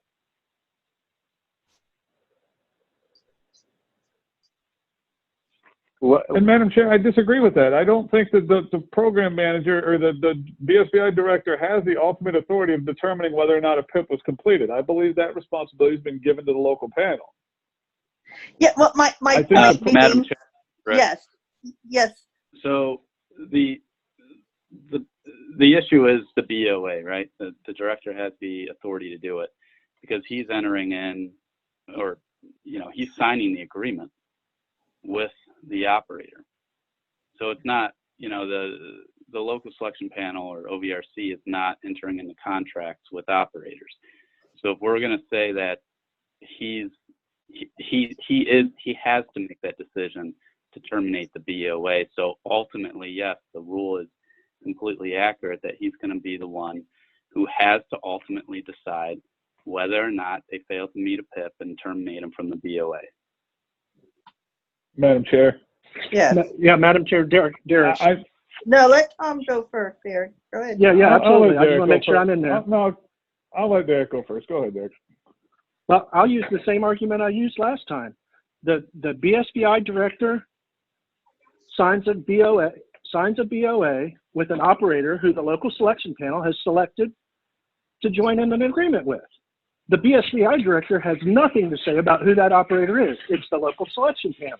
And it should be the same thing here. If it's allowed in that case, it should be allowed in this case. Of course he has the ultimate authority to do anything, but not if it's prescribed by rule.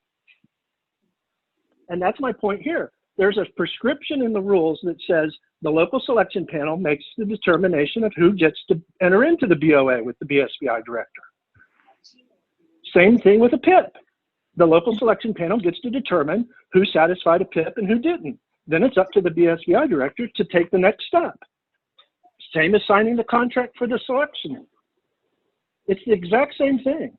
And don't buddy it with a bunch of arguments about, well, the selection is prescribed, blah, blah, blah. So should the PIP be prescribed by, whatever.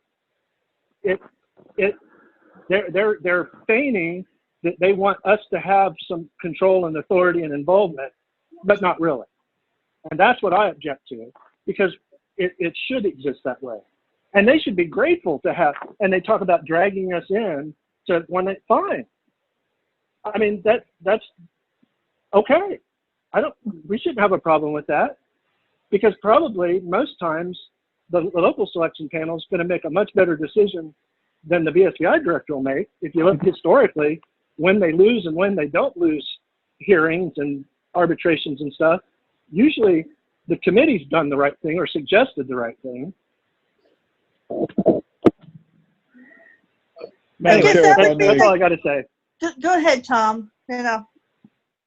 The reason we have a local selection panel involved in the process at all is so that there's 3 independent people who are sort of familiar with the situation and are qualified to make a determination as to the successful completion of the PIP and the creation of the PIP. That's the other thing.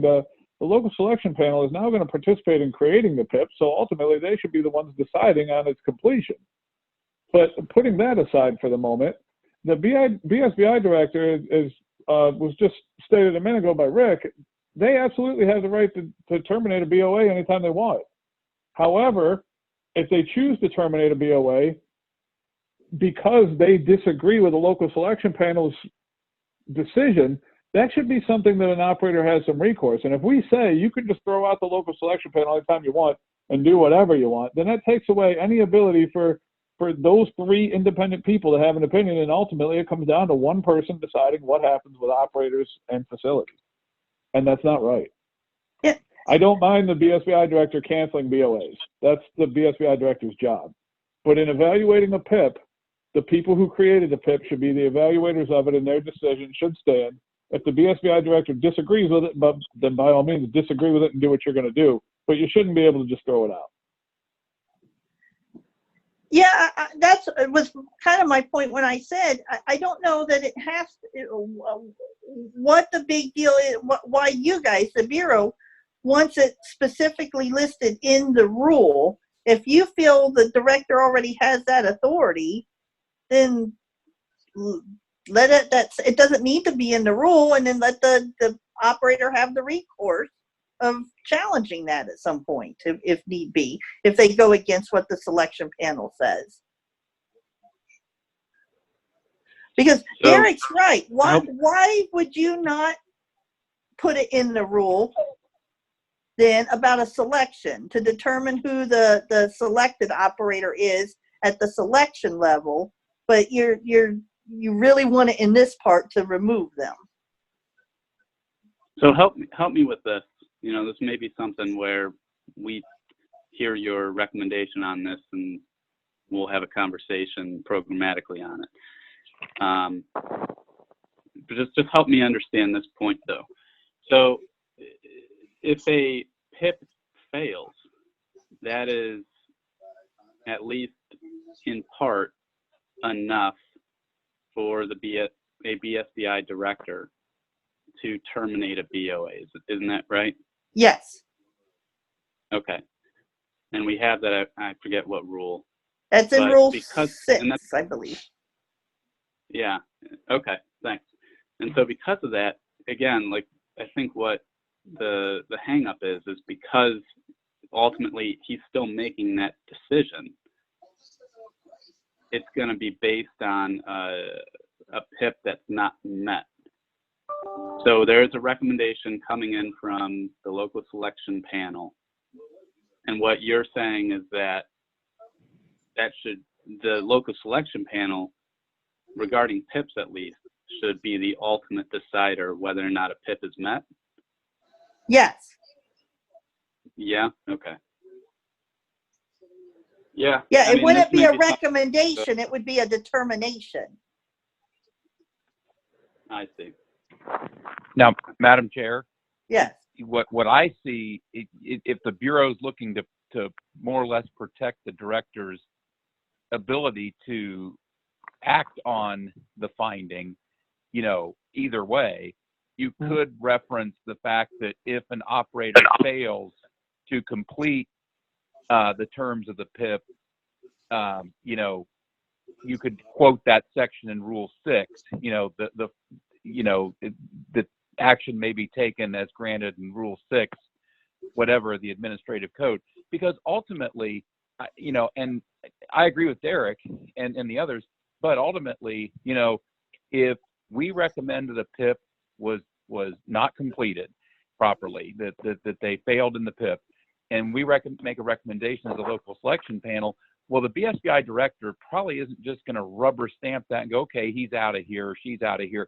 They're going to look into it. They're going to check with the lawyer. And that's why I said when you talked about the program manager is going to be involved.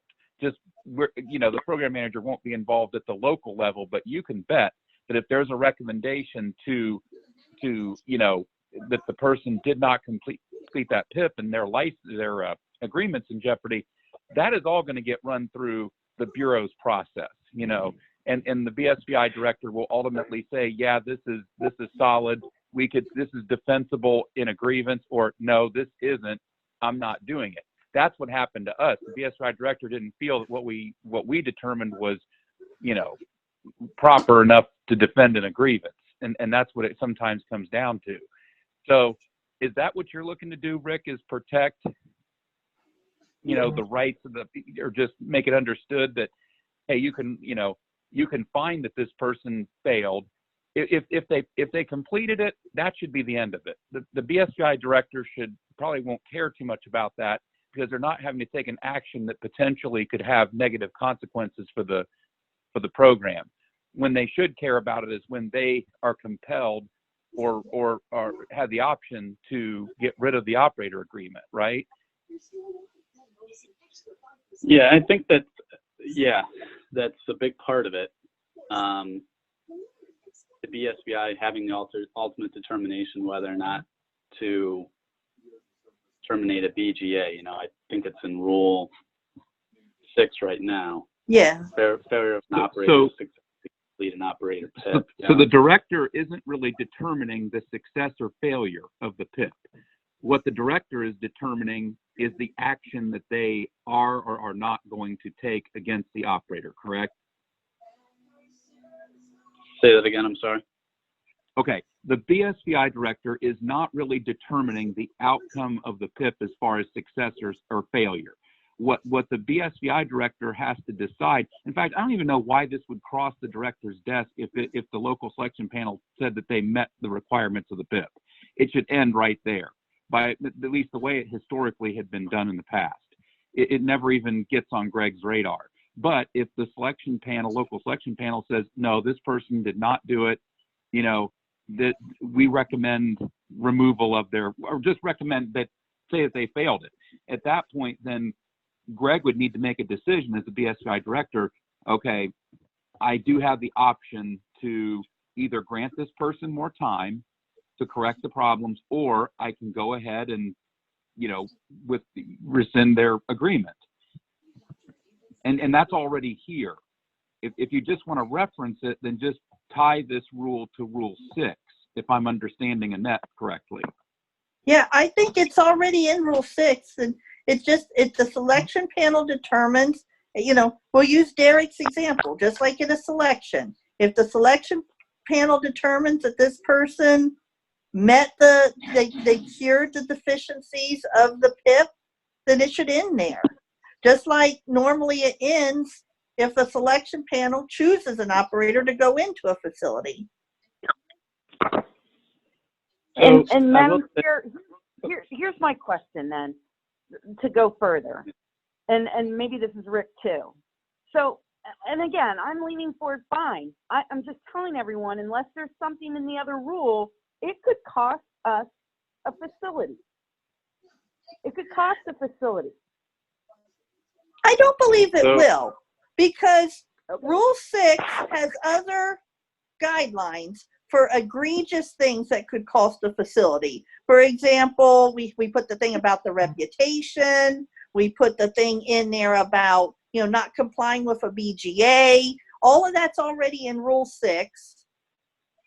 The things that could, that stuff starts as a suspension, but then it could go on to a termination of an agreement for egregious things that could cost the facility. So in theory, if an operator is doing something bad enough to cost a facility, Rule 6 should catch that. Abandonment. Then a PIP is solely due to a violation, a pattern of violation of the rules. And then we threw that thing about the reputation in there now too. Right. But well, yeah. So what if because I don't know, PIPs on my end, and you guys could weigh in on my interpretation of PIPs. They're kind of a big deal because, like Christy was saying, I'm glad you addressed what the director, that side of things. But Christy brought up the point about the reputation about, our program, and PIPs are kind of a big deal.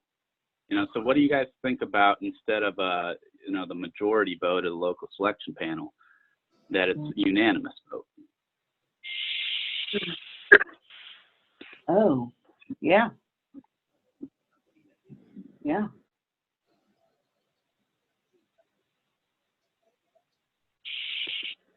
So it could Now, is only that for both terminate. ways?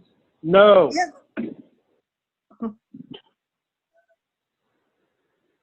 So a PIP could only be declared in violation or uncured. I guess it uses the word cured, unsatisfactory on a unanimous vote. By the local selection committee, yeah. Madam Chair, for clarification, are we saying that the decision would have to be a unanimous vote of the entire panel, or just the curing would have to be?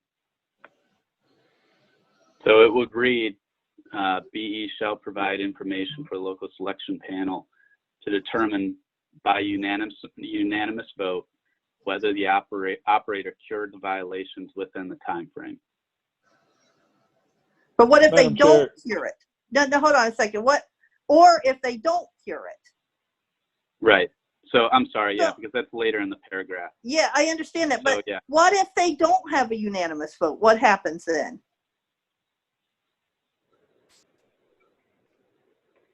That could actually go against what Christy's talking about. You know, that could hinder the process.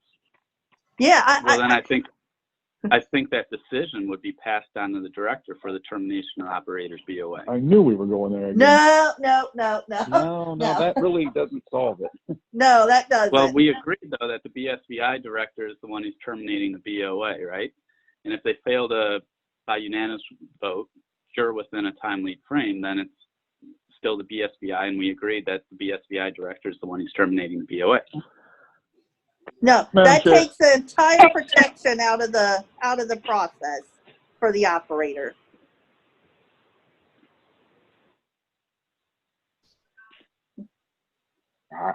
No.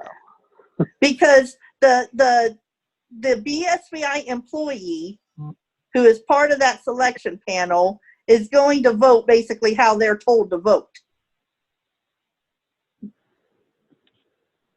Well, conversely, so the other side of the coin of that is that then we're just saying that two operators, we think, or what's that hypothetical is that you're saying that two operators are always going to vote in favor of the operator. No, absolutely not. That's not true. That hasn't happened in the past. Yeah, absolutely not. It didn't happen with the PIP I was involved with when I was rep. Yeah. Yeah, I'm sorry. I construed it as the suggestion that the BE panel member would always be voting against the operator. That's kind of what the suggestion. No. Okay. They may vote for the operator, but they're basically going to vote if you're saying it's not a unanimous vote, then the director gets to decide. Well, the director can decide before the vote even takes place by telling their subordinate which way to go.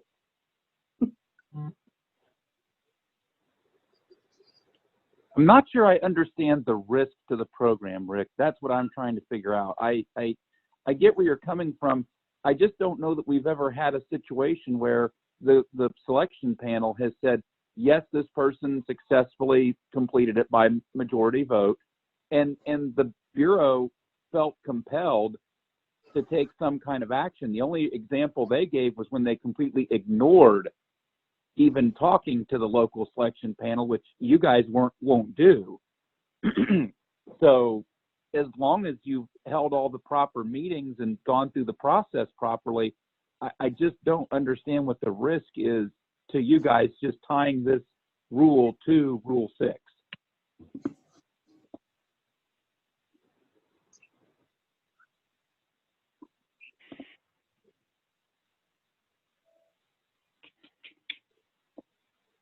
So, Madam Chair, this is Greg. Yes, Greg. Go ahead, Rick. Oh, Greg, go ahead. I'm going to look at Rule 6. Yeah. So, yeah, I'm trying to think this through and go through the scenarios. And one of the things from the last time we talked about this, and I think Jeff, you were the one who said it, where I need a minute, or I might need to discuss this and look at Rule 6 again, is, ultimately I'm responsible. And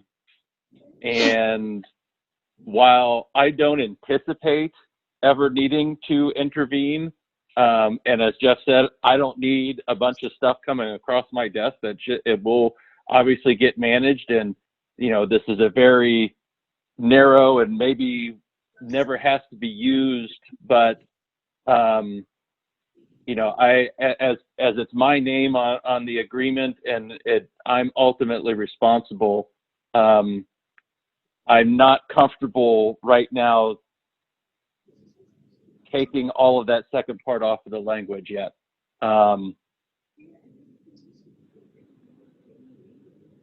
It gives me pause. I will just say that. Madam Chair. Well, go ahead, Tom, and then I'm going to make a point. Go ahead, Tom.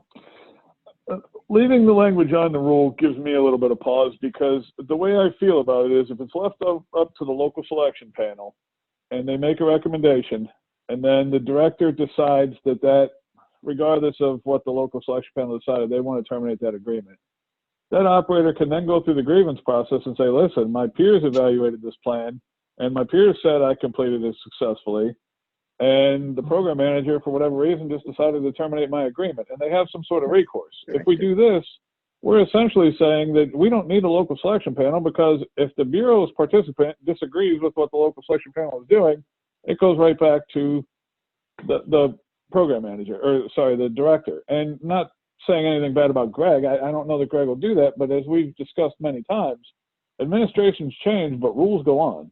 And it's very important that we get this one right. Yeah, I guess I don't understand what you guys, Bureau folks, are fearful of.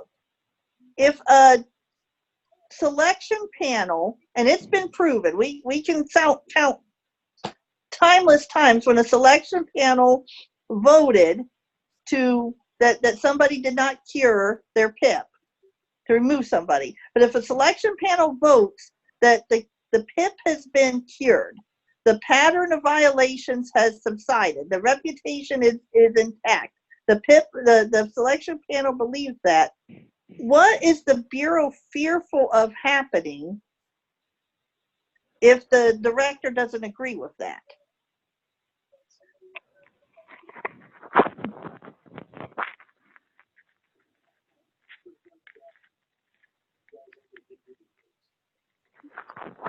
sorry, I was muted. So again, I don't have any, like, I don't feel like this is something that is a problem that I'm not overly concerned about. But again, it's whether it's me or the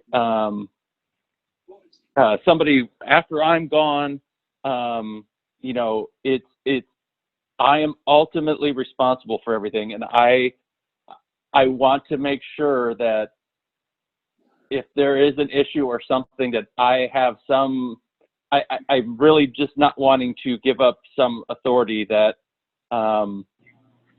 may be needed. I'm Madam Chair, it's Derek. Let's go back to Derek's original notion of comparing this to another decision made by a selection panel of the selection of an operator. Let's say a selection panel did screw up. Selection panel awarded the facility to somebody, and that person did not get their application in on time. We'll make it simple. What would you do, Greg?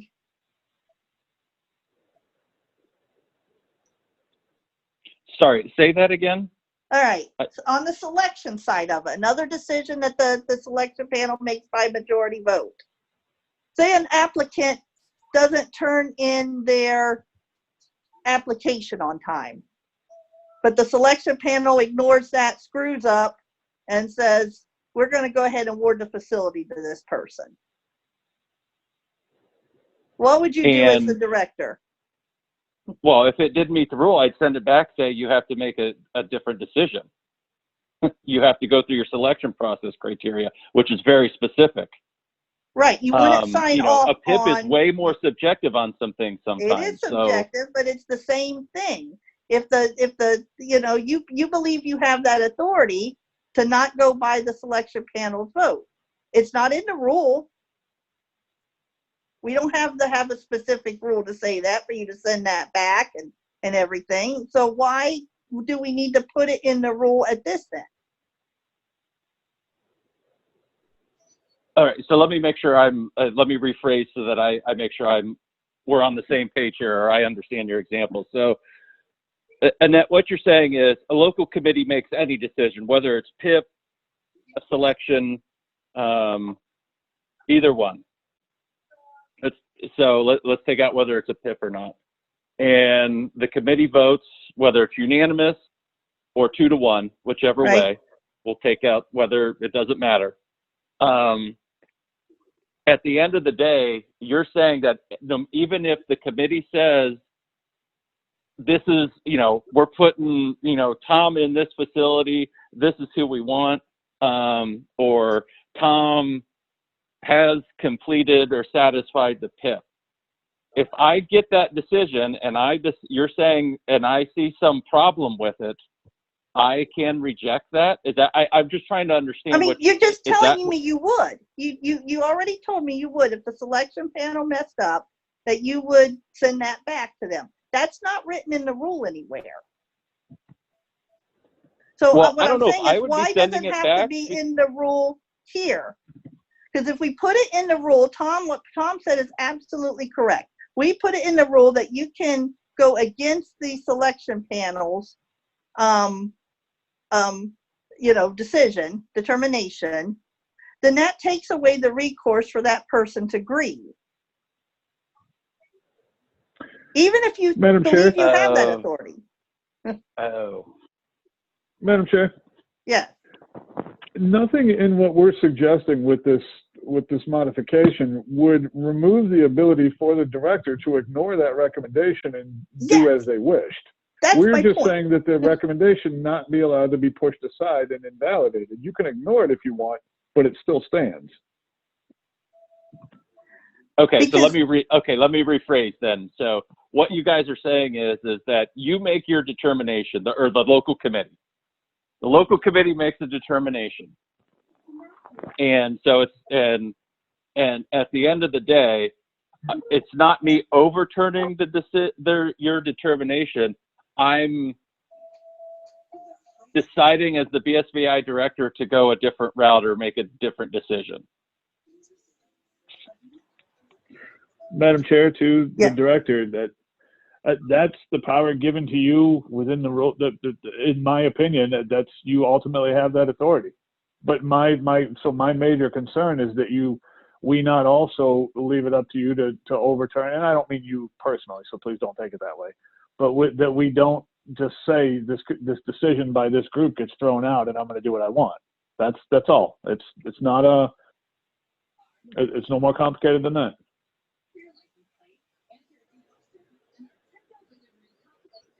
Madam Chair? Yes. Is it Barry? Madam Chair, this Isaac. Oh, Isaac. Okay, sorry, Isaac. I mean, I understand. This is for the director.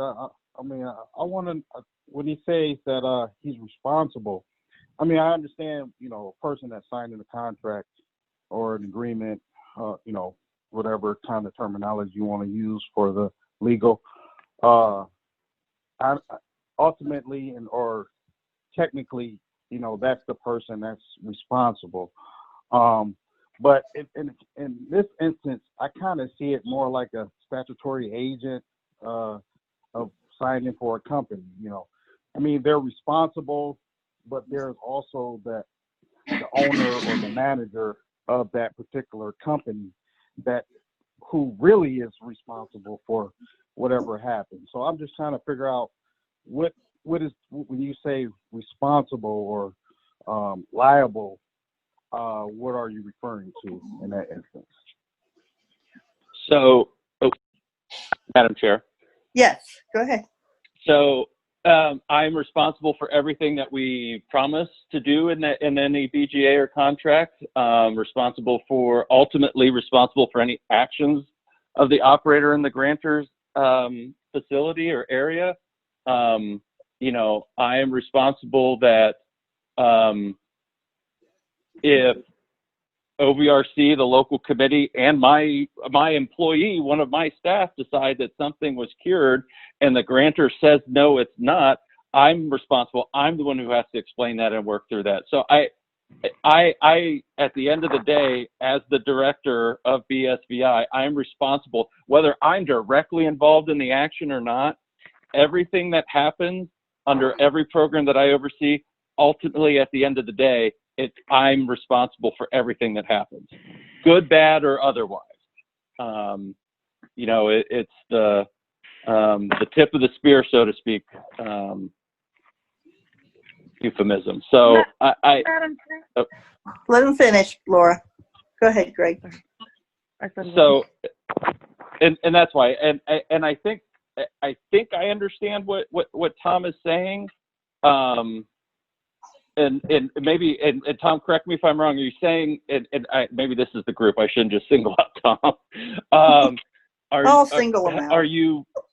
No. This is not in a bad way. I know. What the group, what you guys are saying. I'm getting a little punchy. It's 1:40 and I haven't eaten anything. I know. Is that it's an inherent? I guess I just want to make sure that you're saying there's no need to have any additional language about the director of BSVI making a different decision, because you're all in agreement and we all understand that it's covered under that the director has the authority to make a different decision. Madam Chair, did you want me to address that specifically? Yes, Tom. Or anybody, sorry. Madam Chair, to the director, in a sense, yes, but in actuality, not quite. I want the decision of that 3-person panel to be a binding decision. I want it to mean something. If you, as the program director, decide that you don't want it, that you want to ignore the recommendation of that committee, I want whoever that person was whose fate is being decided to have the recourse to then file a grievance and say, listen, I was denied my due process because this person, for whatever reason, terminated my agreement, even though my peers said I successfully completed all of the things they told me I needed to complete. That's where I come down on it. That I don't, the way the rule is currently proposed, it would be that the program director would have the authority to completely disregard and throw out that opinion. That's the only thing I'm concerned about. As far as what happens after that, that's all laid down in the responsibilities and duties of your job. But I'm not asking that this be a binding decision that you have to abide by it, because clearly the law doesn't say that. It's ultimately up to you. I just want it to stand. I want it to stand alongside your decision. Yeah, we're worried that if you disagree with the selection panel, and if it's in the rule that you get to make that is a step of the process of determining whether somebody has cured it, and you disagree with the selection panel, that very much weakens that person's ability to grieve it. Because you're going to go back and argue, well, it don't matter what the selection panel said. This is what I did, and this is what I said. It would help the grievant if it's not part of the outlined part of the rule. You could go and argue that you had that authority. You make that argument. You may win it. We don't know. But once it's in the rule that you have that as part of the process, that you didn't have any choice but to rule on whether the selection panel made the right choice or not. You had to do it. And it weakens their ability to grieve it if it takes away their due process for that. Madam Chair, Chris Johnson. Hey, Chris. In line. Two things, if I may, and if I need to wait in line, I'm fine. No, I know Greg was going to say something, but and no, go ahead. I think there was somebody else though. We cut off earlier. believe Laura was in line also. Oh, I'm That's why I said sorry. I missed. I did forget. I haven't eaten either, so okay, Laura. Well, I had thought Greg was done talking, Madam Chair, and I apologize for interrupting you, Greg. But what you had said right before that would be essentially your defense to here's why I went ahead and terminated this agreement. Anyway, yeah, they might have met the agreement of the PIP according to these people, but here's this letter from the grantor, we were going to lose this facility. That's already covered in another area. I think what we want to make sure, and this is not personal about you, but that if the BSBI director makes a wrong decision, God forbid, that the operator has some recourse. And if you put it in the rules and say the BSBI director can remove them anyway, then you just really remove that recourse that they have if there was maybe information that was left out that the person, was removed and should not have been. And so, the operators have very little protection, and we really need these rules to be, cautious. But if you had a defendable reason for removing them, that's going to hold up in court too. So it's not a worry in that way. Thank you. Chris? Yes, ma'am.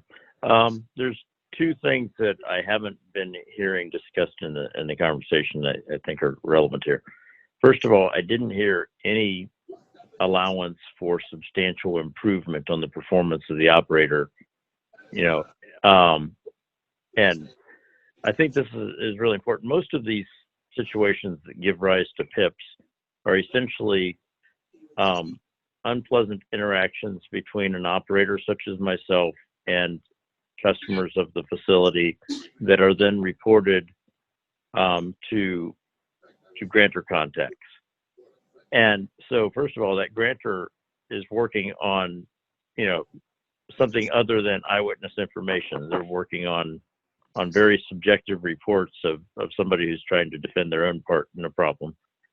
And so Greg used the word subjective earlier, and I think that's really important here, that a lot of these circumstances are very, very subjective. And so if, for example, a operator had a PIP written because of some sort of a pattern of unprofessional conduct as determined by the program manager and was on a PIP for a period of time, and while there weren't frequent episodes, there was another reported incident, I would say that still that represents substantial improvement, because unfortunately,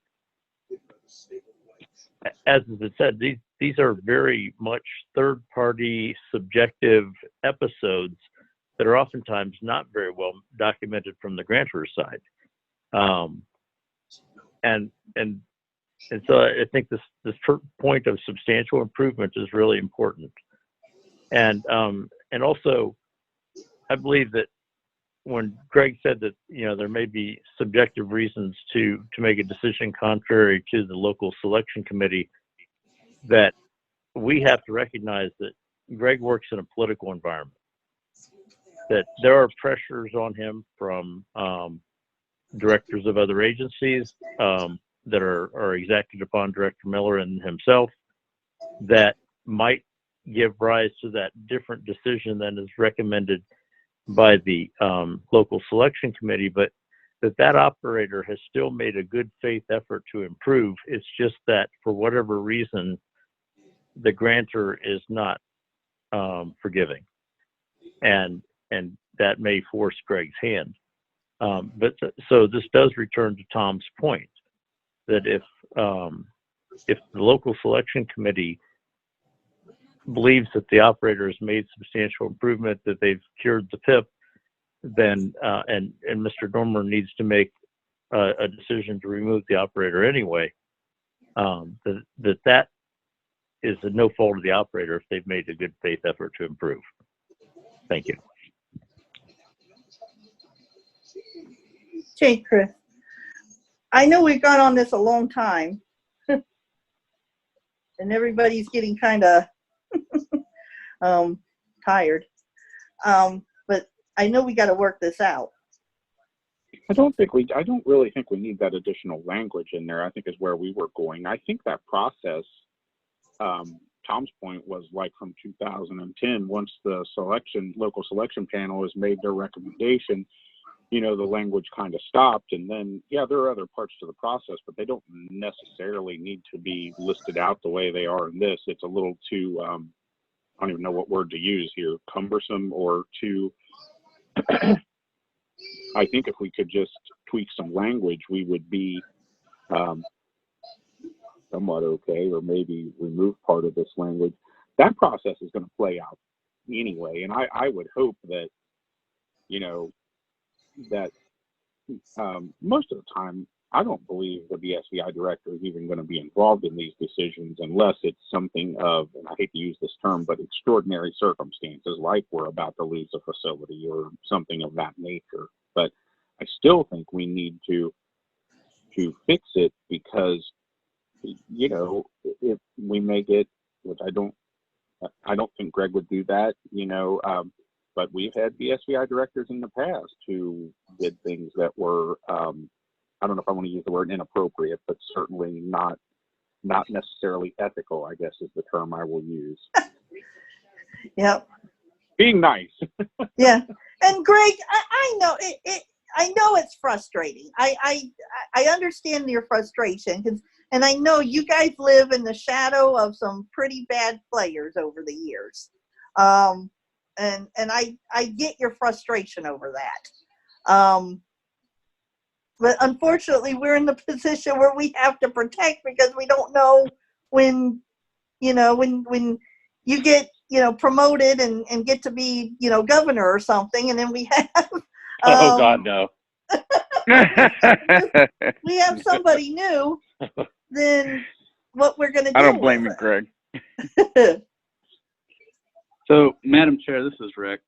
Yes. Another angle of this is if we don't have any say, or we're taking this out of the hands of Greg, which again I'm very hesitant to do. But if we do that, and it's up to the local selection panel, and we get a grievance from an operator because there was a determination made by the local selection panel, you know, maybe in this instance, I know it's not going to be all instances, that 2 of the OVRC members voted in favor of terminating the BOA, or that the conditions weren't met. I understand.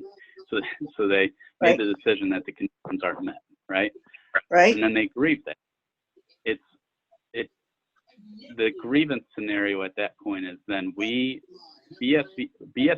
BE is then in the hearing arguing against something where arguably we are not a party to it because we weren't involved in that decision. So there's that side of it as well. Like it doesn't make sense. Would it even be a grievable action at that point? Madam Chair, I think we're going in circles. I think so too. I do. I really think that we're confusing stripping Greg of his authority as opposed to just cleaning up this language and referencing the power Greg already has in a different way. That's how in all due respect, I don't think that's I don't think we're going around in circles. I think that's a legitimate point. Whether or not an operator is going to have a grievable action because the action wasn't made by BE, and that's in the grievance. Yeah, so it would be Rick, an action taken by BSVI, and this wouldn't be the case. But ultimately, the director has the final authority has to rest with the director. That's what we're saying. So even if that authority is not, we're taking the director out of it. We're taking the director out of it. No, we're not. No, we're not. Madam Chair, Derek. I'll let Jeff finish. Derek, go ahead. It's fine. I'm not doing a good job of explaining it, so go ahead. Right, Derek. Well, I think what Jeff's saying is they double dipping. That's kind of what it is. If they make the final decision, they shouldn't have to make a decision before the final decision. It's just double dipping. That's it. Derek? Well, I mean, if you want to use that line of logic, then there's no point in having rules or discussions or anything. You just go ahead and let the BSVI director determine everything. I mean, that's not a good argument to make here. The rules can dictate, the rules can and do on many occasions dictate the actions of the BSVI director. You shall terminate me if I shoot somebody on Fifth Avenue. I mean, that, you know, he has no choice in that, right? He has to do that. So the same thing could be said about a selection. I'll go back to that. You're saying that nobody can grieve a selection if the BSVI director didn't have a hand in the decision. That's not true. That just simply is not true. And what this all boils down to isn't the grievability of this. It's taking away the ability of a grievant to have a good argument. As soon as you put it in the rule that the BSVI director can take on that decision, regardless of what anybody else did, there's nothing to grieve. I mean, there is. I mean, you can still grieve it, but there isn't a hearing officer in the world that isn't going to say, well, hey, the BSVI director is allowed to do so because it's in the rules. You've never heard a hearing officer say that about a selection. You've never heard of them say that. No. It's the rules. It's the program. It's not the ultimate responsibility or the ultimate authority of the BSVI director. It's the ultimate responsibility and authority of the program, of the rules that we're codifying currently by the Bureau, BSVI and the committee and other people that will ultimately end up involved in the process. That's where the authority lies. It never lies with the BSVI director unless it's specifically given to them by rule. And you've had to, on many occasions in grievances, I mean, there's been grievances about selections. There's been grievances about PIPs that I know you're aware of, where you had to go in and stand up for the decision of the selection panel. And I mean, that's because the ultimate determination rested with the director. That's right. So it was a grievable action at that point. But taking the BSVI director or taking BSVI out of the ultimate decision on a PIP, I would say it's not a grievable action under Rule 14 anymore. And to discount the determination that a local selection panel made as just a throwaway, I think grossly understates the value that a recommendation would have at a grievance hearing. I know of one instance where local selection panel members came in and actually gave testimony as to what their recommendation was. And if I recall that particular grievance, and in part based on that testimony, actually came back in favor of the operator who was placed on a PIP. But we're saying even in a selection, which selections get grieved. They get grieved probably more than PIPs do over the years. If the selection panel votes to award a facility to somebody, under your argument, you couldn't defend that in a grievance the way it's set up. So what we keep saying is, how is it different? Because when a person's selected, there is a course right into the BOA. The BOA signed. So the director makes that determination by saying, sign that BOA. There is no rule in Rule 6, if the PIP, it just says if the PIP wasn't cured, then the director may terminate the BOA. But the PIP is different because there is an additional determination being made whether or not the PIP was cured. Oh, I don't see that. I don't. Yeah, I'm missing that one. I don't know. I am too. I'm missing the difference. Madam Chair, this is Eric. This is exactly the reason that the AG's representative, who's supposed to stand with the committee in these discussions, should be here and should be weighing in. It's inappropriate for their lawyers to argue with us about legal points without us having a lawyer representing us. Yeah, I don't know where he is today. And Madam Chair, and even if he was here, he might argue that he can't make, he he can't guide the committee in these discussions, but he should. And if he can't, then there needs to be a way found for the committee to be represented in these kinds of discussions. So, Madam Chair, Yes, so it is 2 o'clock. it is. I know. I feel like we're all spinning our wheels a little bit, and I think we need to go back. I need to think through a couple things. I have a few questions on my own that I want to answer, but I feel like we all need to take a breath from this for a minute. Okay. Can we handle this before we go? I know what you're saying, and I agree. Everybody's tired, and we've been at this a long time. And we do reconvene on the 22nd, which we're almost there. Everybody, we're real close. We got this. We still got to argue about that whole employment issue thing. That's still going to be a discussion that I haven't forgot about. What do we think we had when we did the grievance rule? We had the whole thing where we had a separate discussion. Is everybody good with us doing something like that again?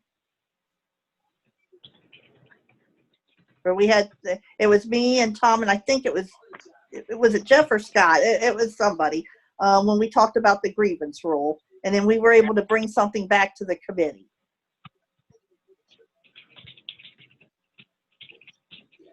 We can do it on this, and I know we're going to have some talk about that employment stuff. Madam Chair, what are you referring to employment stuff? In the active participation.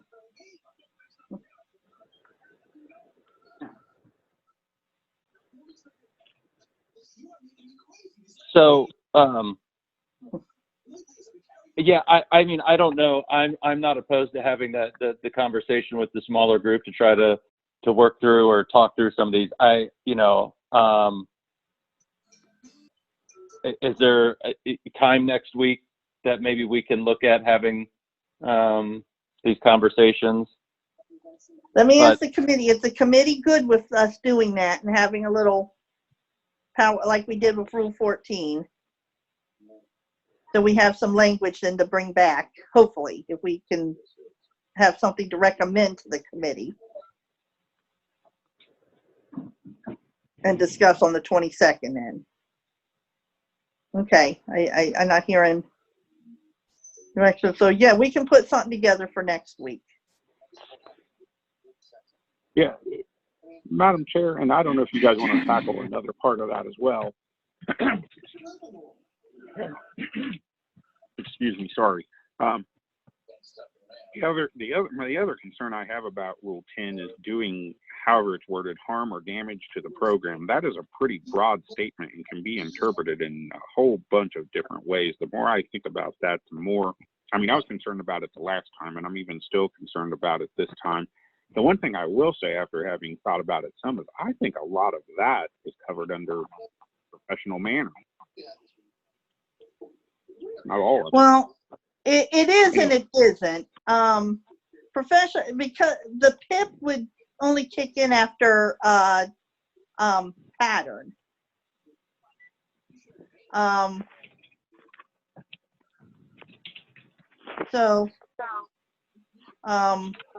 know what you're Madam saying. Chair, I'm not really in favor of trying to narrow that. I understand, and I understand where Frank's coming from, but in light of a couple incidents or things that have happened this fall, I'm in us having to really kind of think through and figure out some things we can do. I think we need to keep that language as it's written. Yeah, and we got the active participation part with the local selection panel. So the local selection panel gets to have the determination if that that pattern exists or if the reputation thing is in there. So that was the one thing we asked for about that reputation thing, and we got that in there. So I think that's fine. But all right, let's start thinking about adjourning, and we'll get together next week and hash some of this out some more in the small group.